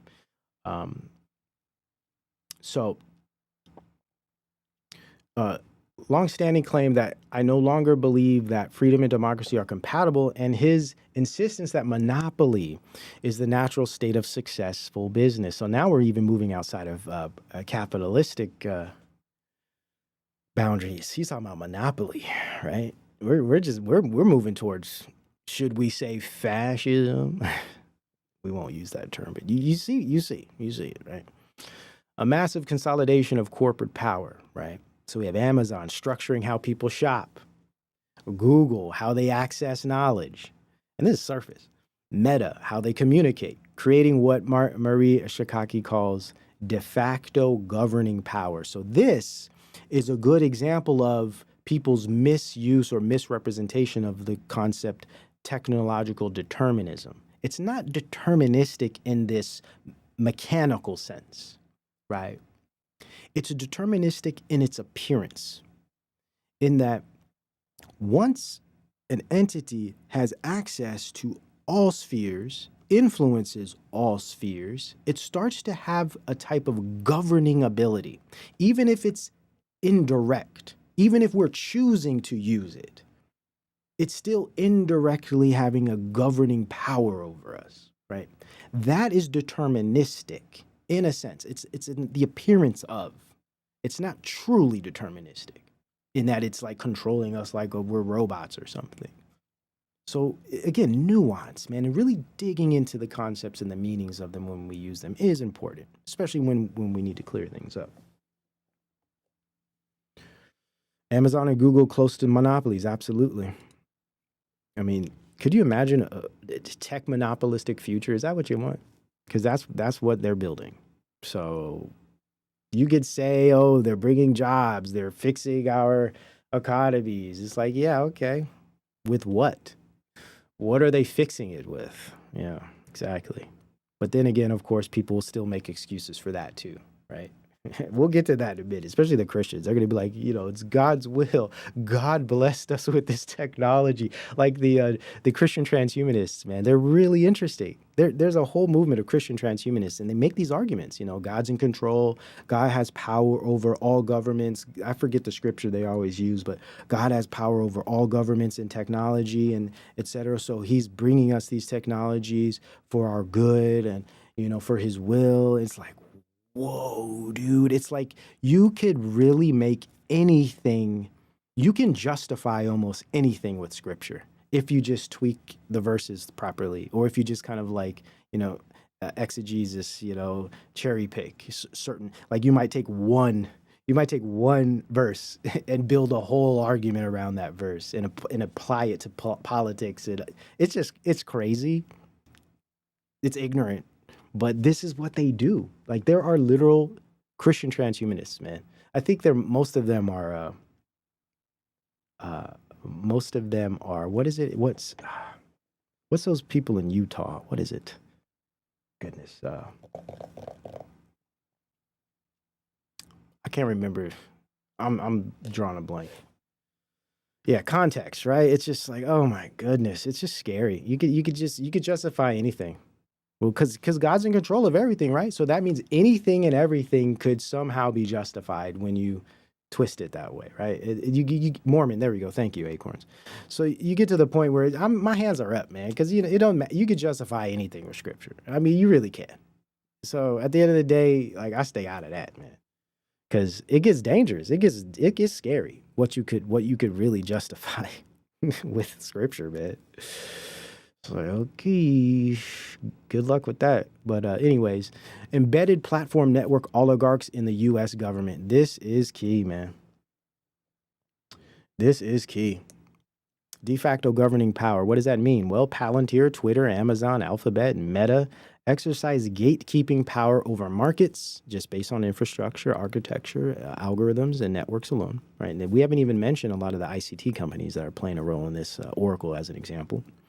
Gatekeeping power over markets, knowledge flows, right? Everything is rooted in knowledge flows today, by the way. And public discourse, right? Social media, communication, so-called politics, because that's where it all happens. That's a lot of power. In public discourse, that is functionally governmental in scope. Let me repeat that. Functionally governmental, not necessarily sitting in the office next to Trump in a desk, but functionally governmental, hence function creep, mission creep of these technologies. Palantir is a perfect example of mission creep and function creep, right? Because they go from, hey, we're going to surveil people to keep you safe, then to we're going to surveil people to keep them out of the country, then to we're going to surveil your food source to keep it secure. Then we're going to surveil your body to keep you healthy. See, that's creep. It creeps in to areas it doesn't belong. In fact, it's creeping into non-governmental areas now. Started off governmental. It started off having to do with, national security. Now it's moving into healthcare and our food supply. That's function creep. That's mission creep. That's technological creep, techno creep. Okay. Very important terms, very important concepts to understand, because when you know these things, you see what things actually are. You're like, oh, this is function creep. Now surveillance is becoming parts of all of these other industries and institutions that they had nothing to do with in the beginning. They've just found their way to creep into everything. And we didn't vote for it. We didn't ask for it. But what does it bring? It brings, it's good for the market. It brings efficiency, right? Scalability. That's what matters.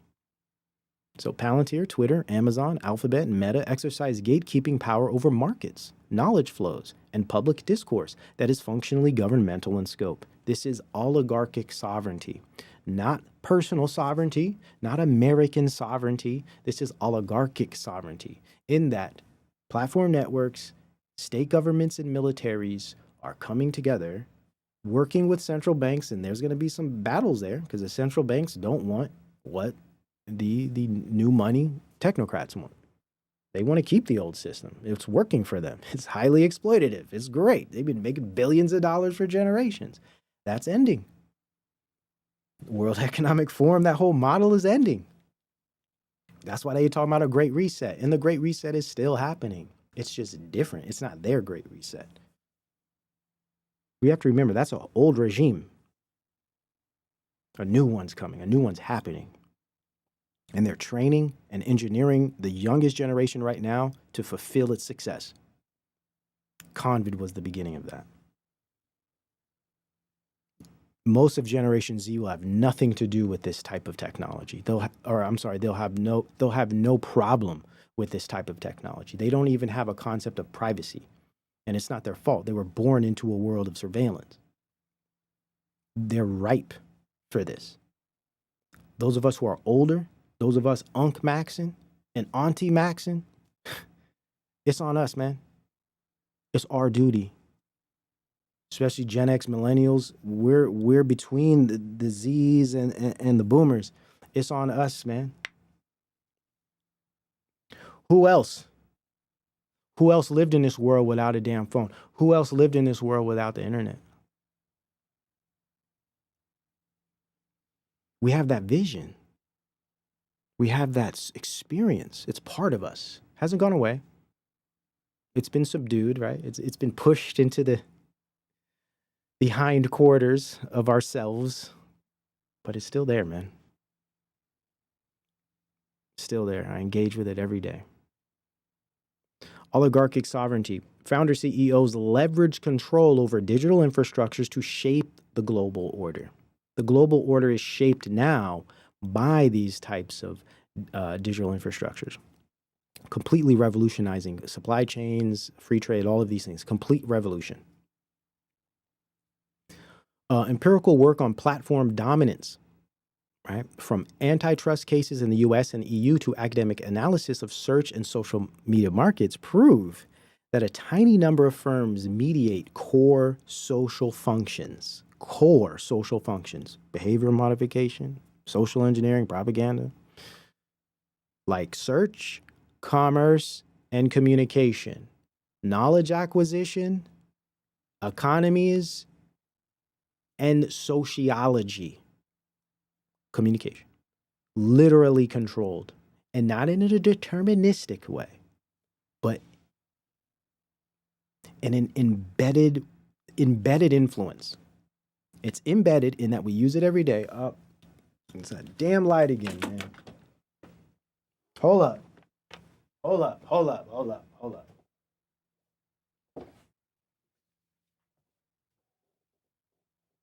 Where is that at?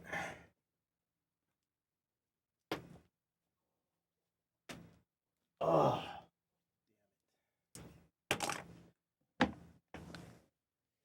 That battery always fails me, man. Okay, all right. It's a little darker now, as you can see, but we gonna rock with it, though. We gonna rock. When the battery goes low, it starts to flicker, and it's not cool. But that tells me that I've been on too long, because I'm already at 4.5 hours now. So I think I should be going soon. Days of Disco. Good one, actually. Funny. Let's see. Okay. Man, I'm having a good time with you guys. It's great to be back. Okay, so I like another one of these concepts of her informal rule, right? It's oligarchic sovereignty and this informal rule. I love this because it's informal in that it's not governmental in the traditional sense. It's not even political. These are apolitical industries. They provide technologies. They provide infrastructure. They provide information. They provide security, right? They provide networks, networking, right? For information and knowledge flows, which run our country, by the way. Or should I say our country runs on? Very similar to oil, right? How dependent are we on oil?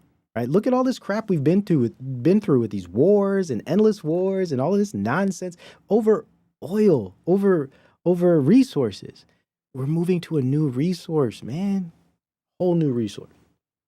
And I like this informal rule because it's like it's informal in that it's apolitical, but it still has power as if it was governmental, and that it still rules. It has this rule, this power, right?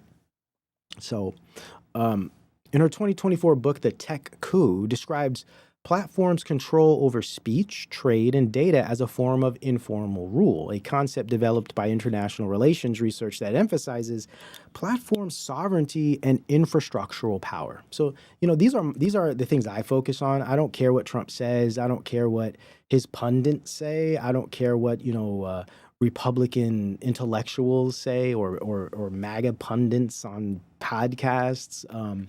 I really don't care what most intellectual conservatives say because most of them are very, for the most part, aside from a handful. And I'll say the same for the left too. There's only a handful that I think, cover both sides pretty well. And so most intellectuals, conservative intellectuals, aren't very honest about some of this. There's some, and I'll be presenting them soon. But most of them they're too their identity is attached too much to the concept of America and its future, and it's definitely approached in a way that is anachronistic in that it's anachronistic in that it doesn't fit the current model, right? And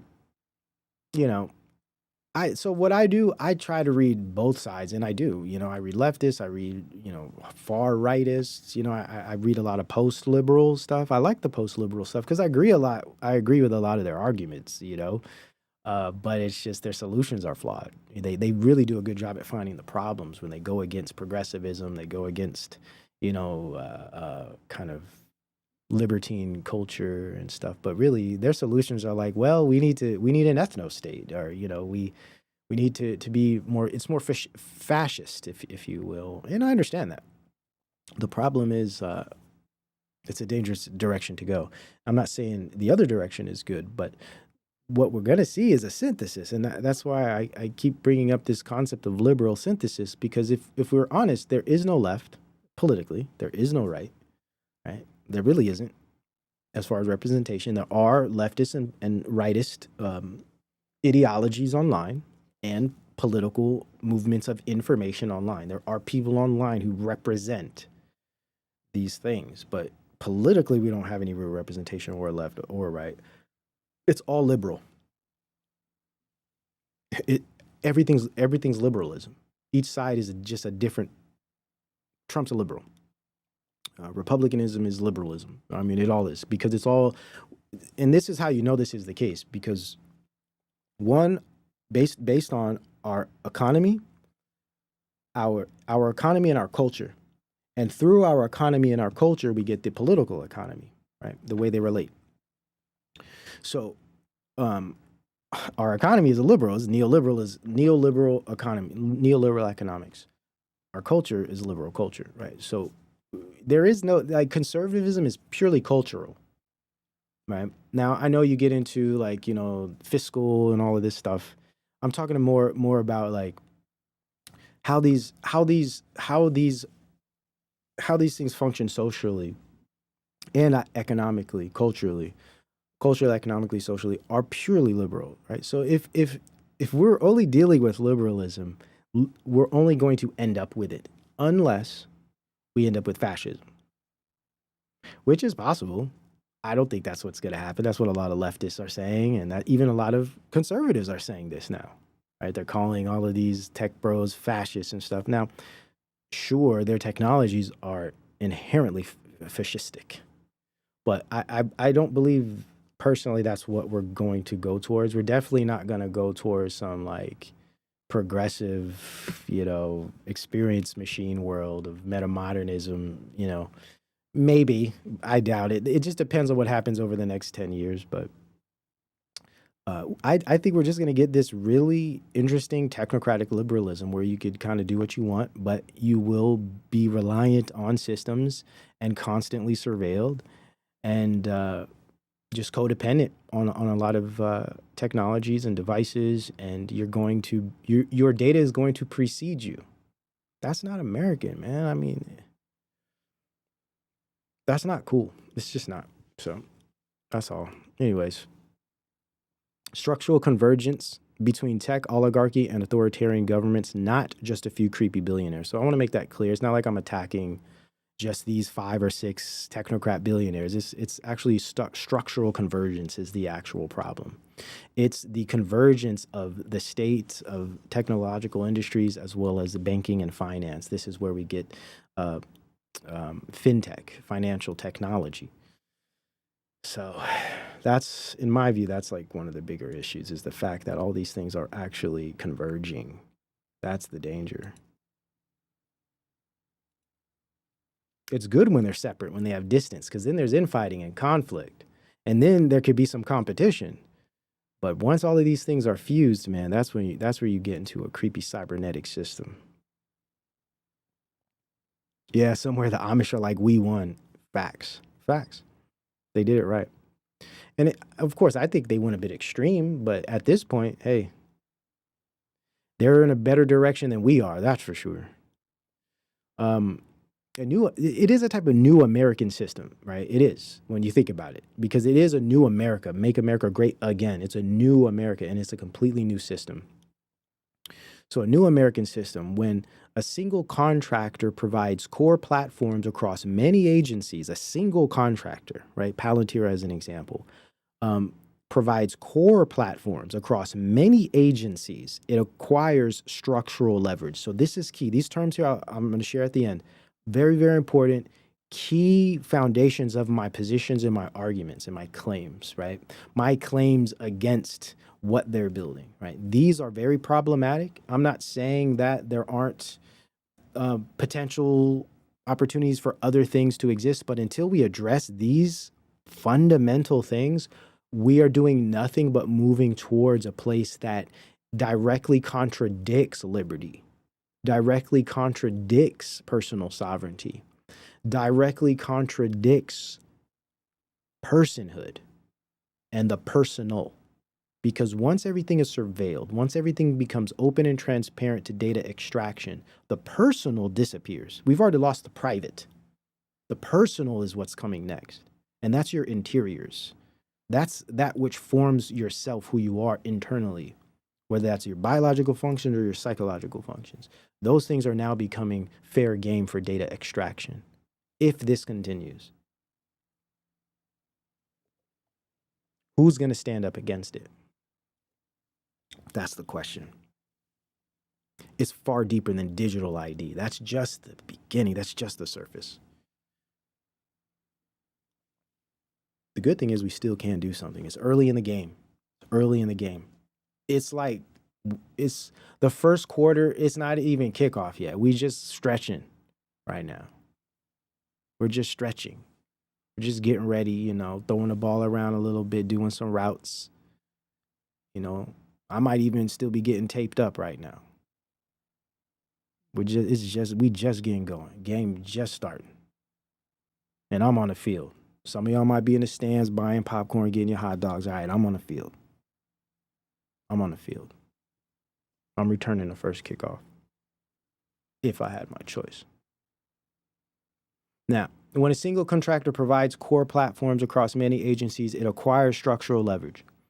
Its technical standards and design choices shape what is possible, and governments can become dependent in ways that are hard to unwind. Thanks, Trump. And it ain't just him, because the left will do it too. And when we get some Democrats in next, they're going to do the same damn thing. They're just going to pick up where he left off, and they might change some cultural policies, but they're going to maintain that infrastructure. I'm telling you.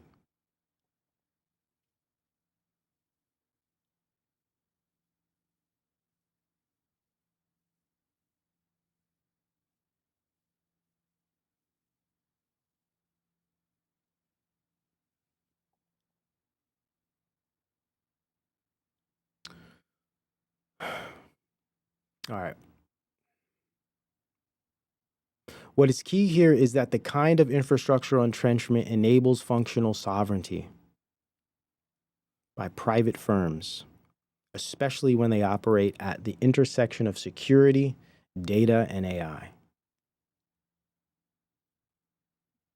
You can't get around this. There's nothing good about this for regular people.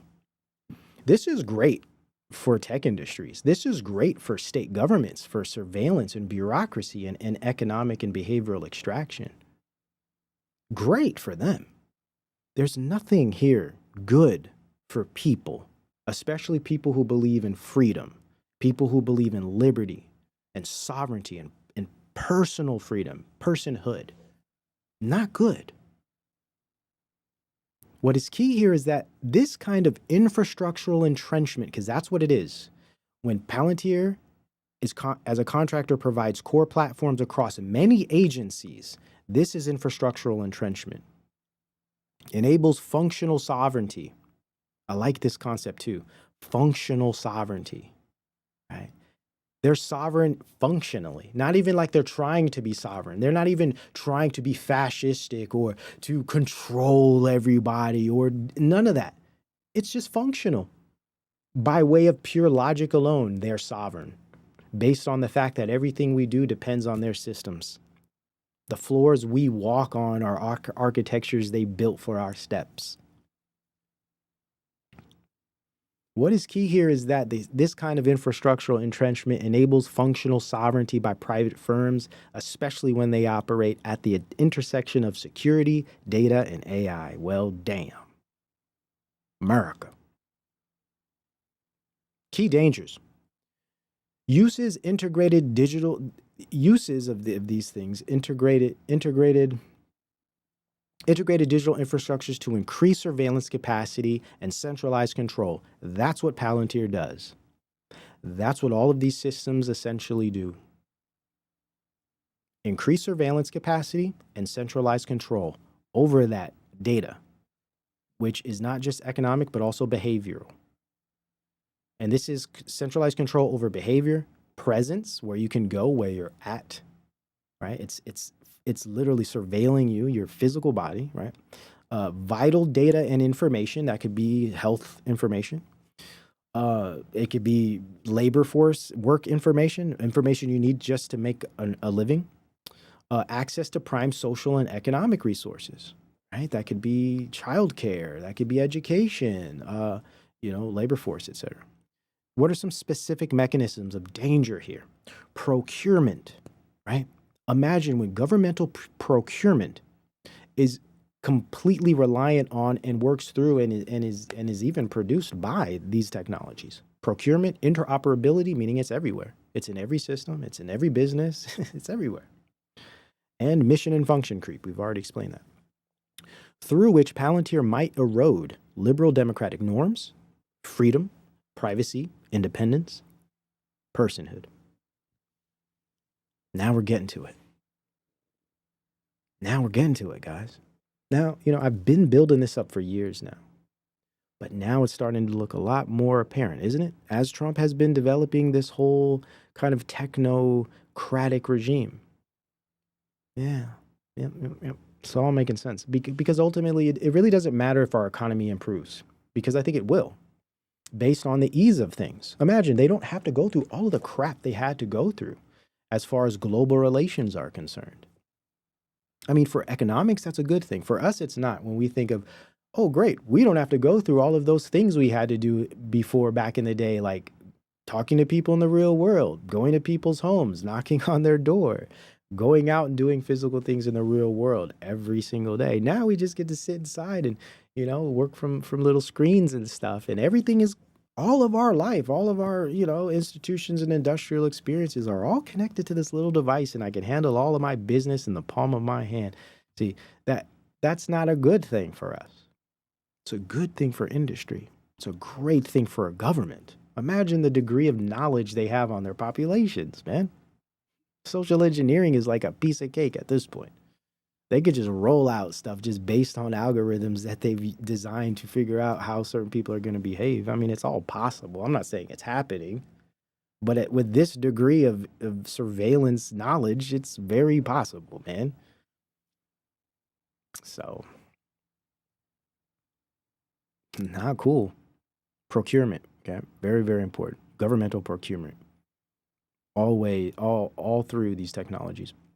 Now, Palantir is aggressively expanding into non-security domains. I mentioned this earlier, like health and welfare administration, raising concerns about cross-sector dependency on its software, right? We know Palantir's Tiberius with COVID. They were part of that too. Now they're going into the food supply. And basically this is what you get. The COVID lies are now working with the MAGA lies, united in willful delusion, building the prison around us under the guise of making America great again and ending globalism. It's like, it's just so ridiculous. But when you see the sources of this information, it makes sense. None of these people are actually well-versed in the complexity and the interconnected interdependence of things.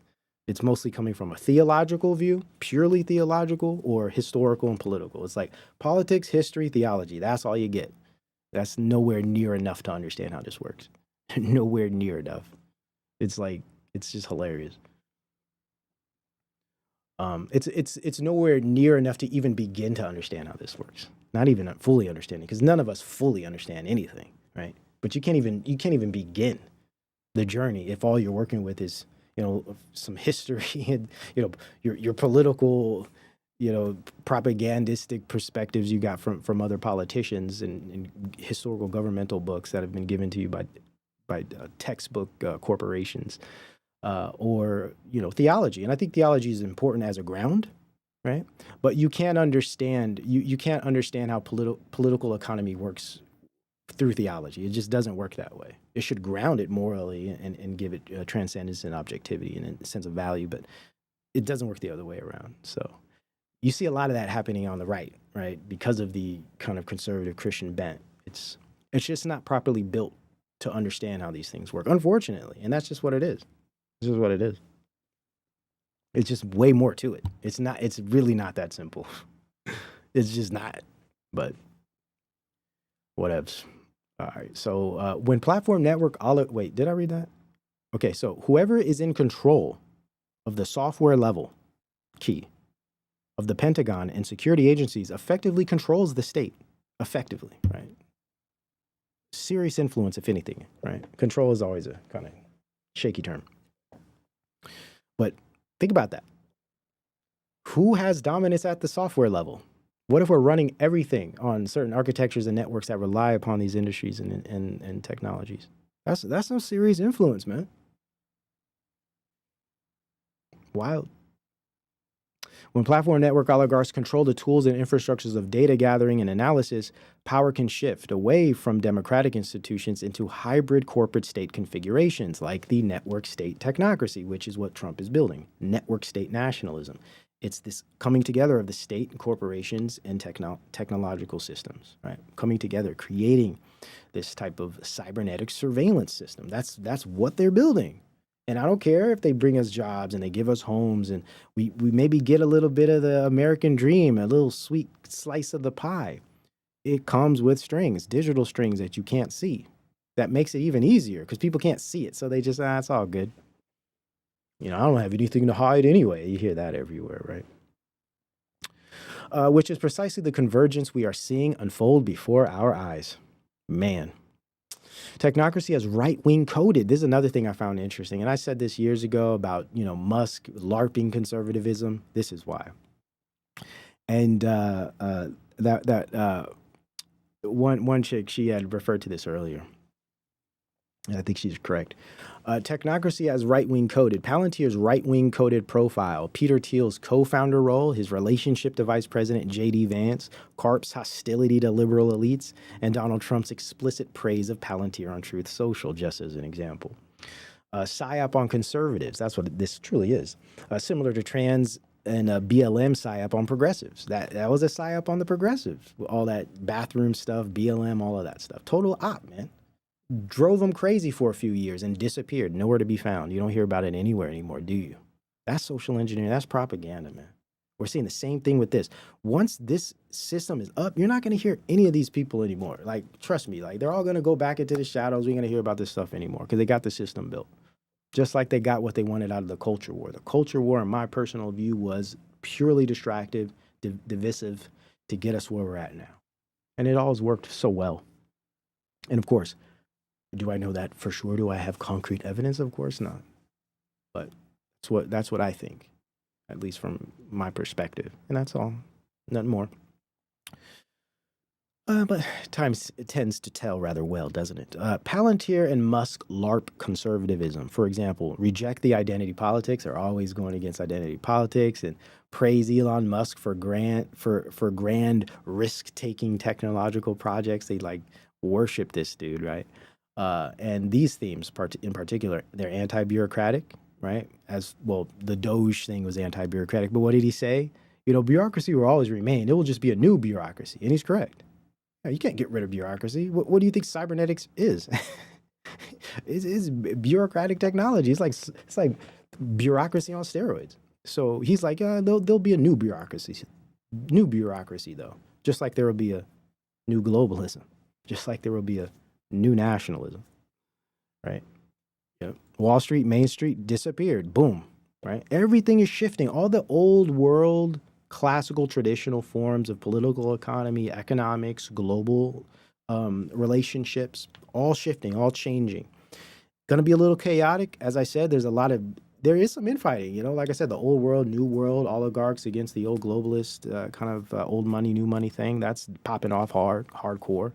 But then you have the whole political realm of the state and then us, the people. Who's going to win this battle? That's the question. Anti-bureaucratic, anti-woke, pro-religion, pro-Musk are presented as deliberate ideological bait for the right, in my view. Totally being baited, and it's working so well. I've always said it since Trump started. The conservative right, with the help of the moral authority of Christianity, will propel technocratic architectures and infrastructures into our everyday lives. And it's happening.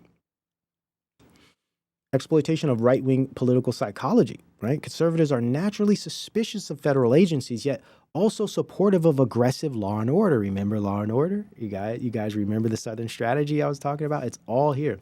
Law and order and national security, right? That's how you get them. That's how you talk to them. Generally speaking, I'm a conservative myself, but I'm speaking like the stereotypical kind of conservative. Socially conservative, by the way, not politically. I don't involve myself with that. Conservatives are naturally suspicious of federal agencies, yet also supportive of aggressive law and order and national security measures, creating a tension that Palantir exploits by wrapping itself in anti-woke, pro-religion, and pro-Musk rhetoric. Ooh, man, so true.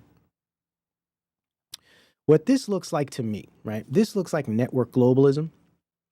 Working term we'll use for now as I build this out over the next several months. Really waiting on some new developments from the Trump administration, as well as the network platform or platform network oligarchs. Next 6 months are going to be really, really interesting for my research in this area of like network globalism. We'll see how it all pans out. So far, it's moving pretty fast. We are shifting from supply side Reaganomics, right, neoliberal marketism, to Trumpian golden age national liberal marketism. And it's still liberal in that they still operate with these type of pseudo corporatist crony capital free market, right? But it's national. This is the most important thing. It's national in that we're separating our relationships with a lot of other traditional nations, and we're starting to produce our own things because most of what we're producing now are purely digital. software-based, technological. We can do that. See that? We're not creating new industries and completely new types of products and services. We're just creating more technology.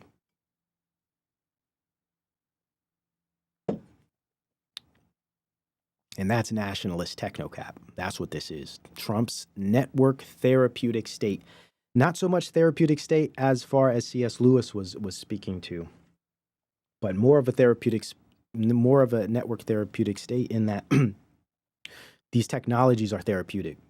They give us content. They give us soothing images and symbols, entertainment and amusement, as Neil Postman has said famously. We will be amusing ourselves to death. Hence, therapy. It's a type of therapy for us. So this is a network state in that it's cybernetic, it's surveillance-based, it's automated, it's rooted in AI and software infrastructures and networks of ICT technologies or ICT systems. But it's also therapeutic in that we're given salves, we're giving drugs, through dopaminergic manipulation by way of these machines and these systems and all of that crazy crap. So most people won't even know what's coming because they're going to get all these fun goodies. At least that's my view. So it's for your safety and convenience. This is what we're going to listen. You'll hear it everywhere. It's national security, right? We got to secure our borders. We got to secure this. We got to secure our food. Our health. This is it, man. That's how they do it. That's how they do it. MAGA and the Golden Age. It is less about protecting. Already read that.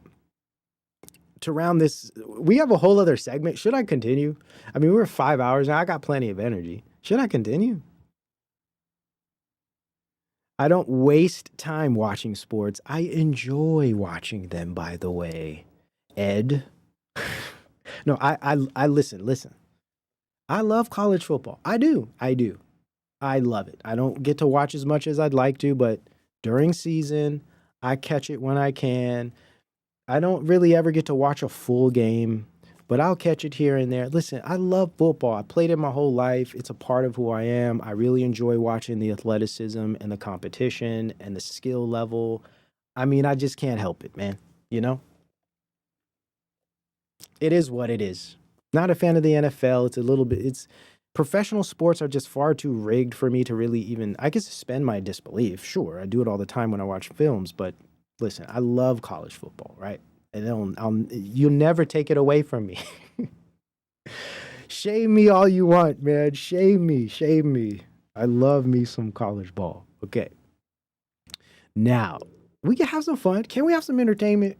I like entertainment, man. I like a little entertainment. It's just within reason, right? Once a year, few months, several months out of the year, every year, I get to sit down and watch some good old college football, man. They are a distraction, though. You're right. But listen, I'm not like gun-ho, hardcore, emotional about it. I'm not ready to fight people because my team lost. It ain't nothing like that. I just really enjoy watching it. Anyways.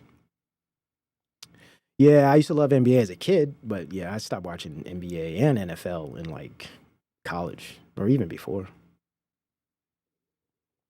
Okay, now let's see. Okay, so these are the important terms, right? That a lot of my critiques are really, in a sense, grounded on or structured on.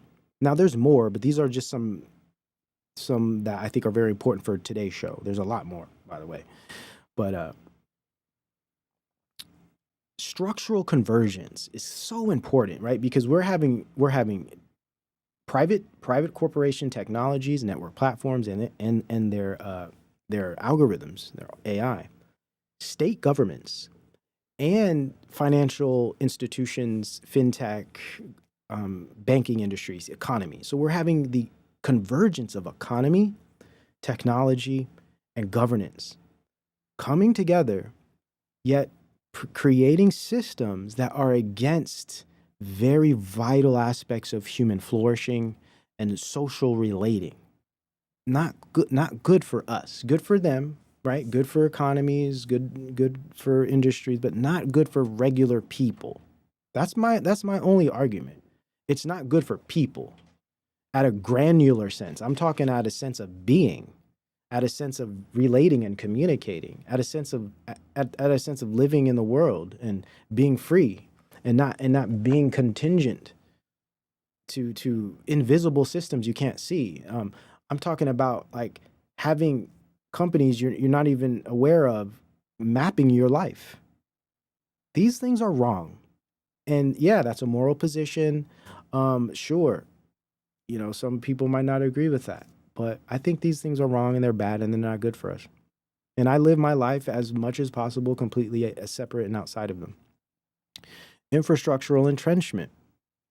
So not only do they have structural convergence, but the technologies of these companies are entrenched in all of our infrastructure that's now building our new America. So we may be building all these new things, which is great. Let's get some jobs. Let's build. Let's be better. Sure, of course. Who wouldn't want that? The problem is these technologies are all in the infrastructure of all of these things, changing the way we live, changing the way we perceive each other and ourselves. Not good. Structural leverage, right? Not only is it entrenched in the infrastructure, not only is there structural convergence, but there's structural leverage in that they have a sense of power and influence that far exceeds any influence of regular people. And I would even argue politicians. Politicians are now subject to this as well. Governments are now subject to this as well. There's so much literature on this. I'll be sharing it with you. So I do empathize with a lot of these new kind of, especially my Christians, because I understand they have their hearts are in this, right? And people want to see this place improve. People want to see us get back to where we might have been at one point in certain areas. But this isn't the way. It's not the way. And the problem is people act as if it's the only way. And this is the problem I have. It's like the only way we're going to fix anything socially is through the political systems our corrupt government provides us. I just don't think that's wise. I do not think that's not wisdom. And maybe naivete is uncharitable, but it's definitely not wise. We'll put it that way, right? Just for lack of a better term. And then functional sovereignty, right? They're sovereign based on the way the system functions alone. Functionally, they have sovereignty because everything that functions relies on them. So that gives them this type of freedom and sovereignty and power and control, influence, if you will. And then informal rule, which is just another way to describe that. Okay. Now, human capital extraction and modification. That's what's coming. That's what they're building. This is what's developing around us all. This is what the data centers are about. Okay. Could you imagine that they might roll out all these new home projects? Everyone, hey, Gen Z, you guys we're going to give you a $50,000 stipend to put down on a home, and your what is it? Your mortgage is only going to be like a couple $1,000s a month, and we're going to give you $1,500 a month in UBI. So that means you only got to get a job that makes a little bit of money a month. That's lovely today, right? But look at this image. All of these things might require you to literally plug yourself into the machine, right? Not cool, man. I'm not with it. I don't know about y'all, but I'm not with it. And now we got to think about displacement, right? I have quite a bit left of this show to go. I mean, I might as well keep going, right? Might as well. Grieving out, let's grieve a little bit, let's mourn a little bit. Gen Zers, welcome. You're going to be able to see Gen Xers and millennials and, boomers, because I got some boomers in here too. Shout out to the boomers. All of us together, right? Because we're all part of the same moment in time. A lot of people try to separate us and stuff for different reasons, whatever. I'm not blaming anybody for anything. We all have had struggles. We've all been psyoped in different ways. But we're all part of this. From boomers to alphas, we are that section of humanity that went through this transition, and boomers were able to see it all happen. That's why I love talking to my mom about this stuff, because she was born in the 60s, so it's like she saw all of this stuff happen and all of this stuff change, and And you guys have, some of my older listeners here have shared things with me. And it's just, isn't it amazing to see it, to see all of this transformation, you know?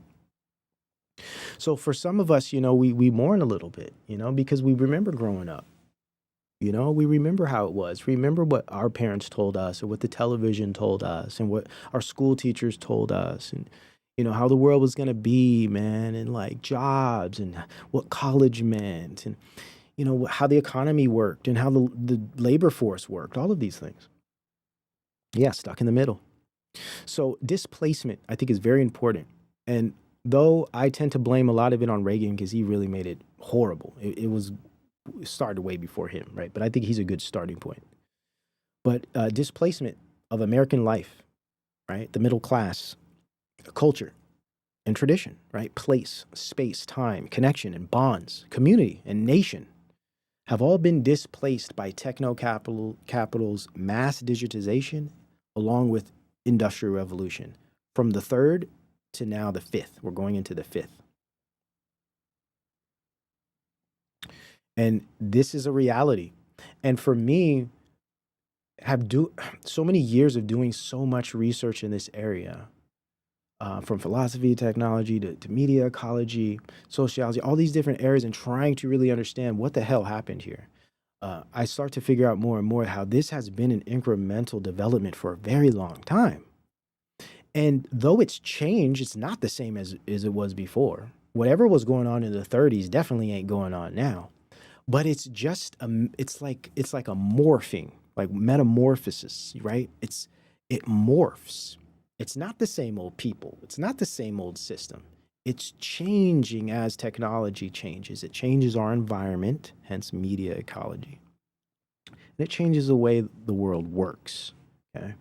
And this has all happened between, in my view, technological industrial revolutions mixed with the revolution in economy that happens as an outcome. And of course, as a consequence of it all, it changes politics, it changes culture. Should work the other way around, or they should work the other way around. Culture should be dictating this stuff, but it's not anymore because now culture happens on screens. We're hardly even in the presence of each other to really build real culture anymore. That's a problem. For the future, that is. Those of us have lived lives of in-present culture. It's different. We grew up in a way where we're constantly in each other's face. We get sick of each other. We end up fighting because we're around each other so damn much. Now it's the opposite. So I'm thinking about the future. I see what Trump is assisting in building. The people, pay attention. The people that these types of systems produce are going to be nothing like we are. I've said this so many times over the years. I'm talking about a completely different type of person. Okay? Not good. Not a good direction. There is no political solution to what is coming. Politics are controlled on both sides. It isn't to say that, you know, there isn't some real functioning and good people in the world of politics. Sure, there must be somewhere. But our solutions, of course, ultimately are spiritual. But if we're going to talk about culture, society, economy, and stuff, I think the only solution can come from the people, from culture, not politics, because we see where that goes. We see the circus, man, every 4 years. Don't you feel duped? Aren't you just like sick of being played with? I am. No political solution, but a biblical solution. Absolutely. Sure, absolutely. That's the only real. Christ is the only real solution. Once you have Christ, I mean, listen, you're good. You're on a good foot. Now you have to set yourself apart and walk in the Spirit. We hold the keys. We'll return to that. We're going to round out the show with that one. We'll return to that. But we got a bunch of clips. I got a bunch of clips here that I got to go through now. We have a whole other segment. Now we're going to go into, let's reminisce a little bit. I got some clips here. Let's talk about this. So now the surveillance, another big part of the surveillance, we got to get into this too, as we work into this, okay? Because now we're dealing with what Gen Z is dealing with. Now we have to deal with Gen Z and what they're going through, okay? Because we didn't grow through this. You're older millennial, Gen X or boomer, we didn't go through this, man. We didn't have all these demands on our psychology. We didn't have all these demands on our identity. I'm pushing it tonight for you guys. I'm gonna keep going, man. My throat is kind of scratching up dry, but I really want to talk about this, man. I'm running out of water too. Please support the show. Donate to the show. Support your boy. Now, we didn't have to deal with this stuff, guys. Now, what's really unfortunate and gets under my skin is how now they're using Gen Z and Alpha. They're using the kids, man, to push this further.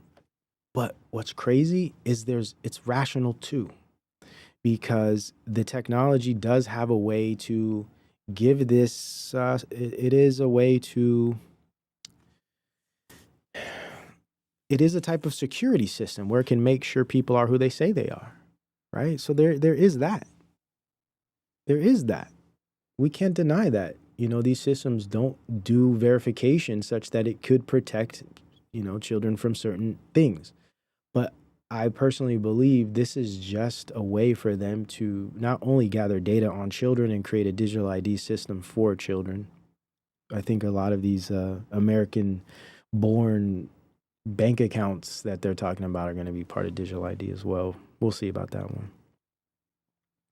But yeah, computer scientists caution against internet age verification mandates. An open letter warns of censorship, centralized power, and loss of privacy. So as much as I don't even like kids on the internet, like personally, I'm a zero device, zero internet, period, right? Unless I'm supervising or, you know, well, no, definitely no phone. I mean, not until 18, not till you're out the house. You want a phone, you got to be out this house. If you're in this house, no phone. You don't need a phone. You don't need a phone. So, period, right? Not happening. So, yeah, I feel for these kids and I want them protected. I believe children should not be on the internet anyways. And I know that's crazy today. I mean, how is that even possible, right? But anyways. Okay, let's see. So let's watch this. Let's watch this here. Growing up online can be a nightmare for young people, and members of Gen Z know that very well. But attempting to age-gate social media and prevent kids from getting online is well-meaning and ultimately will end up threatening everyone's freedom on the internet. We need to look no further than the United Kingdom to understand how this can happen quite quickly. Back in 2023, they implemented an age-gating law that was ostensibly meant to protect kids from explicit content online and from predators, but ultimately it ended up censoring actually completely important, normal, useful information for everyone. Companies attempting to stay compliant often will resort to censorship just to be cautious. And a really great example of this is how almost instantaneously certain platforms were requiring people to upload IDs to see anything about what was going on in Ukraine and Gaza. Even for law-abiding adults, being able to browse anonymously online was instantaneously threatened. In order to access platforms like X and Spotify and Reddit, people had to start uploading their government-issued ID. At Discord, 70,000 IDs of users who were forced to upload them in order to access the platform ended up being compromised in a data breach as well. Australia almost instantly started having hiccups when they tried to implement their own age gating. When mainstream law-abiding platforms started requiring kids to be of a certain age to get online, kids just went to the App Store and downloaded unregulated offshore social media platforms that their parents had never heard of, many of which were based out of China. There's every reason to believe that this would backfire in the United States too. Would you want to upload your government-issued ID to have it be attached to your browsing history? And how would you feel if a government or potentially hackers had access to every website you used or every post you made?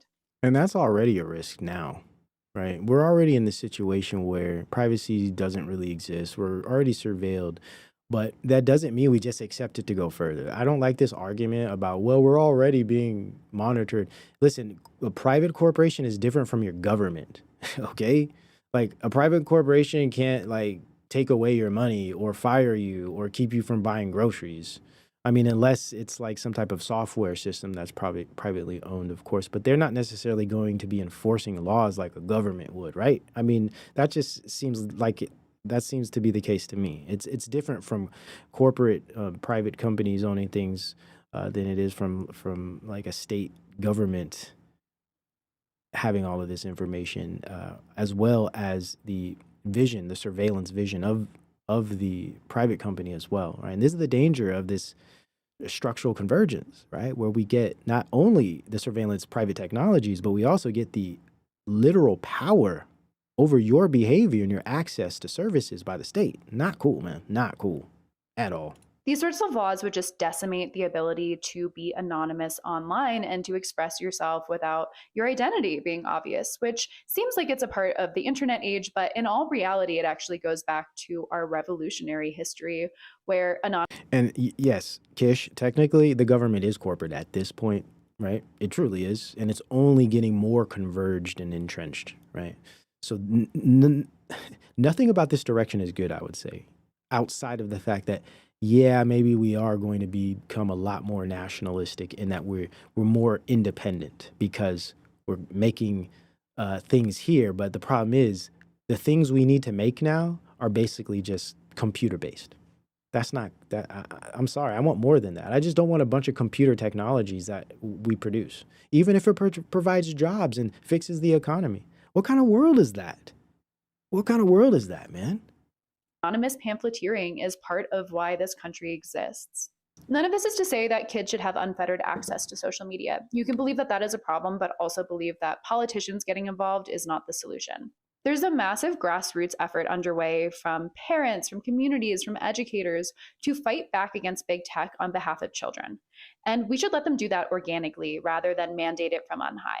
Banning kids from social media would effectively imply that children and their parents are completely helpless in the face of big tech and their algorithms.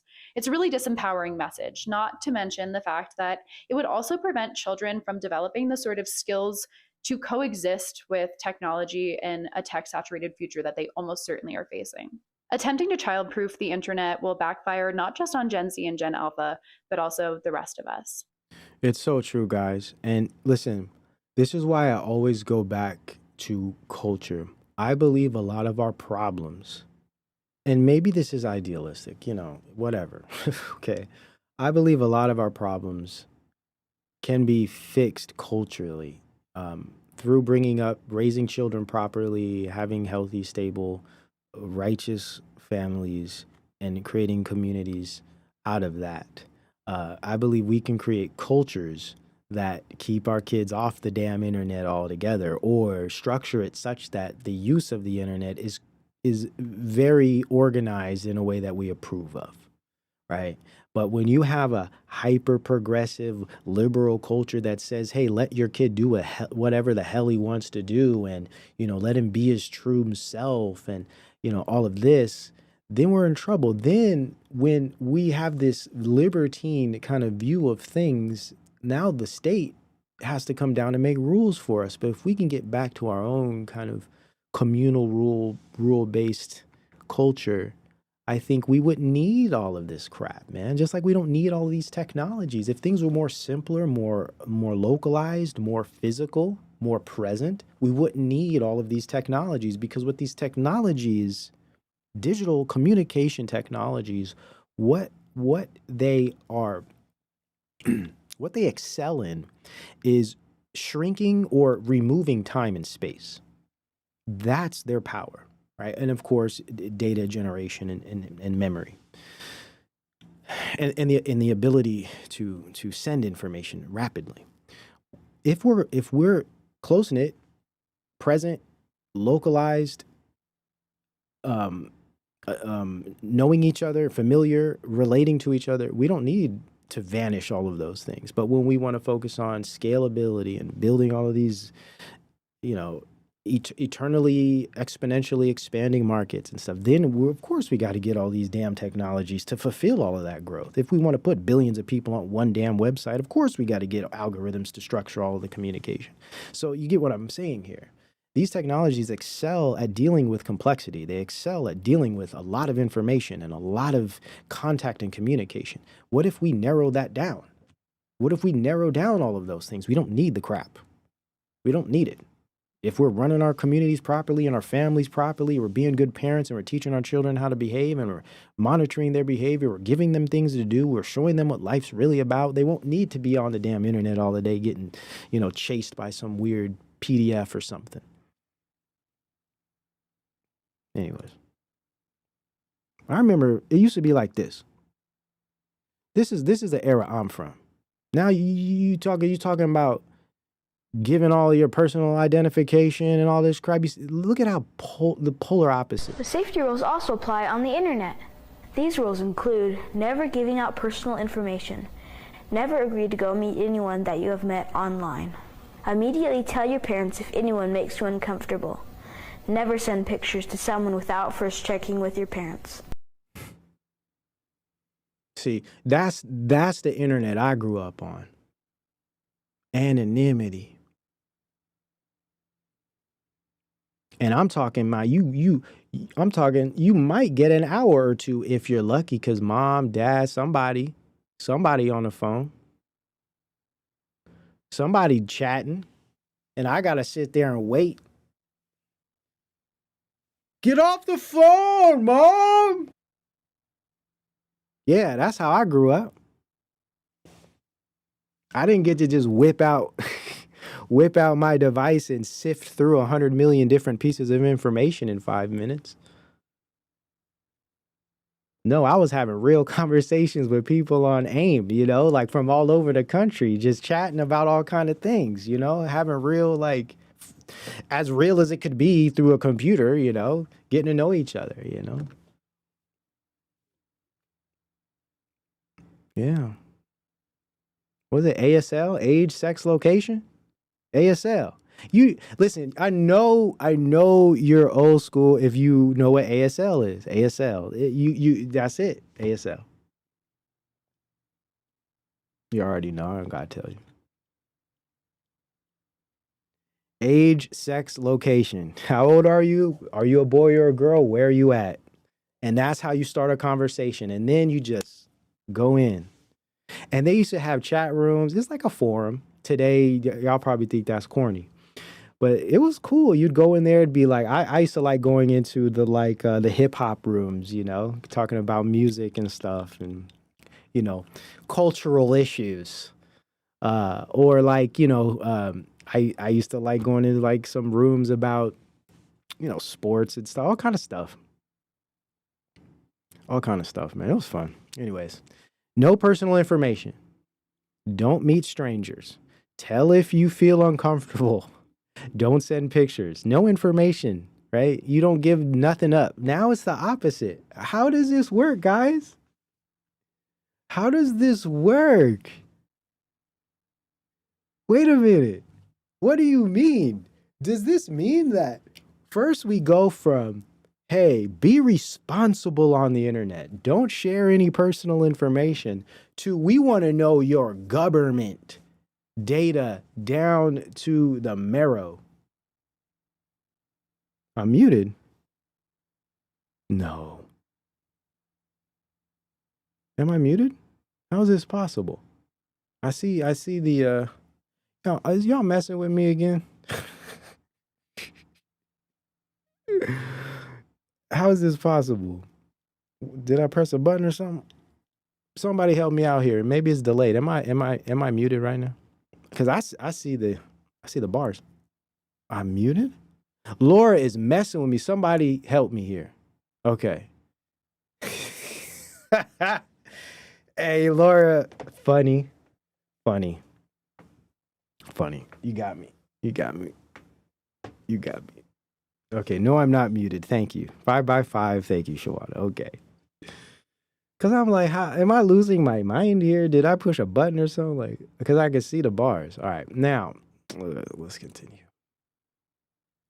So that's what I'm used to. No information. I'll give you my age, my sex, and my location, but that's it. I might give you my name, probably not though, because I don't think I ever gave my name on the internet ever. I still don't. We had what were they called? What was that called? Like, you know, the name. Look at me, can't even think. But yeah, no, it was very private, you know, very anonymous. Because those things don't really matter. It's really about communication. Like, you know, what do we want to talk about? Let's learn about things. Let's share things with each other. Let's bond over ideas, right? Now they want your photos of your ID. Yeah, they want all of that. Right? That's too much, dude. Age, sex, and location, that's too much. Actually, you're right. That is quite a bit, isn't it? Yeah, it is. Technically, you're correct. Even, yeah, age, sex, and location is a bit too much, actually, now that I think about it. Username, damn it. There, thank you, owned. See, I'm getting tired, man. I'm sorry. My brain's starting to slow down a little bit here. Going on 6 hours here. But yeah, maybe that is too much. Let me rethink about that statement. Okay, let's continue. So look at the generational difference here. 1990s, get a university degree, get a 9-to-5 job, suit and tie, get promoted, get married at 21. No, maybe like 25. Buy a house at 25. Maybe like 30. 4 kids, 1 dog.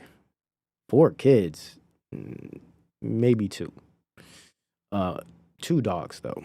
Retire at 60. Yeah, that's about accurate, right? Now, 2026, survive. Survive. For real. Survive. That's the mode now. Survive. Just survive. And it's hard, and it's not just Gen Z either. It's all of us. We're all trying to survive. Yeah, full Amazon shift today. Tip your server, please. We need your support. And I don't know if this could be, she could be putting this on, you know, content. It's always like people making up stuff, but she has a point. She's a bit animated here. It's kind of funny, but what she's saying is true. And this is no disrespect to Oklahoma. Oklahoma's an awesome state. So I don't necessarily appreciate her view towards Oklahoma. But again, like I said earlier in the discussion today, maybe she's one of the more urban types, or, you know, more metropolitan types that wants to be around that. Oklahoma might not be the best place for you, right? It depends on who you are. People want different types of things. But her point about affordability, I think, is important.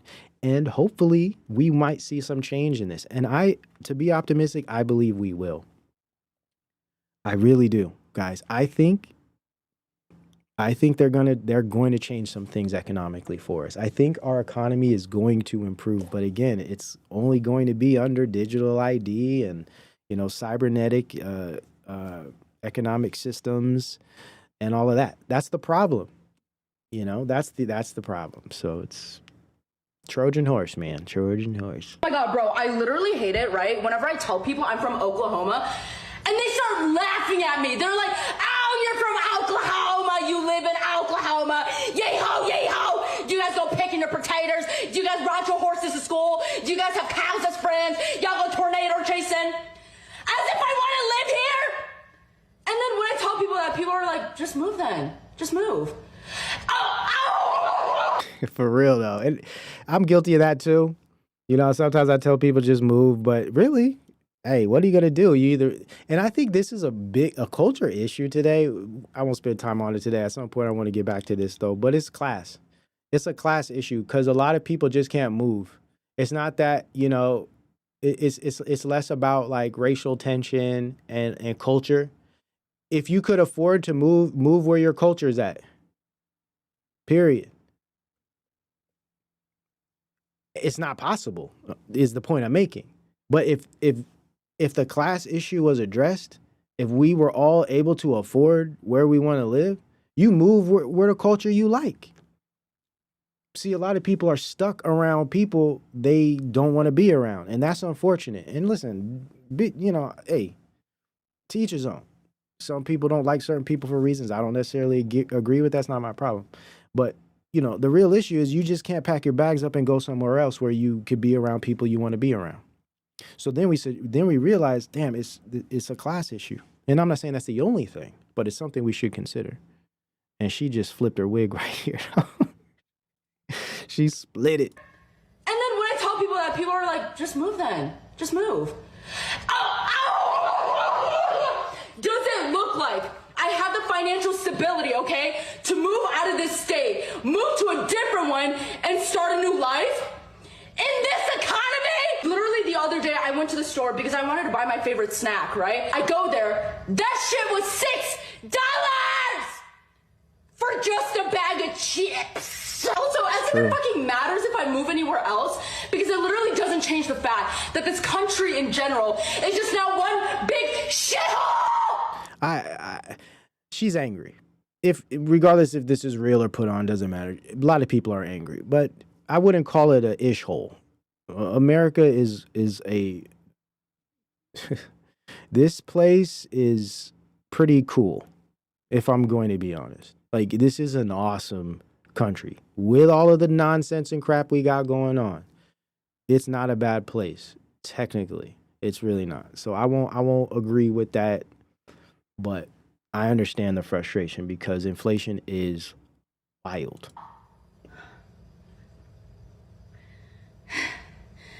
Anyways, today for lunch, I made myself some sliced apples, and then I also have a side of peanut butter, honey, and dark chocolate chips. I also made myself some scrambled eggs. This has been like my go-to lunch recently, just And she just goes into content creator mode. It's really funny. It's just perfect for the time. And then there's this one here. Let me pull this up. This is Burger King will use AI to check if employees say please and thank you. This is what Gen Z's dealing with, man. Crash out. Facts. This is what now when you get a job, you got AI checking on you to see if you say please or thank you. That's where we're at.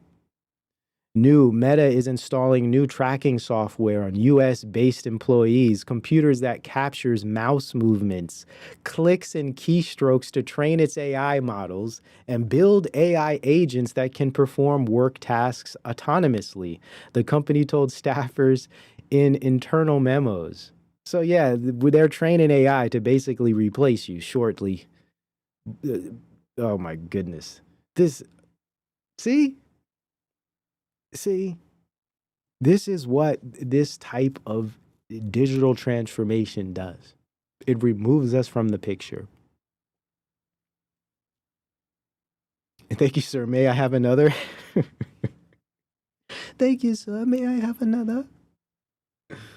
Oh my goodness, this place, man. So see, this is the problem, guys. This isn't the good direction to go. I mean, I do understand the global interdependent economy is changing, but that doesn't mean we have to change with it.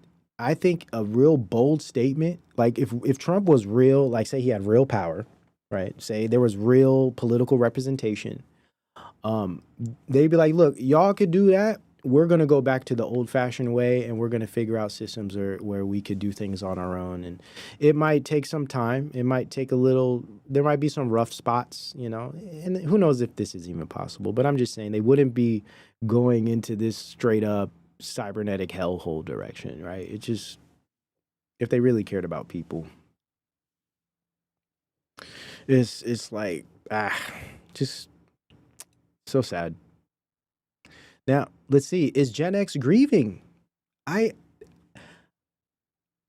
really identified with this clip here because there has been for me ever since probably like 2000, ever since Trump, ever since 2016, there's been this slow grieving of this lost future, this type of future that never will be because of the way things have just completely transformed over the past 10 years. This is just for Gen X. Everybody else can keep scrolling. But I follow a girl on here, what's her name? Teresa Garrett, who has made 2 videos over And I think millennials will feel this too. the past week that have really resonated with me and have really made me ponder some things that I'm just curious if other Gen X people are pondering the same thing, but you need to go and check her out. But her video is basically about how Gen X is currently grieving because the world that we are currently living in is not the world that we grew up in, and it's never going to return. And we are grieving for just the loss of the normalcy that we had growing up that our children no longer have, and the world. Oh, girl, why you got this song on? I really hope I don't get hit for that track. We'll never have again. And I'm just wondering if other Gen X people are feeling this way, because honestly, I know we say it all the time, but we literally did grow up in the greatest generation ever. I mean, we had... I think we did. Freedom. The world wasn't as scary. We did not have social media recording everything, canceling everything, making us constantly compare ourselves with other people, or just the idea that the world has always been on fire. Like, I know that the world has always been on fire. Like, important point, right? We've always been in this kind of culturally incremental decline since the progressive era, right? We've been going culturally downhill. My argument and my position is technology has only made it worse and accelerated it, okay? And in the process, politics have gone down with it. This is where I come from, my view of this, right? These things have been happening, but the technology have just sped up the process of downfall. the Bible says there's nothing new under the sun, and I truly believe that the world has always been crazy and out of control. But the amount of information that we take in on a daily basis of just the injustices and the genocide and the just terror and the murders and the evil that is in this world that we ingest every day. I just don't know if our minds were truly meant to absorb that much evil, toxic information. Absolutely not. And what's interesting is Gen Z is built different than we are. So they're actually able to engage with that level of stimulating images, right? Because from very, very young, they were engaging with this kind of randomness of scrolling and social media.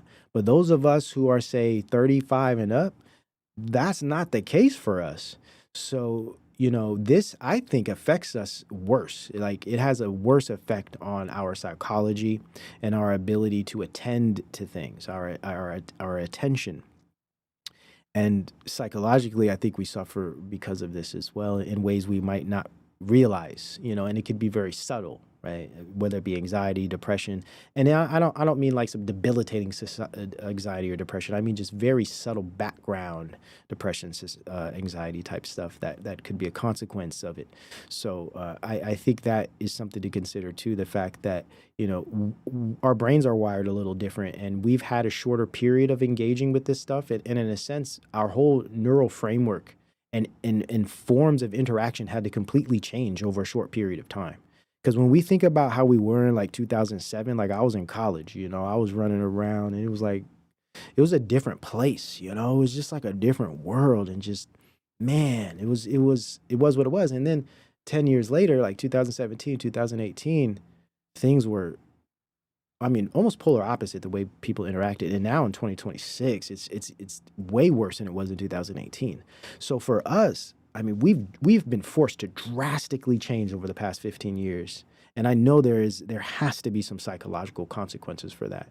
And I know some of us deal with it better than others.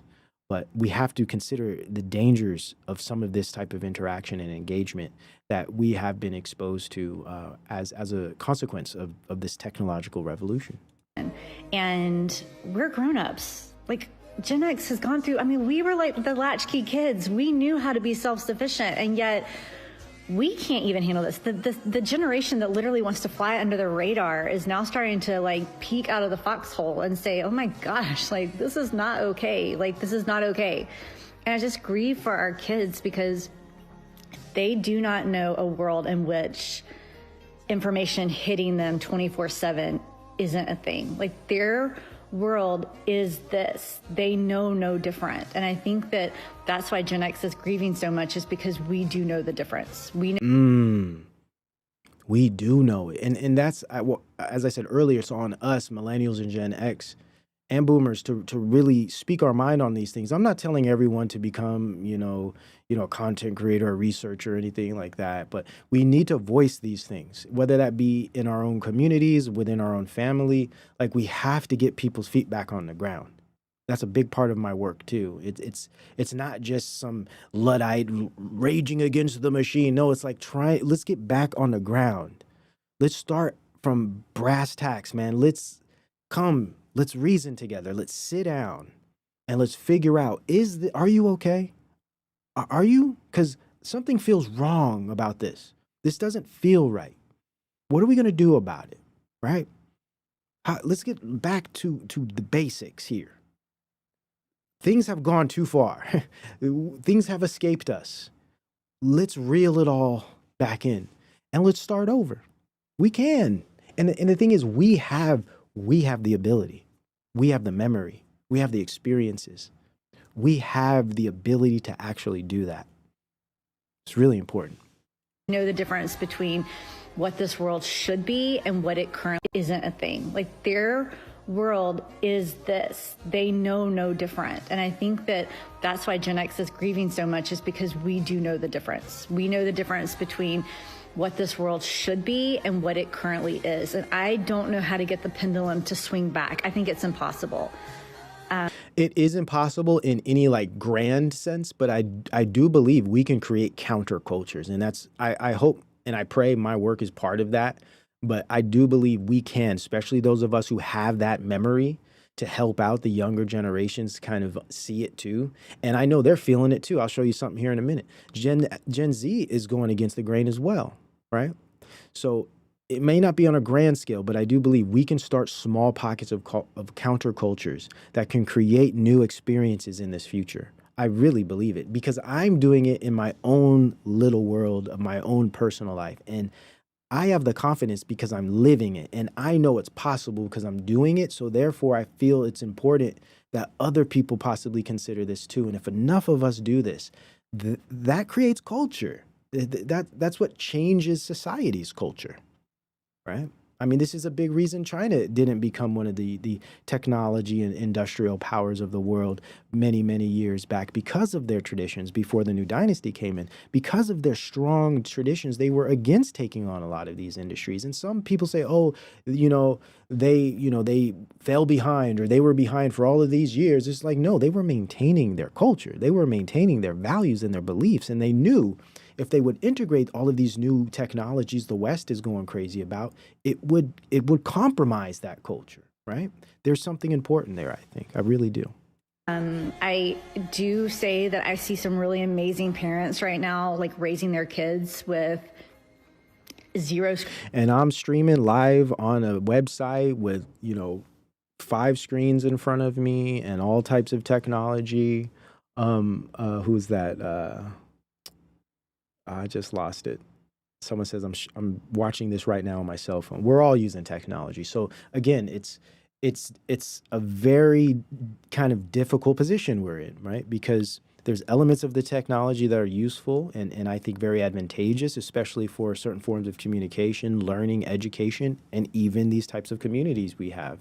Because we wouldn't be able to do this listen, you can't go outside and go to a place physically with as many people that are here and sit down and talk about this stuff, or at least, be able to engage. It doesn't exist. So there are some things that we can use for our advantage, but it's all about limits, and it's about fully understanding, at least in a broader scope, how we relate to these technologies. And I think once we can understand our relatability, or how we relate to these things, then we can start actually fashioning our life, right?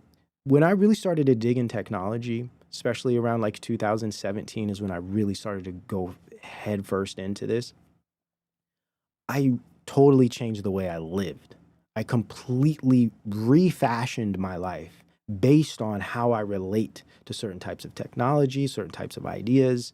I I really reorganized the way I was living. And I think that's a very important thing to do, at least to begin.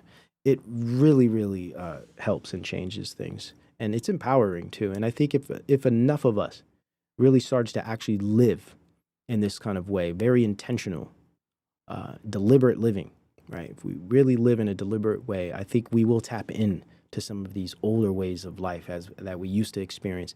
And I believe as we do that, we'll be more present. I think we'll be more happier. We'll have more of an embodiment.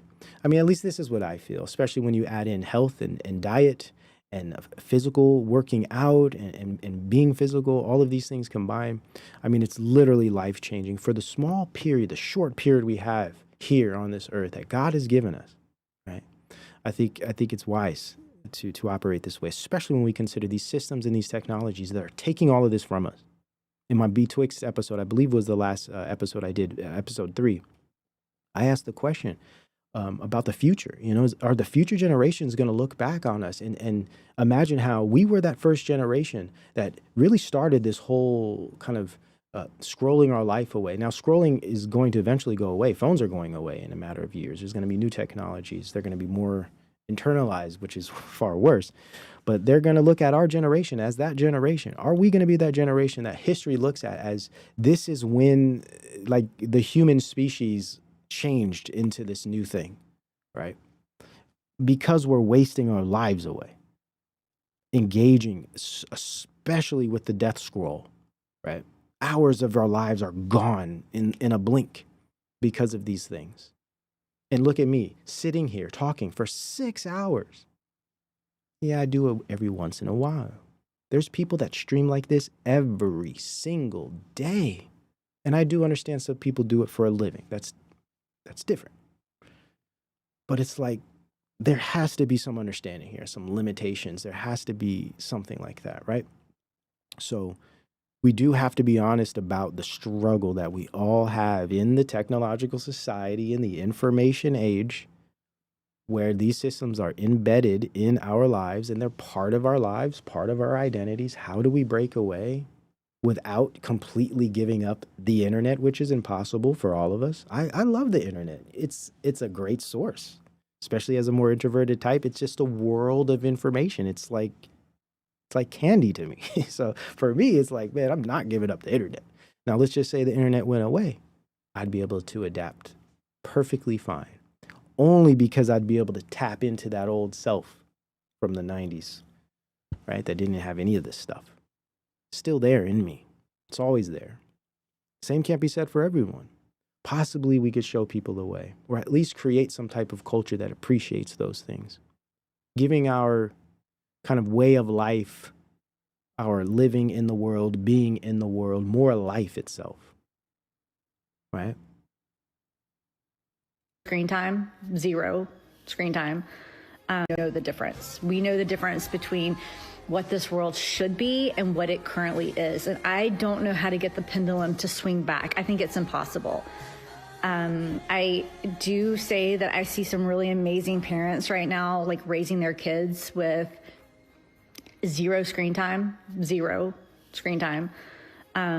forcing them to go out and be part of the world and part of nature and literally touch grass every day. But, you know, I think those parents are far and few between because we just live at a pace that is just flying unnaturally fast. Yeah. And yes, unnaturally fast is key because our perception of time is sped up because of the technologies. It's not that time speeding up. It's that we're engaging with so much information at such a pace that it causes time to feel like it's moving a lot faster because we're not as present and our attention isn't as still. We're no longer still with ourselves and our experiences as much, right? Because we're just constantly taking things in. We're checking this, we're looking at that.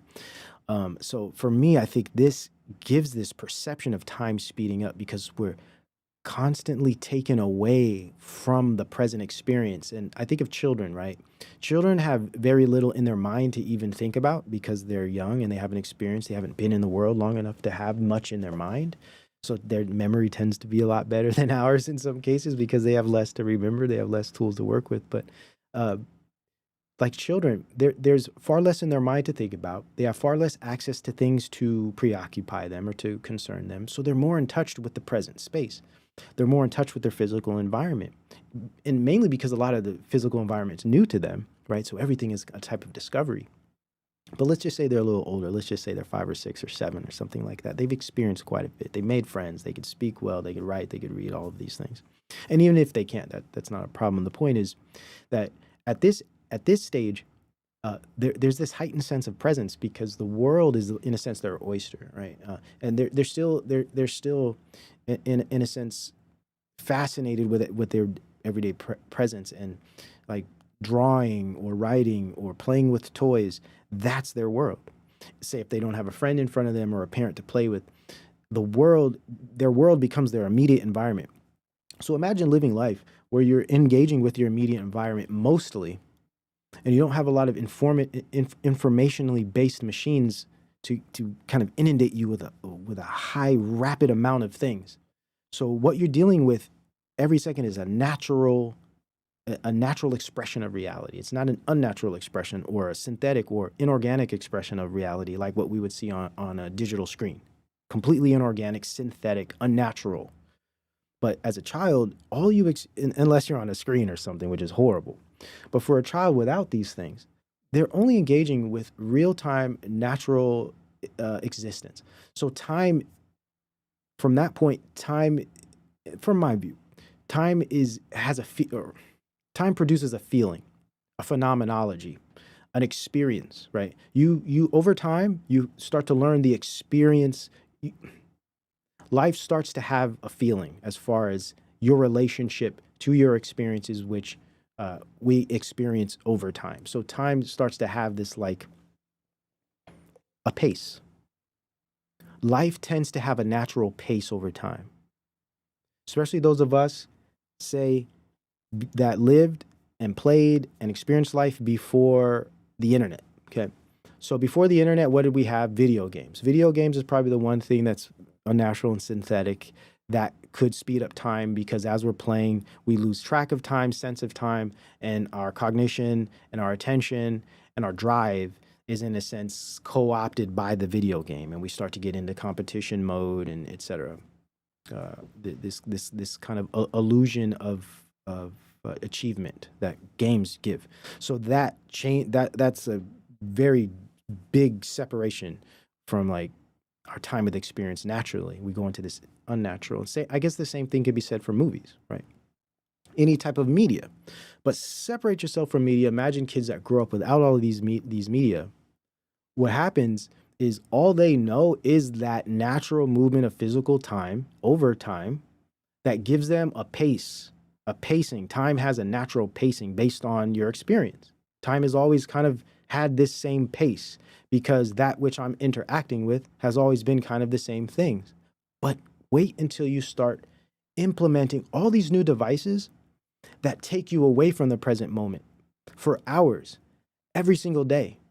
And all of that time you spent with natural interactions, natural environments, real things, real physical things, that pacing, that feeling that you would get day to day as time moves on, as you experience day-to-day experiences, that kind of natural pacing is now inundated by the synthetic, inorganic, unnatural pacing of devices, of like random images and symbols and messages and sounds and graphics and light. And imagine where hours a day are now taken up by that experience opposed to without media. That pacing, I'm trying to describe that pacing, that feeling of time, that relationship you have with experience and the process of experience, I guess, that would be perceived as time, at least it happens in time. That pacing changes because you're no longer present like that. You're now splintered or fragmented, that's the term. Your attention's fragmented because now you're attending to all of these things. And everything you're attending, you can move at your own pace or at your own ability.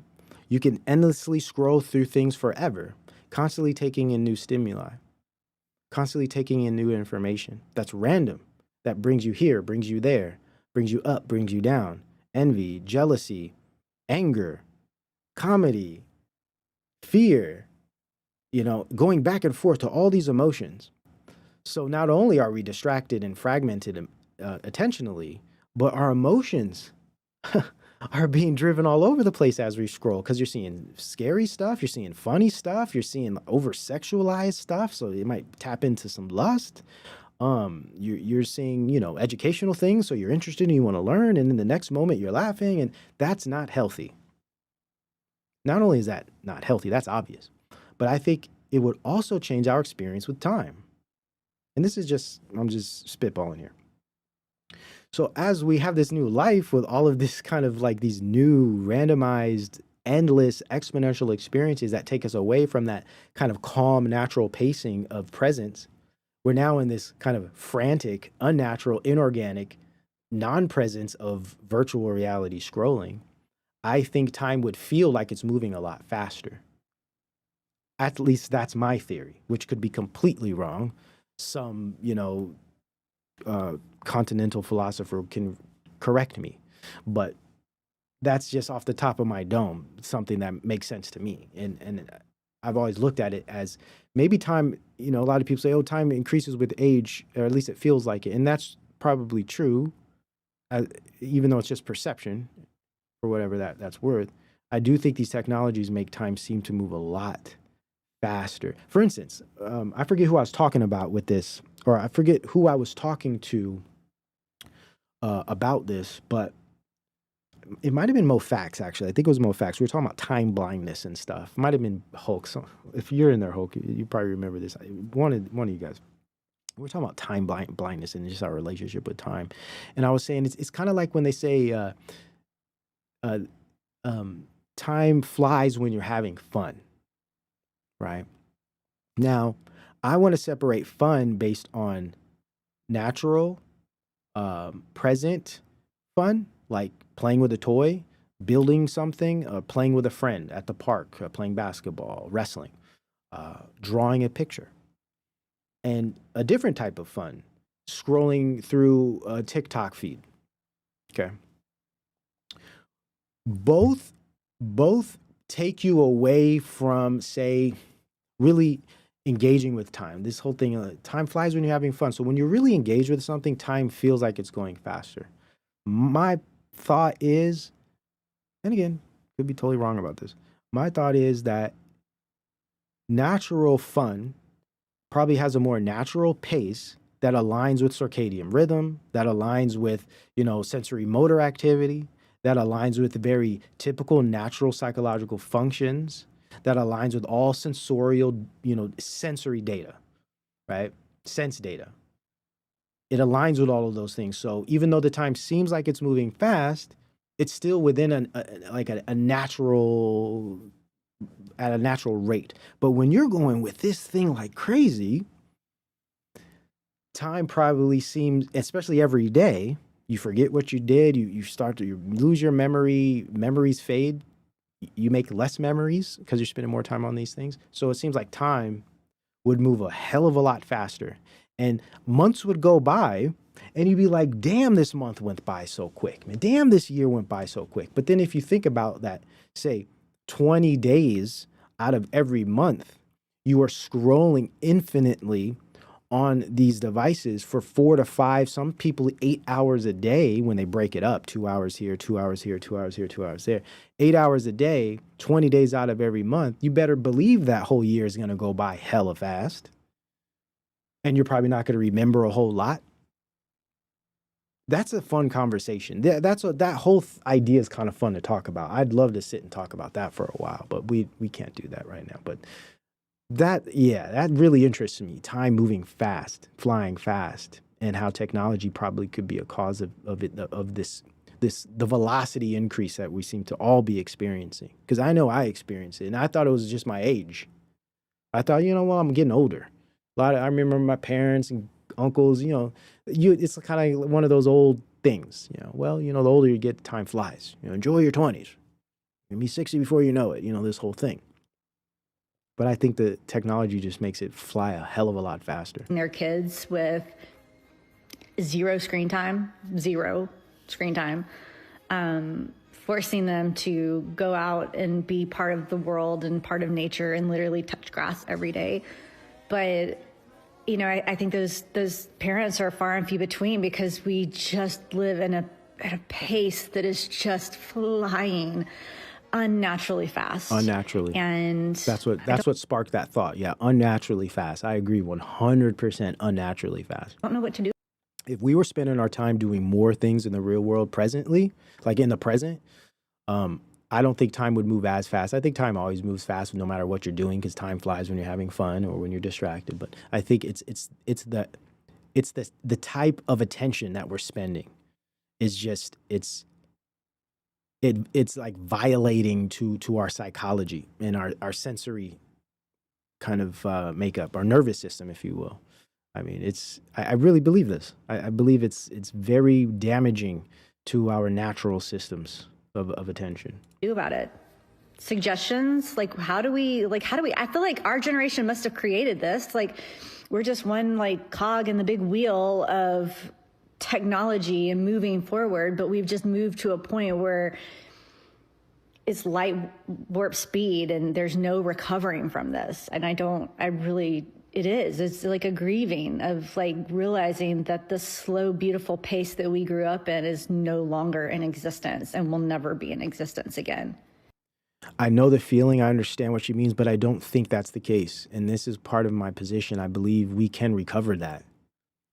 That's why I like to focus on things that are, sure, they're a little more abstract, but I think they're important. Things like phenomenology, how we experience life, like how the experience of every moment, right? Being grounded and embodied in those things and present in those things. Like when you're speaking to someone, you know, not just talking to them, but feeling that whole moment, you know, just as an example, or eating your food, you know, like now we're just doing multitasking. We're eating food, we're scrolling through the phone, something's on the TV. I mean, I've been guilty of it too, you know. Took me a while to really get out of that kind of behavior. But I think we can recover some of these things, man. And I know to most people, these kind of topics and, you know, discussions aren't very interesting, right? Nerdy or whatever, fine. I think these things are important, man. I really do. And I think she had some great points there. And I know she's grieving, so she's a little negativistic and sad, but I tend to take the more challenge of recovering these things. Like, to me, this is a challenge, you know. Maybe that's just a way I like to address, or I like to approach things, as a challenge. Sometimes as a fun game. Gamifying things is very popular today, but I like turning things into a challenge and seeing if I can do it. And part of that is, you know, adjusting certain living patterns, certain ways of life, certain ways of being in the world. And one of those ways is relationships with technologies. And someone had mentioned YouTube's taken their life away. And I understand that, you know, research has taken a lot of my life away, if I'm going to be honest, you know, spending hours a day reading books. And it's not even technological. It's a damn book. You know, if I spend 4 hours every single day reading, that takes a lot of my life away at the aggregate, right? So, I mean, our life is going to be taken away no matter what, as long as we're doing things, right? The question is, what are you doing? And what are the purpose of your doings? What are the directions of your purpose, right? When I talk about fashioning your life, these are the types of things you got to think about. Structure, purpose, meaning, direction, goal, means, right? All of these different things I think are just vital when it comes to day-to-day life. And it doesn't have to be super mechanistic or systematic or anything, but thought has to go into it. I'm more intuitive with these types of things. I don't sit down and try to calculate them with math. I'm much more intuitive with it. But I think the first part is the recognition, the acknowledgement of certain things that are going wrong and certain things that need to be fixed or adjusted. And I think a lot of these technologies and YouTube and different things distract us from doing those things. And you know, I like, you know, entertainment. I like these things too. I'm not saying you shouldn't have these things. I spend most of my time learning personally, right? I do have time for entertainment here and there, but most of my time is taken up by learning. But for me, even though that does take a lot of my life, as far as time is concerned, there's meaning and purpose behind it. You know, some people feel this way about their occupations as well. you know. So I don't think we're ever going to escape that. You know, our life is going to go somewhere, but where's it going to go? And are you in charge of where it's going? And if not, what are you going to do about it? And what's great is you can do something. Now, so, you know, listen, I've worked all types of odd jobs all my life, you know. Looking back, you know, you regret all the years you spent, you know. This is life. We play the cards that we've been dealt, you know, and we don't get down about it. We don't waste time regretting things. If anything, you should just be thankful they were what they were, opposed to being otherwise. And as if we can know anyways. Time might be real. Yeah, right? That's a whole philosophical discussion itself, right? It's a big argument. But yeah, so I like these kind of talks. We'll have more of them for sure. They're very important, especially today. And it's like things I used to think about growing up and stuff that never really made sense at the time. But now it's like, wow, these things are important. They actually have a lot of meaning, especially now that there's use, you know, there's use for them now, because now we're in trouble at the phenomenological level, at the level of experience. We're in trouble at the level of socialization, at the level of sociality. We're in trouble. This is why I think it's so foolish to focus on politics, because it's like dealing with the symptoms and ignoring the disease. Yeah. Dealing with the symptoms but ignoring the disease, and think you're going to solve or heal or, you know, in some way treat the disease just by addressing the symptoms. Our symptoms are at a core level deep, right? And of course, they're rooted in the spiritual issues, the flesh, the sin of the world, of course. That's where it all starts. But, you know, there's the whole social world. There's a whole experience that we all have with each other, and even the phenomenological or personal experience. What do you do every day? How do you spend your days? What's on your mind? What's in your head? These things are important. These things are important. And it is important to know we shouldn't dwell on the things that are painful too much either, right? That's why I turn things into challenges and turn things into opportunities to learn, because dwelling on pain is just kind of pointless. You can learn from pain. They make you a better person, I think.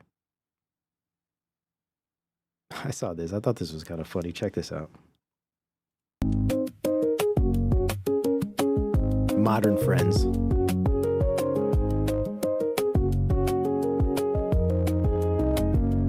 So true. Look at that. That's hilarious, actually. This right here, like, come on, man. Everywhere it's like this. This is not just a joke. This is real. It's real. I don't know who made this. You know, I guess AI is good for some things, right? It's like, wow, dude. Spilling all the coffee. She's not playing her music. You know, she's not even playing because she's too distracted. No one's talking. Everyone's in their own little bubbles, in their own little worlds. This is so typical today, too. And this isn't considered disrespectful because now we're atomized, right? So now we're all respecting other people's worlds of information because we have our own world of information.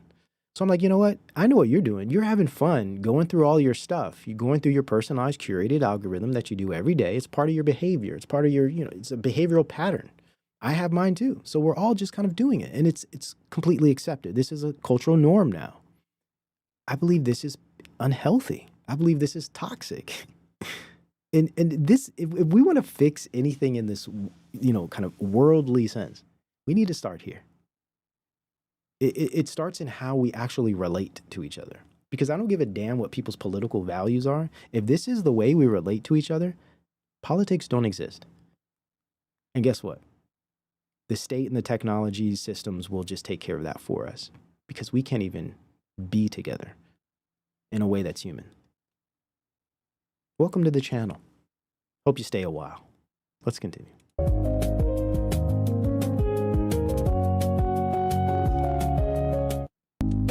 Yeah, that was a good one. That was a good one. What do we got next here? Oh, I saw this clip. I was like, wow. A broken clock is right twice a day, right? Broken clock is right twice a day. $20. There is this parallel universe of propped up all Americans. Even Fuentes is realizing this. Late to the party, but I thought this was pretty funny. Storybook poem characters to gaslight actual Americans into thinking the old ideal is still possible. Expecting traditional, pre-internet connections in modernity is wild. Love you. I'm honestly, as time goes on, I'm starting to think that phones are the problem. Like, it really is the phone. It is like it is so ubiquitous. And it's far more than just the phone, but this is a good start, right? This is a good start. The phone is like just the basic surface, right? But this is a good start. Yet nobody talks about it or rarely talks about it, but the phone is the biggest. It's just killing us. We just can't have normal human relations anymore because of phones, because of texting and calling and social media. And now the phones are even worse. It was bad before. And now between AI and the short form video content, it's worse than ever. There it is. That's what really hurt us. See, because we had phones. I had a phone, well, smartphones. I remember I had my first smartphone in like 2008 or 9. I had my first smartphone. But, you know, I had the internet, but it wasn't a big deal. I was more interested in the fact that I had a small little camera I could carry around everywhere and document stuff. Like, I used to like documenting things with the phone. The internet was slow and useless. It came in handy here and there, but we didn't have all these applications and stuff. So it's not really, now the phone, the surveillance, you know, all of that, kind of the incremental steps towards this. So sure, the phone is definitely part of that stepping process, but really it's more than just the damn phone. It's what the phone turned into. The phone turned into pure just applications that could do all of this stuff, can do everything for you, an application for anything and everything. And then social media. So for me, though I believe all of these technologies are extremely problematic to different degrees, I think technology inherently needs to be limited in any form, and it can be of some use, okay? But the problem is certain technologies don't really have any redeemable qualities. And I think social media in its format of algorithmically based and ubiquitous and universal, very, very dangerous and should have never existed. Now, say Friendster or MySpace online, desktop based, kind of like you go check in here and there to conversate with your friends, that wasn't so bad. That was actually kind of fun. But now that we got this crap on our phones with these algorithms and these shorts now, it's just getting worse. So key thing there. Key distinction, should I say. Before. And now between AI and the short form video. Yeah, and then it's mind control and tracking. Exactly, right? So there's the mind control of the images and the ability to socially engineer populations by just inundating them with symbols and messages that you can control by algorithm. That's dangerous. And then the tracking alone is, yeah, very, very problematic. So I definitely agree. Video content, it's worse than ever. It was bad enough when you had TV.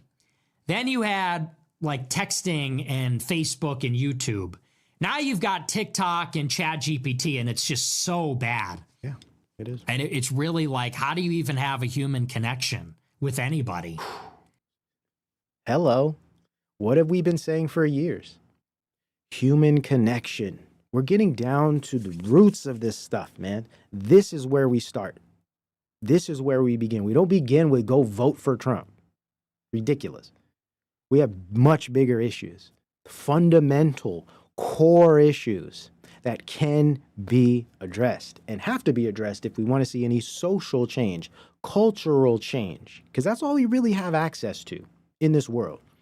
We don't have access to power and influence over these massive technological systems and government, state governments, corporations, etc. We don't have any access to power over them, but we can influence them by how we behave when in a group, as a culture, people power. As Edward Bernays has said, he's very open about it. He's like, the only reason we're able to do all this stuff because there's no longer any people power. You guys don't care enough. You guys are too selfish. You're too preoccupied. You're too easily manipulated by consumption and marketing, right? Very open about that. So, you know, there are things that can be done, definitely. it seems impossible. So it's not good. That may be the biggest problem of them all. Even if you had all the minorities out, you still don't have a social fabric. Ooh. You know, I very rarely applaud anything this young guy says, but damn, is that straight up factual. Let me run that back for all the political pundits in the audience or those secretly watching behind closed and anonymous doors. He's out. You still don't have a. Listen to this. All the minorities out. See, even if we kick all the minorities out, because, you know, there's a big kind of right-wing thing, you know, we just need to get back to our ethno state. Fine, whatever, right? Different strokes for different folks. But he's like, even if we kick all the minorities out, we're still not going to be able to get along because we can't even communicate because of this stuff. And that's facts, man. This is why politics can't work. I mean, this is my whole argument. There is no politic. There isn't any. Not anymore. We don't even have the capacity to sit down and have real political discussions, especially when we're all in these little hive minds. We're all in these little political groups. You know, we only get to talk to Christians, and we only get to talk to people that we agree with. We're not even willing to go actually understand how other people see the world. If anything, just for our own knowledge. Sick, man. Sad. Even if you had all the minorities out, you still don't have a social fabric. There's something deeply sad and hollow about, you know, the way the world works now. $20. So facts. Super facts, man. Continue. I got a few of these. We're posting photographs of what people had for breakfast. We're looking at people's half-naked pictures on vacations. Who the cares about any of this? It's so banal. It's so stupid. It's and listen, I don't support, like, I have issues with all of these guys we're looking at here. Okay, you know that. But listen, a broken clock is right twice a day, right? It's not like we can't gain understanding and wisdom or good information from people we completely disagree with, right? We're posting photographs of what people had for breakfast. We're looking at people's half-naked pictures on vacations. Who the cares about any of this? It's so... Precisely. There's Miss Melanie. There we go. Something that I've been presenting with plenty of evidence for a long time and will be nailing this year hard. That is the goal. No politics. Perfect setup for AI. Thank you. Oh, I love this community. You guys are so on point. And look what's happening now. Full-on AI infrastructure flooding every single state with data centers. Wowzers. We're posting photographs of what people had for breakfast. We're looking at people's half-naked pictures on vacations. Who the cares about any of this? It's so banal. It's so stupid. It's so boring. So instead of expanding your mind to this incredible universe that we live in, that technology can and should do, and maybe in the early days of the internet, it was doing that to some degree, but now it's getting narrower and narrower and narrower and narrower, and our concerns are getting narrower and narrower to how people look, to what they're eating, to all of the petty values and the things that are making us so angry and outraged. Instead of expanding our consciousness, it's narrowing it day by day by day by day. But it's not the fault of technology. It's the fault of human nature. This is a fact. Hence technique, universalism, interoperability. Technology didn't do any of those things. Technology doesn't have any control of how it is developed and implemented and diffused into society. Humans do that. Always got to get back to technology as human creations. That's why we can't trust it the way people are trying to tell us to trust it, because man is behind it and we understand the flesh of man. And when you give the flesh of man this level of power and technology, like ubiquitous AI surveillance systems and cybernetic databases, you are asking for trouble. I don't care what they're offering in exchange, whether that be jobs or homes. You're asking for your entire world to be uprooted, and it will be unrecognizable before you even realize it.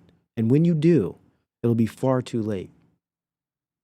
It's the fault that we take these tools and then we end up using them and making them more and more banal. It's up to you to use them in this way. I remember in the early days of the internet how exciting it was, where you could connect to people all over the world with similar interests. It wasn't all about making money. It wasn't all about algorithms and programming us. It was about connecting people. If technology was used to connect 8.2 billion people and I could have access to all the different ways of thinking in Sri Lanka, so it had nothing to do with marketing and money, we would be living in a paradise. It would be absolutely fantastic to be alive. So I don't fault technology. Technology could be absolutely brilliant. It's how we use it that is causing so many problems. Now, that's not fully true, because I would say technology is neutral, and it just matters. It's just how we use it. It's more than how it's used, because again, he's just saying the term technology. We have to remember, all technology isn't made equal, right? A computer is a technology, right? A lot of good uses. But a generative AI system that's placed into a, say, healthcare database that's connected to devices that has interoperable implants that are placed in the wrists or the backs of patients to monitor their bodily functions, but also provide them information about their bodily functions and, give them, their economic or, financial data information, et cetera, digital identification. Again, this is an extreme example, but this is where this stuff leads, right? That kind of technology, let's just say AI. AI is not the same as a television. Okay. Handheld device that can scroll exponentially with endless amounts of engagement through sensory, what's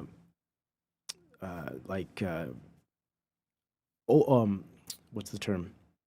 Overstimulation, like overstimulating device that can scroll exponentially is not the same as a Game Boy, right? So technologies are different. Artificial intelligence is agentic. It has the ability to act on its own. It also has the ability to produce itself, which is it's autopoietic in that it can produce itself. This is not the same as a type of very narrow algorithm that's in a video game like Super Mario. So MySpace is not TikTok. So we also have to be, and this is what's important about the philosophy of technology, because you get to really break down these very granular elements of technology that goes way beyond anything the general population is even aware of. So when famous people, influencers like Musk or Trump or whoever get out here and talk about the great things about technology, people just take all of that information in with a very flat sense of what technology actually is.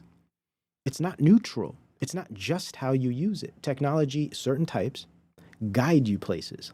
AI is a perfect example. It has a built-in worldview, by the way, right? What it chooses, because it's not choosing, I don't mean to anthropomorphize, but for lack of a better term, it gives you information against your will, but designed based on its coding. Its coding was put in by another human. That coding is based on some type of perspective or worldview or position about the world, as well as moral. If you've tried to use AI and it says something, like some moral, I remember there was one story about AI that was, I don't know, it was saying all of these very hyper progressive things. Like it was I can't remember exactly what it was saying, but you could tell whoever coded it with very hyper liberal views. Right? And same thing could happen the other way around. So the point is, like, AI takes you somewhere against your will, right? Even though you're willingly using it. That's the interplay. That's the nuance of it. Is it controlling you? Are you controlling it? See, this is where determinism starts to lose its real meaning, because it's both and, right? So this is the importance of really discussing these things in a real way. And what he just said at the end there is absolutely incorrect. It's not just how you use it, because just using social media itself is changing the way we communicate. So it doesn't matter if I use social media a little bit or if I use it every day. It's changing the way we as a population of human beings communicate in general. It's changing us. So this is what makes technology non-neutral.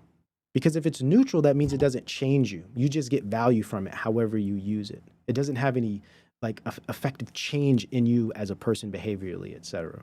It's not guiding you in a certain direction that you didn't choose. You use it for your own use. It's like a tool. You know, using a hammer doesn't change you. You know, a bicycle doesn't change you. It can probably get you in better shape, make your legs strong, right? Give you some really fun times, wind blowing through your hair, hitting your face. You might get a bug in your mouth here or there, but you have a good time. But it doesn't change you as a person in any intrinsic sense. These things change you. So no, it isn't just how you use it. Certain technologies should be extremely limited, like algorithms as an example. Extremely limited to very specific tasks and situations that safeguard humans from certain types of drastic changes, like social change, right? Changing the way we even communicate with each other. I think algorithms are very useful for certain industries, right? Workflows, etc. But and algorithms have been around for a long time. We could go all the way back to Weizenbaum's ELIZA, you know, and the translation technology. There's use for these things. But where we're at now, different world, different level, completely different example of what technology should be. And no, we're beyond the point of it's just how you use it. Way beyond that point. Certain technology shouldn't be used at all. Children should never come in contact with social media. Children should not have phones, if not just for the exposure to frequencies alone. Their little bodies taking in all of that data, all of that energy, all of those frequencies, imagining what it could be doing to all of our children over time, even on the Wi-Fi in our own homes. You know, these things we don't, and listen, they could be far more innocent than maybe some of us believe they are. And I pray that that's the case. But the point is, none of these things have actually been tested. It's because humans and people and our lives, our ability to be happy and our ability to flourish and to be creative and live in the world as God had meant for us, none of those things mean anything to the people creating these technologies. And again, I focus on digital technologies, specifically communication technologies, especially smart technologies and these types of devices that are ubiquitous and interoperable. These are the most dangerous types of technologies because they don't only affect our environment, they become an environment for us, but they also change the way we interact with each other, but they change the way we interact with ourselves, with the way our identities are informed. And ultimately, they change the way we feel day to day at the emotional level. And this is dangerous and should not exist. So that's my view.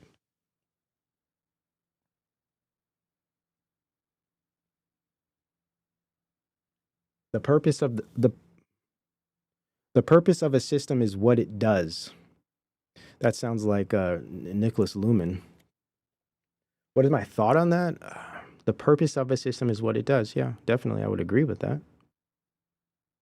Because a system is rooted in function. It's purely functional. It's relational. So what it does is essential, for sure. Because a system is only a system in connection with other systems. Because if a system isn't connected to some other system or a part of another system in some type of chain of sorts, it's not a system. Because every system is another set of systems. I mean, if we get into systems theory and Luhmann, I mean, this is pretty much kind of where it goes. Oh, check this. Here's another one. Let's see. Oh, I like this one here. This one's pretty good. I think it speaks to what we're saying.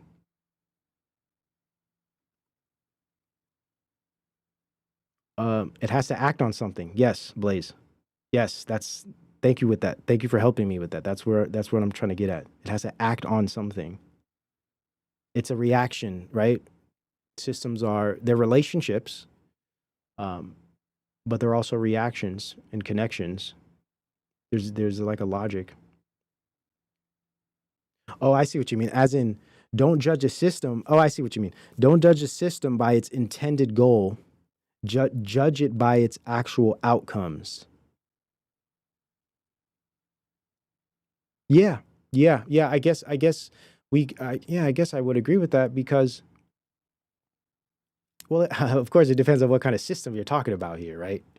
But if we're just going to be very abstract, especially if a system is autopoietic or if a system is a type of automated system, I mean, gosh, it really depends. Are we talking about biological systems? Are we talking about man-made, engineered systems, computational systems? Because then there's the whole moral element there.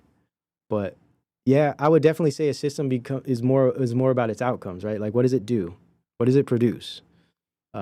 Because whatever it like, if we're trying to like apply some type of intention to it, I don't know. Like system intentionality. I mean, I guess we could get into that with like generative AI and stuff like that, but talking about technocratic system. Okay. Yeah. I would argue, again, it depends on what type of technocratic system. Like what is its goal? Okay, well, what if the technocratic system's goal, what if the technocratic system's goal was to, let's say, in a utilitarian fashion, right? Create a situation where,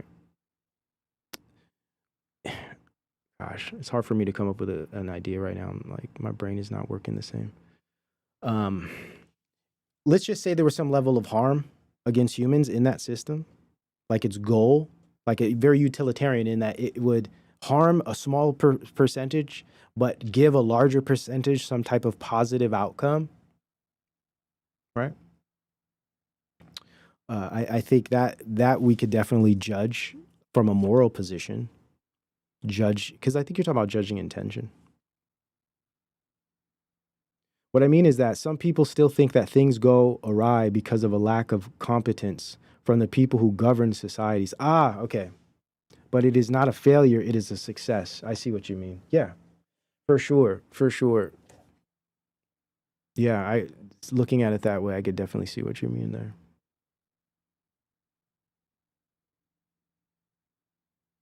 Yeah, system success could be perceived as a type of failure on the part of those in control of the systems, but the systems could be designed for that outcome. And like, that's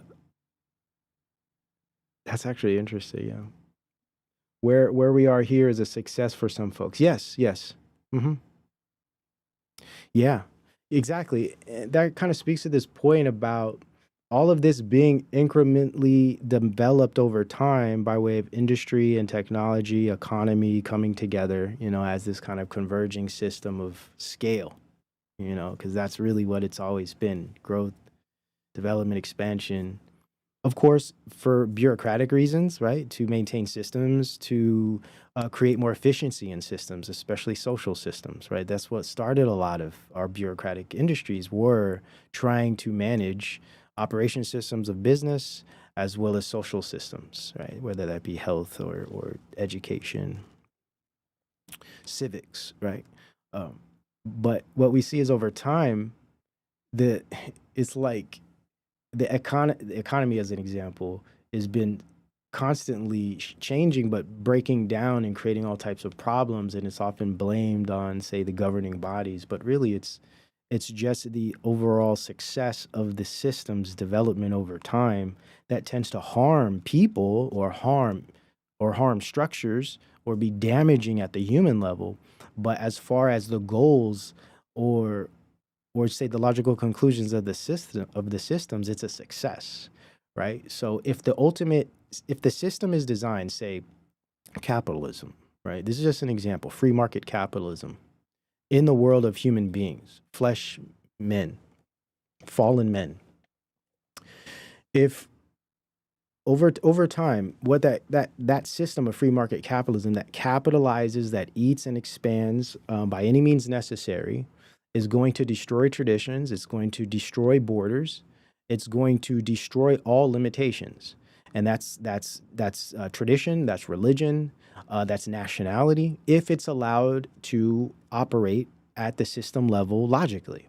It's going to continue and destroy all of these systems because it's designed to do this. This is the goal of the actual system itself, is to reproduce itself, which we would look at as profit. But it's, as a system, this is what it does. And as it's in the hands or controlled by governing men, it's going to over time be enabled and even encouraged because of the nature of man, right? That will utilize these systems to capitalize. And this is what we saw with globalism.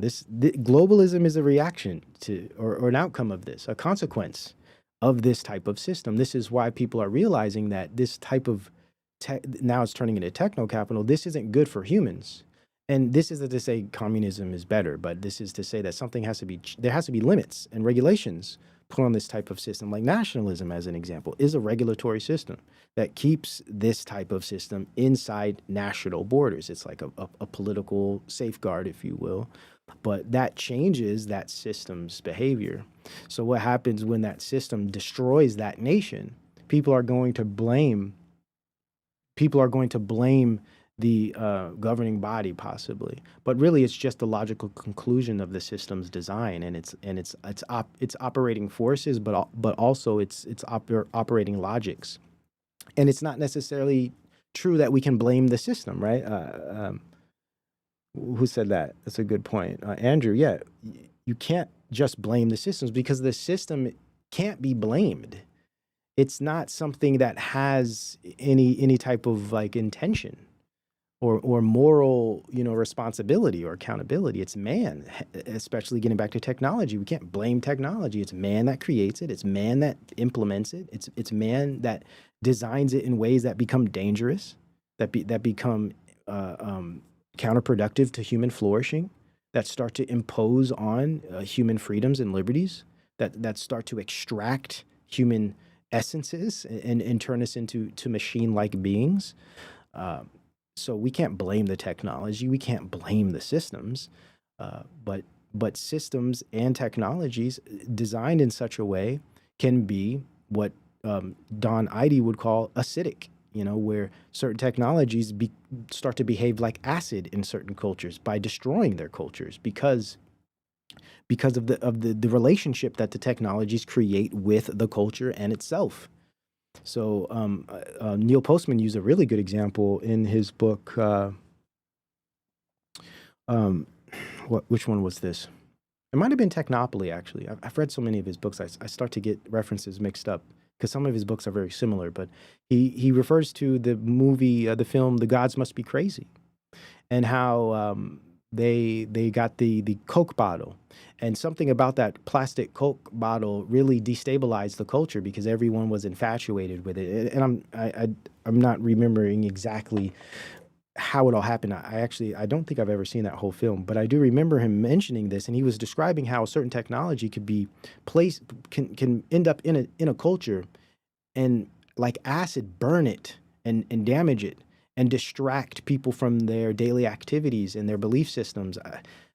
I might be wrong about this, but I think there was something about like it changed their worldview because they never imagined something like this existing or something. So it completely changed their worldview. So it kind of compromised an aspect of their culture, the technology itself. Can we blame the bottle? Can we blame this foreign object that looked like magic to this culture for changing their culture? No, of course we can't. But this doesn't change the fact that technologies have this degree of power, right? Over behavior, over culture, over our life worlds, over our immediate environments, and even our psychological environments, like that which we perceive around us, can be altered by the technologies we use, but also it's the relationship we develop with the technology. So smartphones and social media is a perfect example. Every individual person has now created a type of relationship with their phone, but also with the data that it provides them. It's very intimate. So now the person has this kind of emotional connection to the technology, not just because of like dopaminergic reasons, like, you know, it gives them dopamine rushes, but also a connection to memories, whether that be images or messages that they might get from people from all over the world or from their past or from their, you know, virtual community. It in a sense houses their social relationships. It houses their memories. It houses the mirror for them to kind of see who they are. In a way, that's what social media has become. It's this type of mirror that reflects back to us who we are, because very little, well, unfortunately, people aren't living enough to create an identity. So now identity is fashioned through what other people project at us. And so, you know, this is an important way to look at technology. Sorry, I got off on a tangent here. But technology, the relationships that we create with them, that relationship that every single individual has created with that device and those social media applications and all the data that it provides and all the emotional experiences and degrees of identity that is developed out of it, all of that starts to impose on the person's real present material in the face of relationships, people around them in their immediate space. Couples might end up being so preoccupied with their devices and their shows and the things that they're engaging with every day that they start to communicate much less. So this is very important. I'm sorry, I totally went off topic there, man. And I don't know if I really narrowed down what you were getting at. I could have probably screwed that up. But you really got me going there with that question. Yeah, the system is sustained by people, precisely. Yes, this type of systems, technocratic systems of technology that we're dealing with here are sustained by people, whether that be the designers and the engineers who develop the technologies, the institutions, the states and governing bodies that implement them into the systems, or the people who actually use the technologies like ourselves, right? So there's tiers, right? There's the developmental kind of background, and then there's the enforcement, the administrative, the diffusion that comes from the state, and then there's the use, right? There's the interaction, there's the engagement with it, and there's the relationship that's built out of it at the level of the people, right? The foreground. Yeah. They destroy all reasons to have faith, but impose a fictitious faith upon us, an ultimate mockery. There's another important point I'd like to make. Me and Axiom are working on a project right now that really focuses on this. How these technologies, if we get into the theological level, I'll tread lightly on it because I really want to save some of this work for later. As I build all of this, I'm going to be providing some other types of projects I'm working on with other thinkers. But as we use these technologies, you're absolutely correct. They start to replace some of our spiritual experiences and relationships we have with our faith, because they start to, in a sense, distract, get in the way, or displace with different kind of forms and expressions, etc. Very, very dangerous stuff, man. So it's deeper than just the phones. It's not all technology. I mean, there's so many different things that are part of this, guys. It's a completely life-changing thing we're all going through.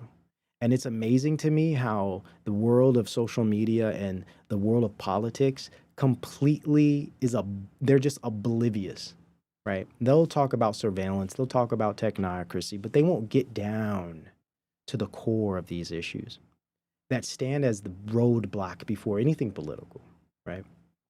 These things are so important. I'm so happy you guys are bringing this stuff up. And again, it's not like we can get rid of these technologies. I'm not telling people to throw away their phone, but we need to think about these things. A big part of this work is to get people to start thinking about technology. Let's analyze how we even think about technology. We have to start there. We have to begin somewhere. We can't vote our way out of this stuff. We have to get down to the roots of the problems, at least in this kind of social, political, cultural world that are now all being mediated through these types of devices and technologies. And it's only getting worse with the introduction of algorithms. That's what's really took us to idiocracy. I got some more here. So what did he say here? I got this one here. The state is now that people go to work, commute, or live somewhere, but interact only via social networks. That means they don't interact with coworkers if they don't have to, with other passengers, staff, or anyone around. They don't create any social bonds or society anymore. For them, social media are the society. I pray this isn't the majority of us, but I know this is a nice portion of us. This is it, right? And some people are predisposed to this kind of behavior, especially if you're super introverted or you might be neurodivergent. This is not a problem, okay? So we're going to exclude certain types, right? But generally speaking, this is not, say, necessarily healthy for the general population. Some people thrive this way, right? Some of us don't need a whole lot of activity with other people, and that's just the way our brains are wired. We can't help that. But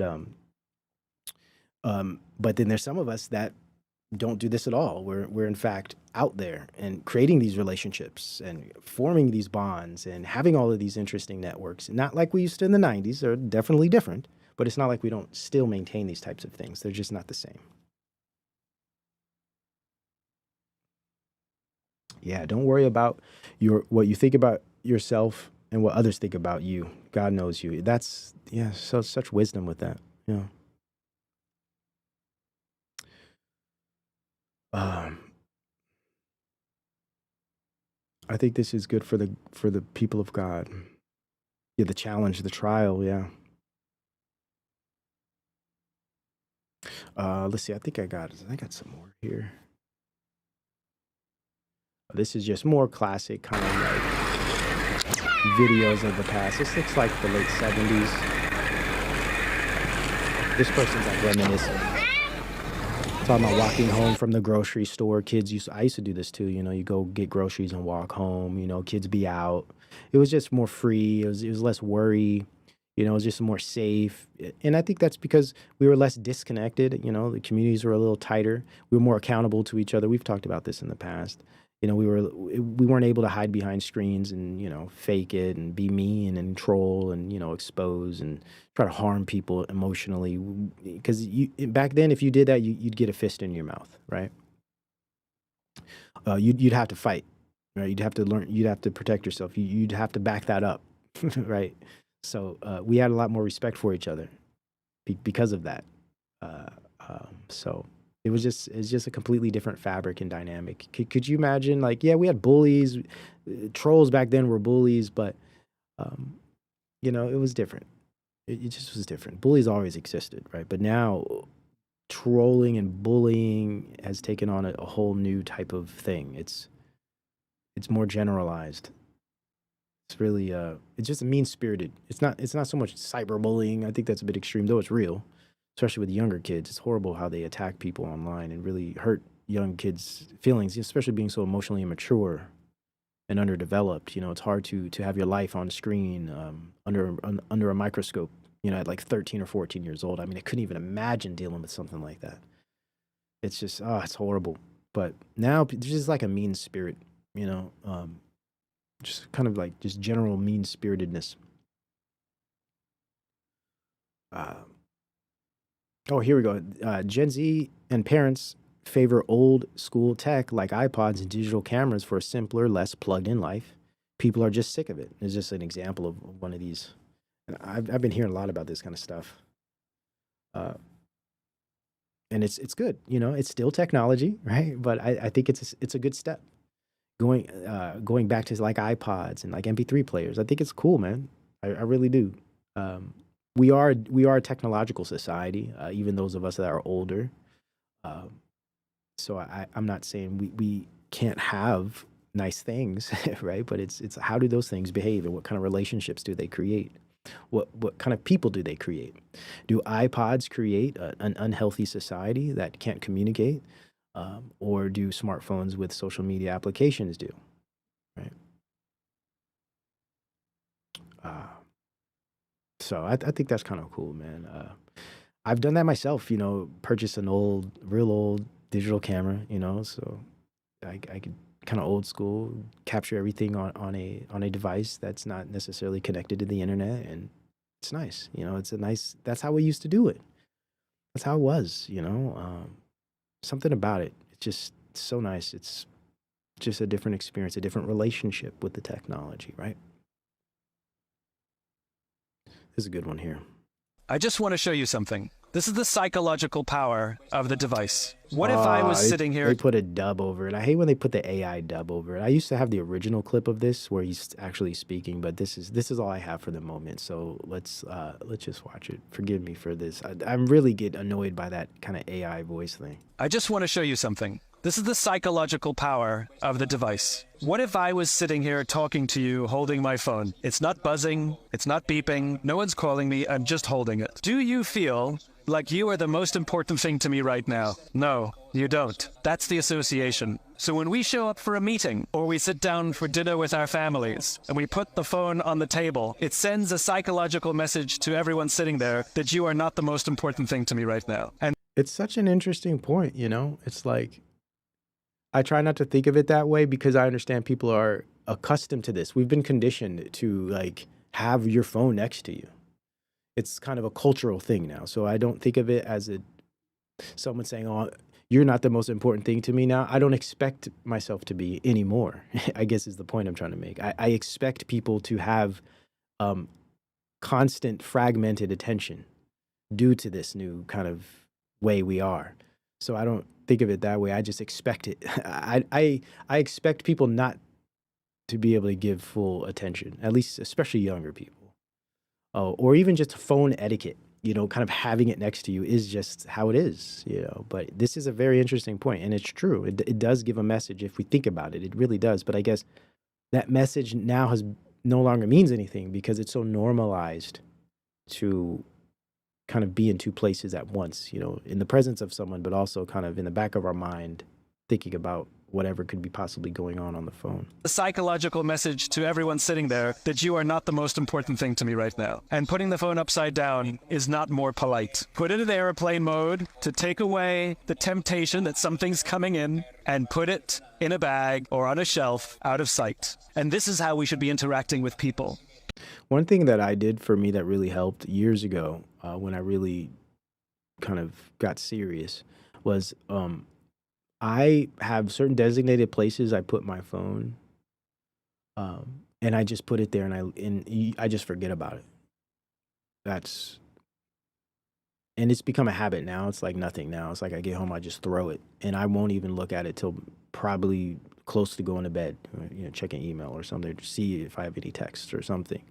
Typically, that's what I do when I'm at home. When I'm out, it's different because I have to be available for people.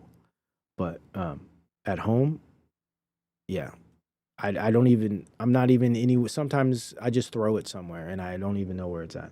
I have some designated spots, but a lot of times I just get rid of it, you know. And I don't have any addiction issues. I did years ago. I did, you know, when these things were more new and I was less aware.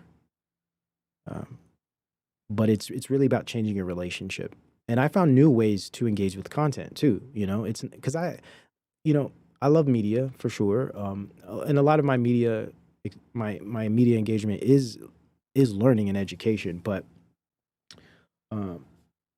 like I used to do research on my phone. I don't do that anymore. You know, I wait till I can get to my desk. And you know, I have a laptop, but that's mostly just for writing. I don't really do much research on my laptop. It's more for writing. But yeah, I wait till I can actually get into my office and sit down. So that's helped a lot, you know, just changing that relationship and how I view content. And viewing content on different devices too helps. I know some people struggle with that. I tell people to get a laptop if a desktop is too kind of like too old school. Or even an iPad, just have it in a certain place, something you can't have with you everywhere, you know, because it gets very convenient, you know, especially for me too, like when I was really trying to fix it, because it's not like I'm scrolling TikTok. I don't even have TikTok. I've never even looked at TikTok. But I don't scroll like that. The only thing I scroll on is Twitter, and I give myself like 30 minutes max when I'm doing that. But for me, I used to do a lot of research on my phone, and I had to stop because what you find is it's so easy to look at other things. You know, it's so easy to check this and check that, and oh, let me look over here. And you know, that damn phone it just has so much opportunity. You know, especially for anyone with ADD or anything like that, neurodivergent or just, you know, very introverted and an interest-based type of person. I mean, man, that damn phone is going to give you all kinds of opportunities and potential experiences that is just really amazing because it's like stuff we never experienced growing up. So it's like, wow, I could look at this, I could read that, I could look this up, and before you know it, you know, time goes by and you're like, damn. It is a digital drug for sure. And I think we're all addicted in different ways to different aspects of media. And I've accepted that. And I don't think there's a whole lot we could do about that unless it's taken away from us. And it might be at some point. But for me, it's more about trying to, instead of this, I get this from drug addiction research. And it has to do with not being too hard on yourself and trying to go cold turkey, you know, because sometimes that will make you crash harder into relapse and go deeper into your bouts. So it's really about incremental separation and easing your way out, or just change your relationship altogether and minimizing use, but possibly setting use for only certain environments or certain situations. You know, the same could be said for certain eating disorders. You know, there's psychologically many different ways to kind of trick yourself into things, or at least help yourself adjust without being too harsh. That could probably put you in a worse position, you know, if you expect too much of yourself. And everyone's different, right? Some people can do the whole cold turkey thing. Some people can do that. It really depends on how you are, you know. Giving them our full attention, because the idea is not that we hear the words they say, but that they feel heard. And this is one of the tricks. If you wake up in the morning and you check your phone before you say good morning to the person sitting next to you, you probably have a problem. This is what I mean by relationship, right? People don't want to realize, I'm sure all of you here do, but like generally speaking, most people don't realize they actually have formed a relationship with their phone. A literal relationship. And this is a good example. You say hello to your phone, you touch your phone, you caress your phone before you caress your spouse next to you in bed, right? And it's not like you mean anything by that. That's the thing. You know, it's not like cheating or something. You know, it's not like you're like emotionally cheating with your phone, but it's like this strange, invisible relationship most people are completely unaware of and don't even think about. It's just stepped in and kind of taken the place of most things in our lives as far as a priority. And even if it's subtle, just by, I'm just looking at it, it's still the act. It's still the grip on our attention. If you have to take your phone from room to room, no matter where you go, you probably have a problem. Very much so. Yeah. And that's one way I first really fixed that kind of just issue of being so used to having it on you or with you or next to you, is leaving it in one space and leaving it there.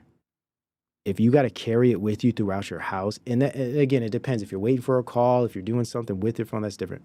Just, you'll know, right? You'll know the feeling. You'll know that kind of like pressure. Yeah, you definitely want to try to beat that. Yeah, you want to get free from those types of addictive behaviors, those kind of conditioning behaviors. You want to try to separate yourself from those, I think. Within reason, of course. And again, everyone's different. Everyone has different degrees of addiction, right? I think the worst kind, though, is scrolling for sure. Psychologically, that's the worst. It does the most damage. But even long form content like my own, you know, if I were to be streaming every day, you know, I think over time, even if it's, well, I could never do that anyways. I couldn't even have the time, but I don't think anything daily for hours on end. Well, that's not true, you know, because I work in front of a computer every day. Many of you work 8 hours a day in front of a computer. That's engaging with media. It's our job, right? So I guess we can never escape it, right? I guess if you do it for work or education, there's always an exception there for sure, as long as you're just not scrolling your life away to entertaining yourself. But yeah, it's case by case. It really is. But it's hard when you're in front of a screen all day for work and then you go home in front of your little screen all night after work. That's when it becomes dangerous, I guess.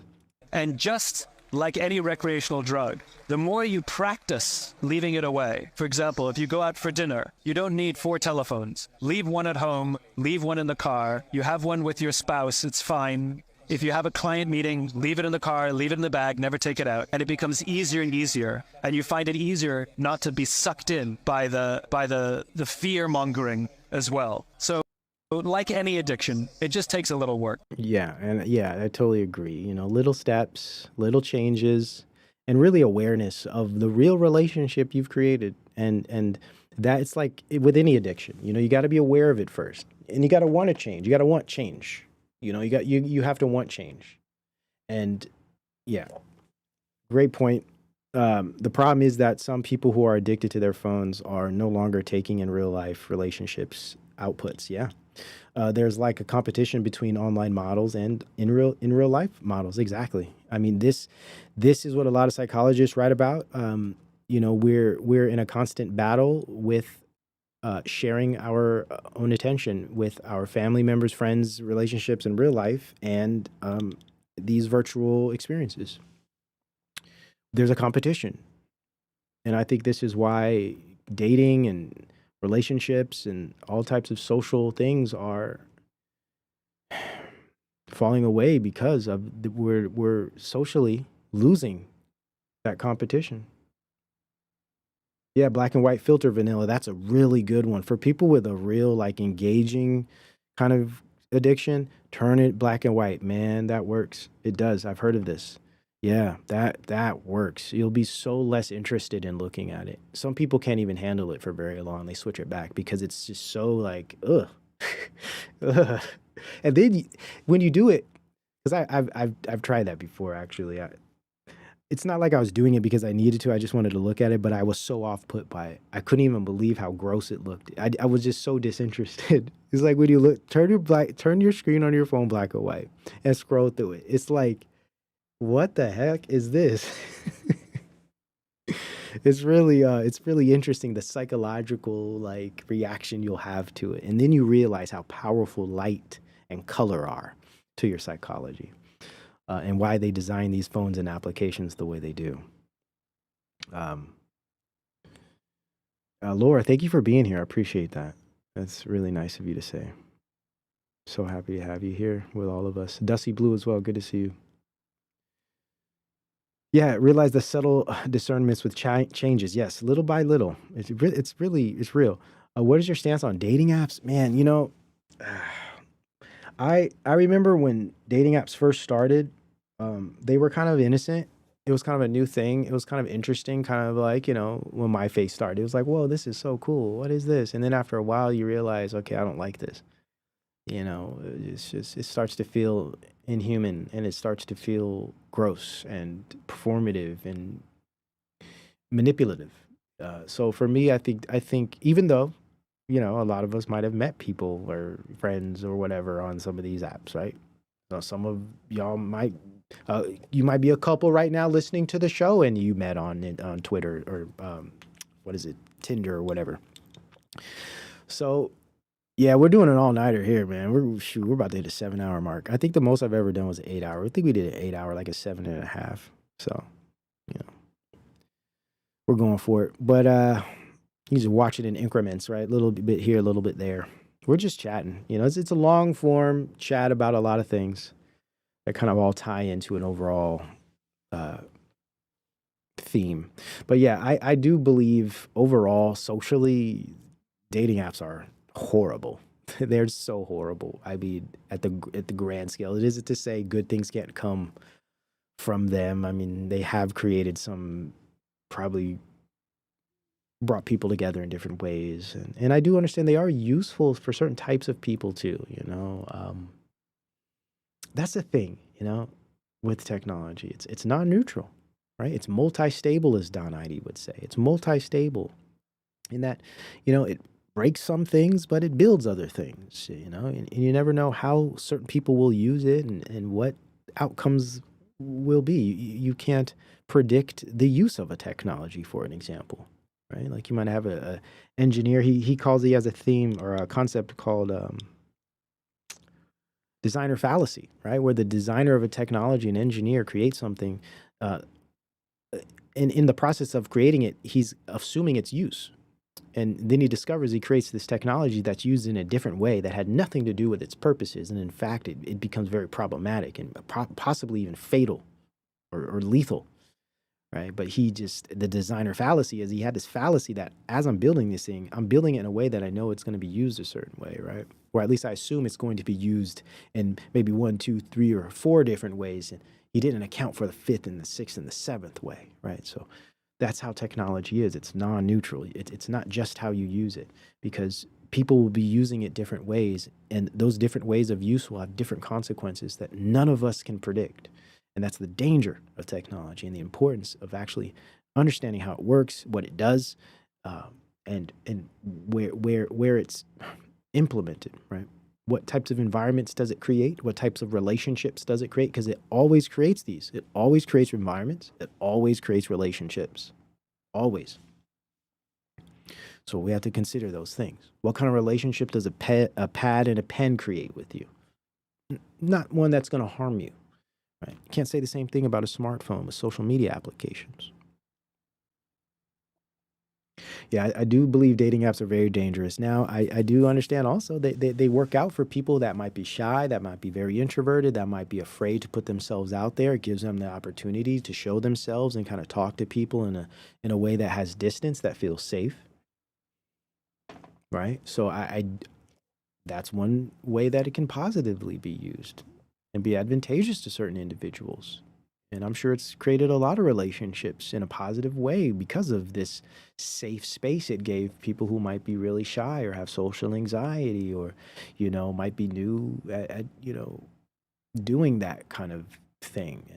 And it just gives them a little assistance, so it's hard. But I think overall, they're very dangerous. Very, very dangerous. I think they've done more harm than good, that's for sure. Yeah.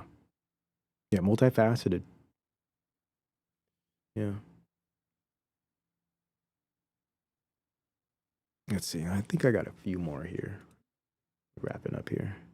Oh, I saw this. I was like, Fisher Price Sonic Rangers. You guys remember this? I honestly didn't have this toy. I do remember this toy. I never had it, and I didn't know anyone who owned it.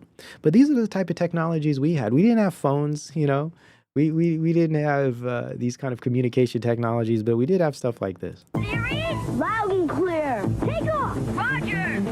Launching exciting new Sonic Rangers. Prepare to dive. Go for it. These headsets are voice activated, so instead of fooling with on and off buttons, your hands are free for other things. Turbulence ahead.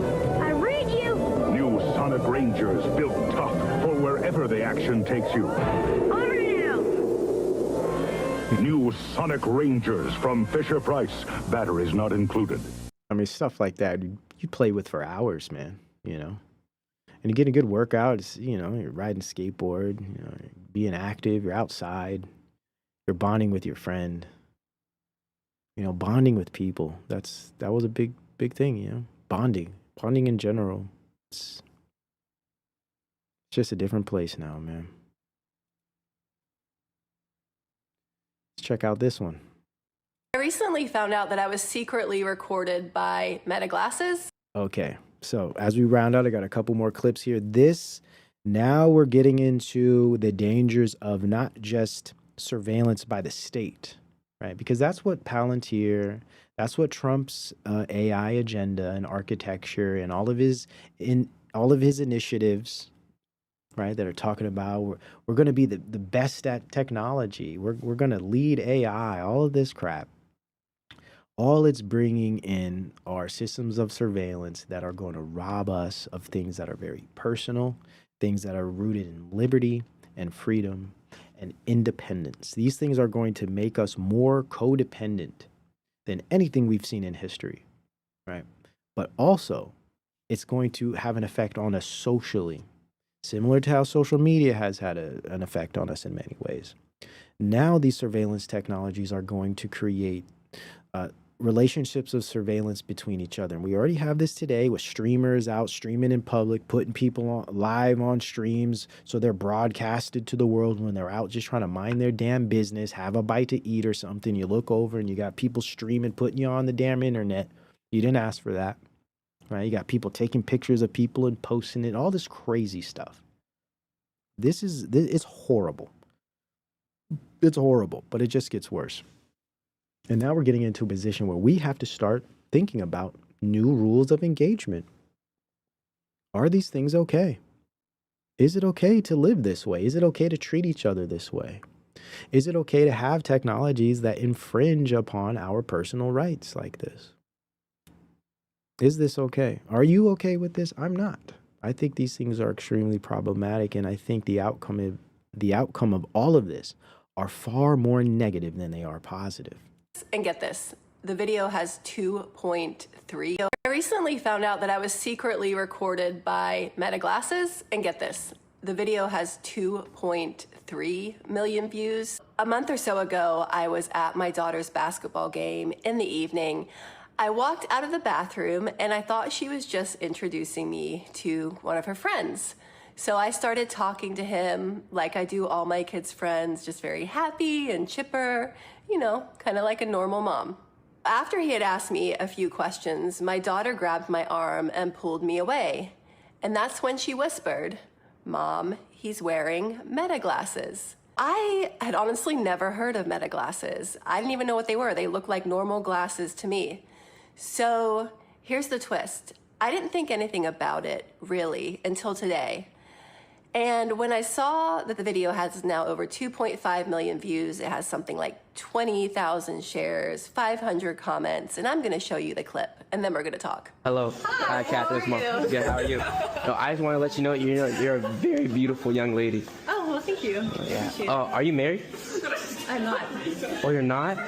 Are you? Poor lady. I mean, let's just say, because we always have to, it sucks, right? But we always have to assume that this could possibly be staged. I think this is legitimate, unless she's just a great actor, because she really looks like she's genuinely trying to, you know, have a conversation with this kid. She's trying to be a nice lady, and yeah, I feel bad for her because she has no idea she's being filmed. You know, this is an intimate situation. Could you imagine someone like filming you while you're just having this kind of like small talk? But it's an intimate situation, right? It's private.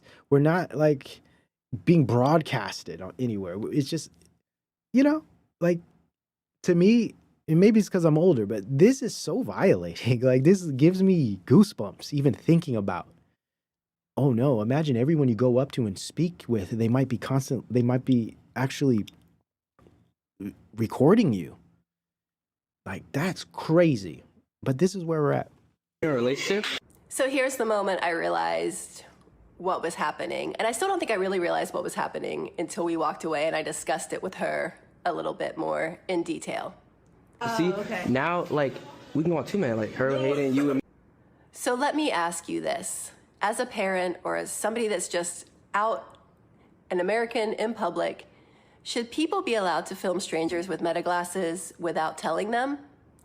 Would you feel like that's an invasion of your privacy? Where is this tech going to take us in the future? Would you be okay with this happening to you? Would you be okay with your kids having a pair of these Meta glasses? Is this the future or is this a privacy problem? Let me know what you think. Oh, all right. Well, you look very good. I just want to let you know. I mean, it's so horrible. And it's like, imagine someone with those filming your child, right? You don't, you know, your kid's out at school, you know, we can't always have our eyes on our children. You know, imagine someone filming your kid and just wait till, you know, dark web hackers start hacking people's Meta glasses, or they start selling their Meta glass data on websites, you know, filming all types of people. Yes, sick bastards. Yes. Like sick stuff like this. You better believe this is exactly where this is going to go. Again, technology being put in the hand of fallen men, fallen mankind. I'm not saying everything is horrible, everything's going to be gloom and doom, but a lot of bad things are going to happen just based on our flesh alone. You give us this kind of power. You give us this kind of omniscience, right? Omnipotence, omnipresence. You give us these types of technologies that give us this godlike ability. You better believe most people are going to use this stuff for bad, for evil, for exploitation, manipulation. Just look on the internet. You been on it lately? A bunch of sickos, man. Just look, go through comment sections. People are just saying the most horrible things. It's like, wow, dude, what a sick place. What a sick place this is. And I just think these technologies enable it and encourage it and cultivate it more than they cultivate connection, right? I think social media cultivates asocial, antisocial behaviors than it cultivates true human connection and real communication. I don't think there's an argument that can refute that position. Why in the hell do we have it anyways? Oh, of course, surveillance. Slow incremental integration into these cybernetic systems. I saw this, man. Listen, man. I'll be at this man's door, or whoever this is, I'll be at their door like, look, man, you don't do something about this, I'm going to rip the damn thing off the wall myself, okay? My neighbor keeps her camera pointed straight at my back door. The camera is active. It swivels. So it is pointed in different directions throughout the day. 90% of the time, it's pointed straight at my back door. She lives alone and usually has comments about what I'm doing around my house. It feels like I hope this is real. I would be surprised if it is, honestly.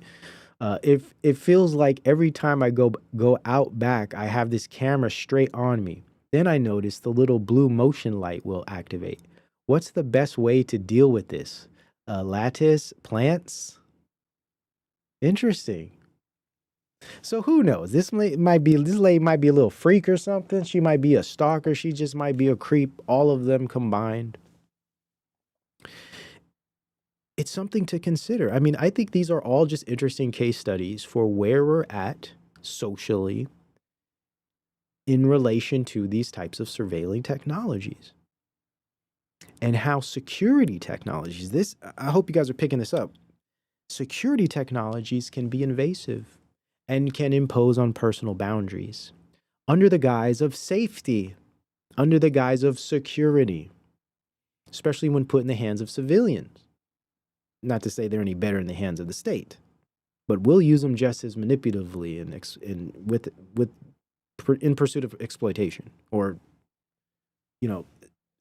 some way to disenfranchise someone. Unhinged. A baseball bat. Yeah, that's what I was thinking, Jim Bob. Listen, that thing will be coming right off the wall. Trust me. Well, maybe not, because I'd probably be arrested for something like that, wouldn't I? Right? They'd probably come arrest me for doing that, and maybe rightly so. That's damaging property, right? But what do you do in this situation? What do you do? Well, first you speak to them, of course. What I would do is I would document it as whoever is clearly done here. Speak with them first before I go to authorities. A paintball gun, that's a good one. Yeah, that's actually a good one. It's a little safer, a little more innocent, but still effective, right? Yeah, we don't know the context exactly. Perfect, great point, right? So again, I'm going into this as if it's a hypothetical situation, because again, who knows if this is even a legitimate post here? We know how social media works, but just taking it as like a hypothetical case study, it's really interesting, right? How these types of whether it's metal glasses or someone's ring camera, ring camera is a whole other problem, right? That's internet-based surveillance of everyone's homes. Under the guise of security, and it does provide security. It does help find criminals and people break in homes. It does assist in those things, but there's trade-offs again. Non-neutrality of technology. It does good things, but it also does bad things. Yeah, you take measures. Yeah, definitely.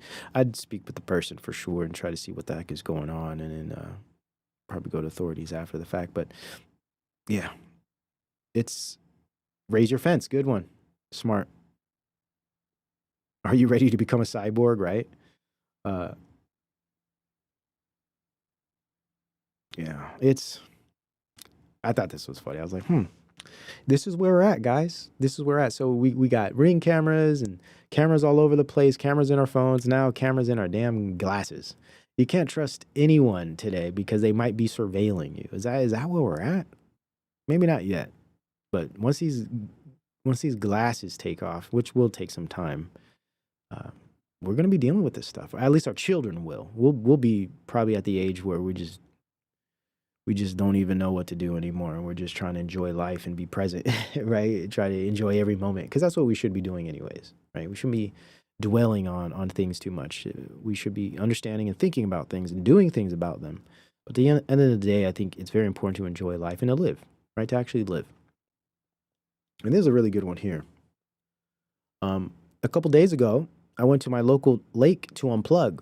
Instead, I found a flock camera at the entrance, scanning and logging every car that comes and goes. We can't even visit nature without being surveilled. If this isn't dystopian creep, I don't know what is. Perfect example of this. Another great example of creep. How technologies and their functions creep into situations they really don't belong. They kind of transcend their original purposes. We're seeing this with Palantir, and we're seeing this with OpenAI. We're seeing this, we're going to see a lot more of this with Oracle. I mean, the Trump administration is just laying down the groundwork for this. It's just beginning. So I want to really, I really want to make it clear here that I'm optimistic about certain aspects of the nation state, in that I do believe things are changing to the degree that we will be less dependent on other systems, traditionally speaking. But the problem with that is we're taking on new systems that I think are going to impose on our freedoms in a way those other systems didn't. And I think we're going to be a lot more dissatisfied with these new systems than we were with the older system of like more classic globalism, right? And neoliberal economics. Even those are extremely problematic and unsustainable. But I do believe, for instance, we're reminiscing about the 90s and the 80s. That was under Reaganomics. Middle class was dissolving. I have a lot of, really good book is, I'll save that. But there's a lot of literature that I'll be sharing that goes into how the 80s and 90s were financially for the middle class, and it was very difficult. All of this was beginning to happen. It depends on where you're at, what industries you work in, of course, right? But it has always been deteriorating. So even though we reminisce about the 90s, it still was under that globalist regime. But guess what? Things were a lot simpler. Guess what we didn't have? Yeah, middle class was deteriorating. Sure. But what did we not have? We didn't have all of these distracting technologies. We still had families. We still had bonds. We still had communities, right? We still had, the ability to actually live life in a way that is a little more full. So I think it's important for us to remember that as well. Be careful what you ask for. And I think we have a lot more control over our discontents today than we think we do. And I get back to this idea about big world problems inundating our minds such that we forget about the simple problems that we can fix on our own. And I feel this is a big part of politics, where politics is always giving us these big world issues, whether it's wars, changing economies, or new international systems and all of this stuff that's way over everyone's head, stuff that even these pundits really don't know anything about. Everyone's speculating. But what it does is it covers up the fact that we can really change some of these issues that are happening in our lives directly. And it could really start with how we operate day to day with our families and our communities and our friendships. And a lot of our discontents, I believe, are rooted in the way we relate to our environment in ways that have really very little to do with culture and politics. I think most people just blame it on culture because that's all they're engaging with every day on their phones, on their computers, on their screens. If you look at, I couldn't imagine a conservative on that Truth Social website. Imagine scrolling through that every day. Do you know what that does to your mind? Frightening. I could say the same for Twitter. it's scary when you think about what this is doing to people. So that's why it's a simulated reality, because it gives you a false sense of reality. It makes you it tells you the problems of the world and the biggest issues that you need to be concerned with. But what's wrong with that is you start to be detached from things that you can actually fix. And I believe a lot of our cultural issues especially, we can fix locally. But we're so consumed by everything that's happening on screens that we no longer have the ability to actually do that, nor the interest. I just think our problems are a lot easier to not necessarily fix, because that's not easy. But I think a lot of our problems are manageable, and I think have solutions that are at the level of everyday people. And if any of my messages get across, let this be the most important one. That the world isn't crumbling. It is changing. There's a lot of things we can't fix, that we can't help from occurring, that are way beyond our means, way above our heads, way beyond our abilities. But there are a ton of other things that we can actually fix, actually solve, actually be accountable to. And I think if we lived our lives in a way that would focus more on those things day to day, I think we all would be a little more content, for sure, have a better understanding of the world around us and what's going on. I think we'd all be a lot more present. And I think we'd all be a lot less deceived by what we see online. I think we'd all be a lot less deceived by what's happening politically and what this system is actually feeding into all of our minds by design. So with that, it is a type of relief for me, because I realized like a lot of these things are not what they appear to be. But that gives us more freedom to actually do things and to actually have agency in the world in a physical, in a material way. I'll be sharing a lot more of these ideas with you guys soon. Like I said, I've been working on some things, man. It's, a lot of growth, a lot of development, a lot of, as time goes, more things, life. It's an interesting thing. It really is. But unfortunately, some people are unhinged. You're right. A lot of people are. Many people are. And I don't think we're going to ever change that. So it isn't to say, that's why I mean there's certain massive problems we'll never be able to fix. Like what social media has done, social media as a thing, we can't change that. But we can change the way it affects us and how we relate to these types of things.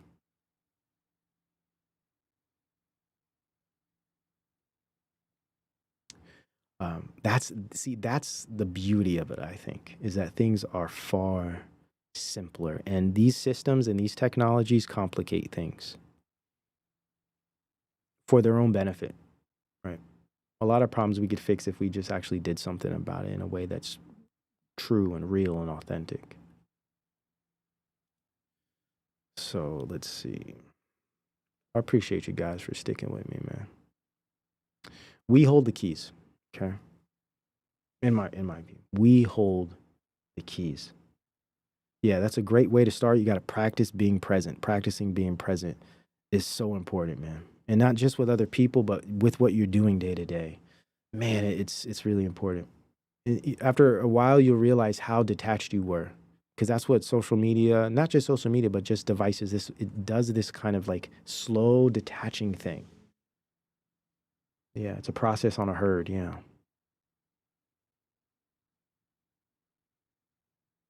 Yeah. We hold the keys. I truly believe this. And a good example of this, I said this last show, I think, is we're the ones that give all of these tech lords their success by using and adopting all of their technologies, right? We do have influence on how a lot of this technology operates. We do hold the keys, man. Now, I'm not saying we have total power and control. We're going to change the world. That's not the point. But especially when we think of these types of technologies, what are these technologies? They're social technologies. That means they rely on the social. We are the social.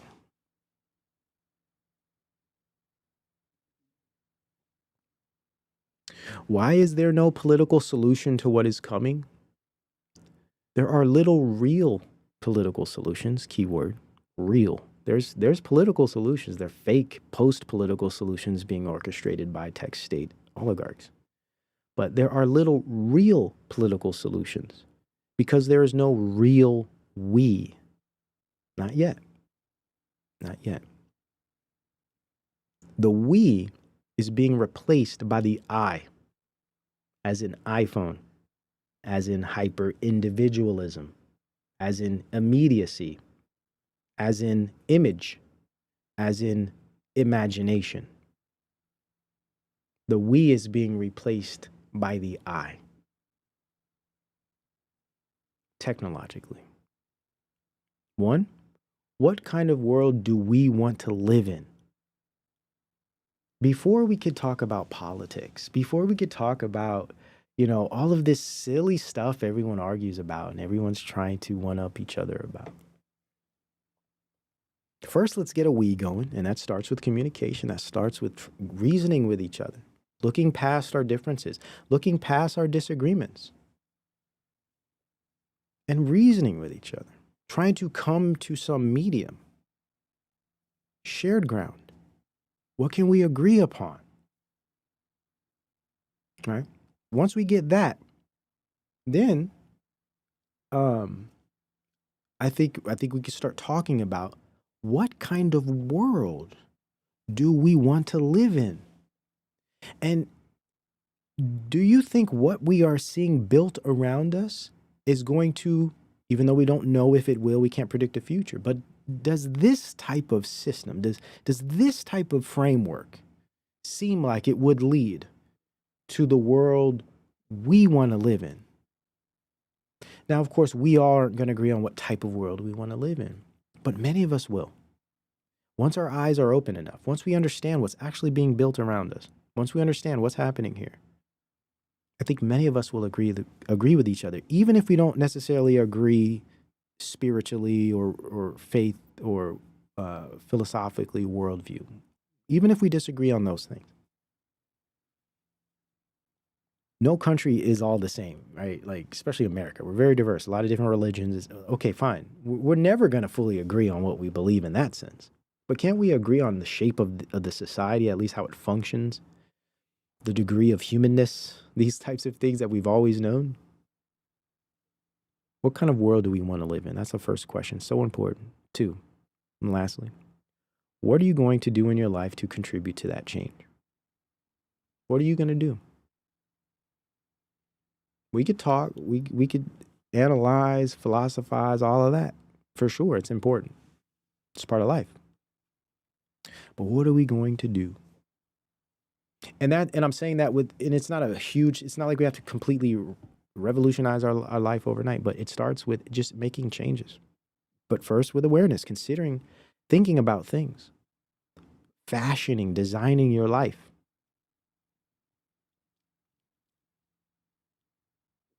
Thinking about what's valuable to you. Yeah. Yeah, Heidegger has this concept of Dasein, and it's like, in this concept, there's this idea of like being towards death. And what he meant by that is like, we're all limited on this earth. This is just one example he used to describe how like being authentic and actually living in the world and genuinely living deliberately with intention, but also with humility, right? Is to accept the finite experience you have here and that limitation, right? That limitation of life, the mortal limitation of life is so humbling to the degree that it gives every moment of your life purpose, even if you're not really sure what that purpose is. Just the fact that every day, you know, is marching towards a limited moment, or marching within a limited time. And every day you get closer to that time, whenever it is, because none of us know. Right? This idea of the grounding that it gives, right? Psychologically, philosophically, you know, this idea that, well, you know, there's a limited time here. Scripture would say, but a season. We have but a season, you know. And it's humbling. It strikes fear, right? As far as the fear of God, the wrath of God. And it shows you that just the fact that you have a limited time here. Value your time you have here. Be thankful for it. Fulfill that time with value and meaning. And let that limitation be a corrective for you. That you don't have all the time you think you have. And that definitely keeps you in a position of humility and gratitude, you know.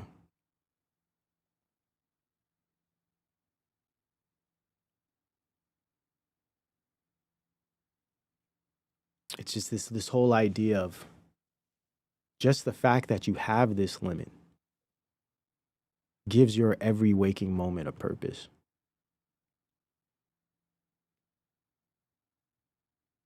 It's really interesting when you think about it. And some people need to be humbled in this way with scary situations, right? This is why when people have near-death experiences, you know, they all of a sudden have this new breath of life breathed into them. They have this whole new perspective. It's almost like they had to be reminded that they're mortal. Something that I carry with me, you know. Another one of those things that in the background reminding you, pushing you forward, you know. It's a good one. I really like his work.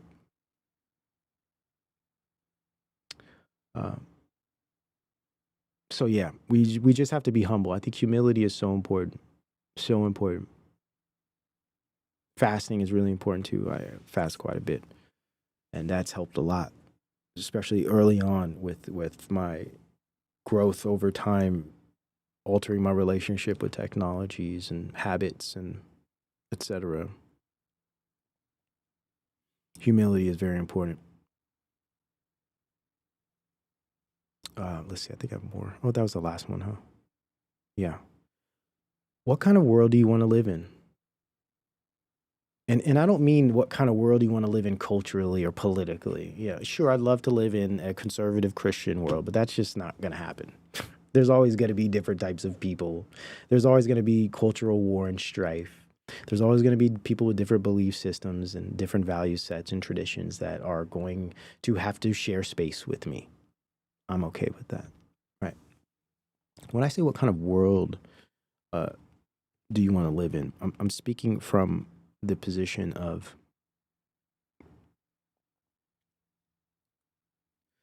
what type of world do you want to live in regarding how we relate to each other and the environment around us?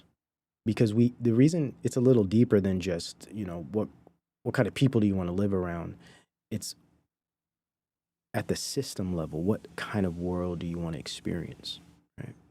The reason we have to start thinking this way is because we are now being introduced to world changing at the experience level, phenomenologically and socially, not just economically and politically. I'm talking way deeper than that. I'm talking about at the level of experience, at the level of intersubjective relation. What kind of world do we want? Do we want a world that imposes on those things, that becomes roadblocks and disruptive forces that disrupt and harm our ability to have those phenomenological and intersubjective relationships and experiences with people and things? Do we want that kind of world?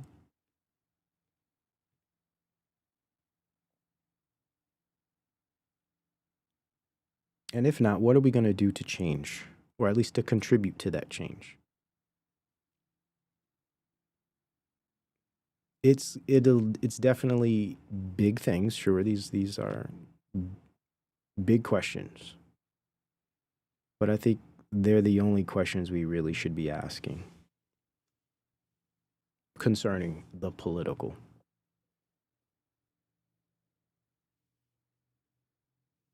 So, ah man, yeah, we did 7.5. I think I think we matched the record. I think we did like 7 hours and 47 minutes or something like that.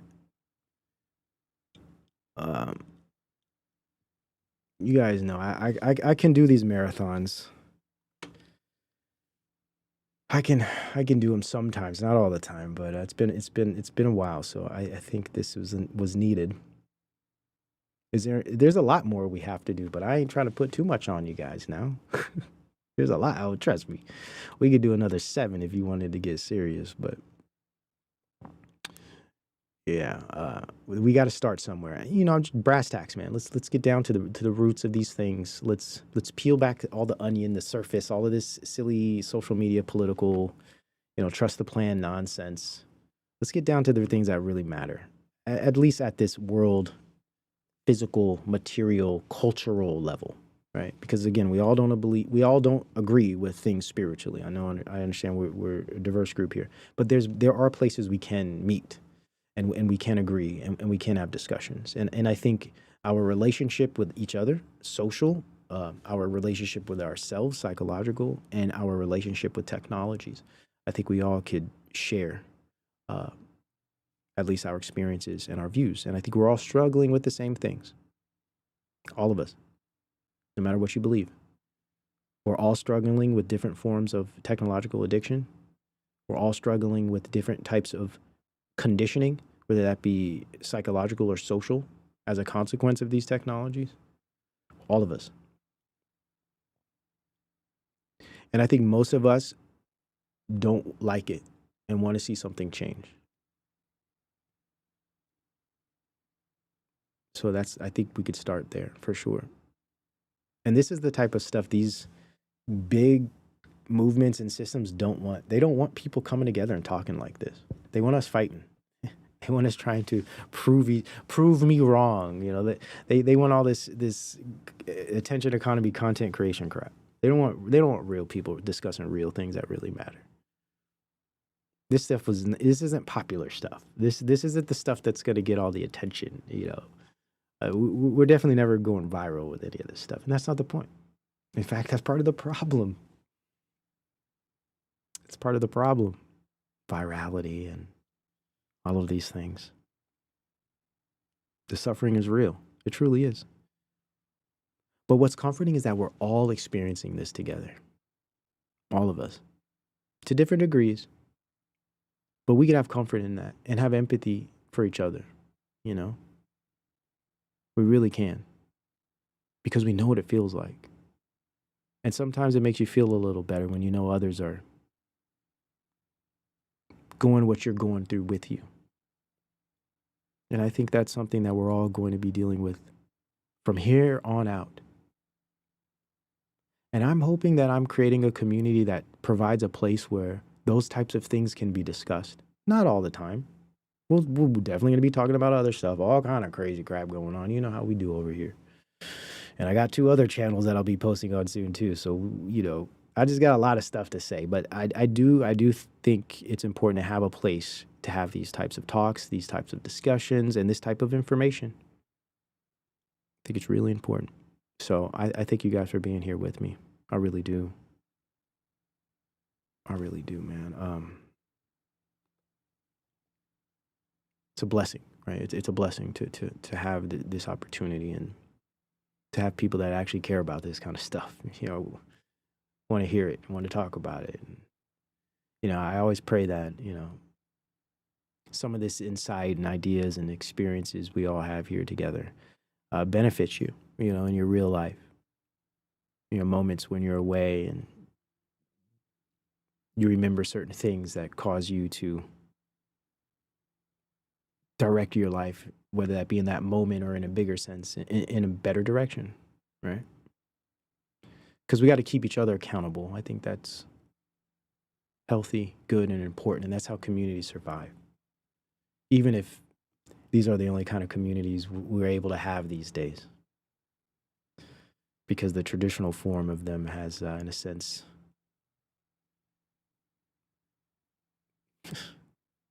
I mean, if we think about it, it's kind of been extinct, generally.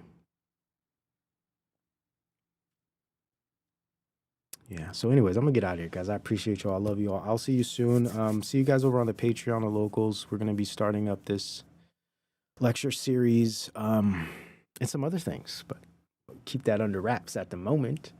But yeah, we'll probably be streaming here again. Like I said at the beginning of this year, I'm not really sure how the streaming schedule is gonna go, just because I'm juggling other projects.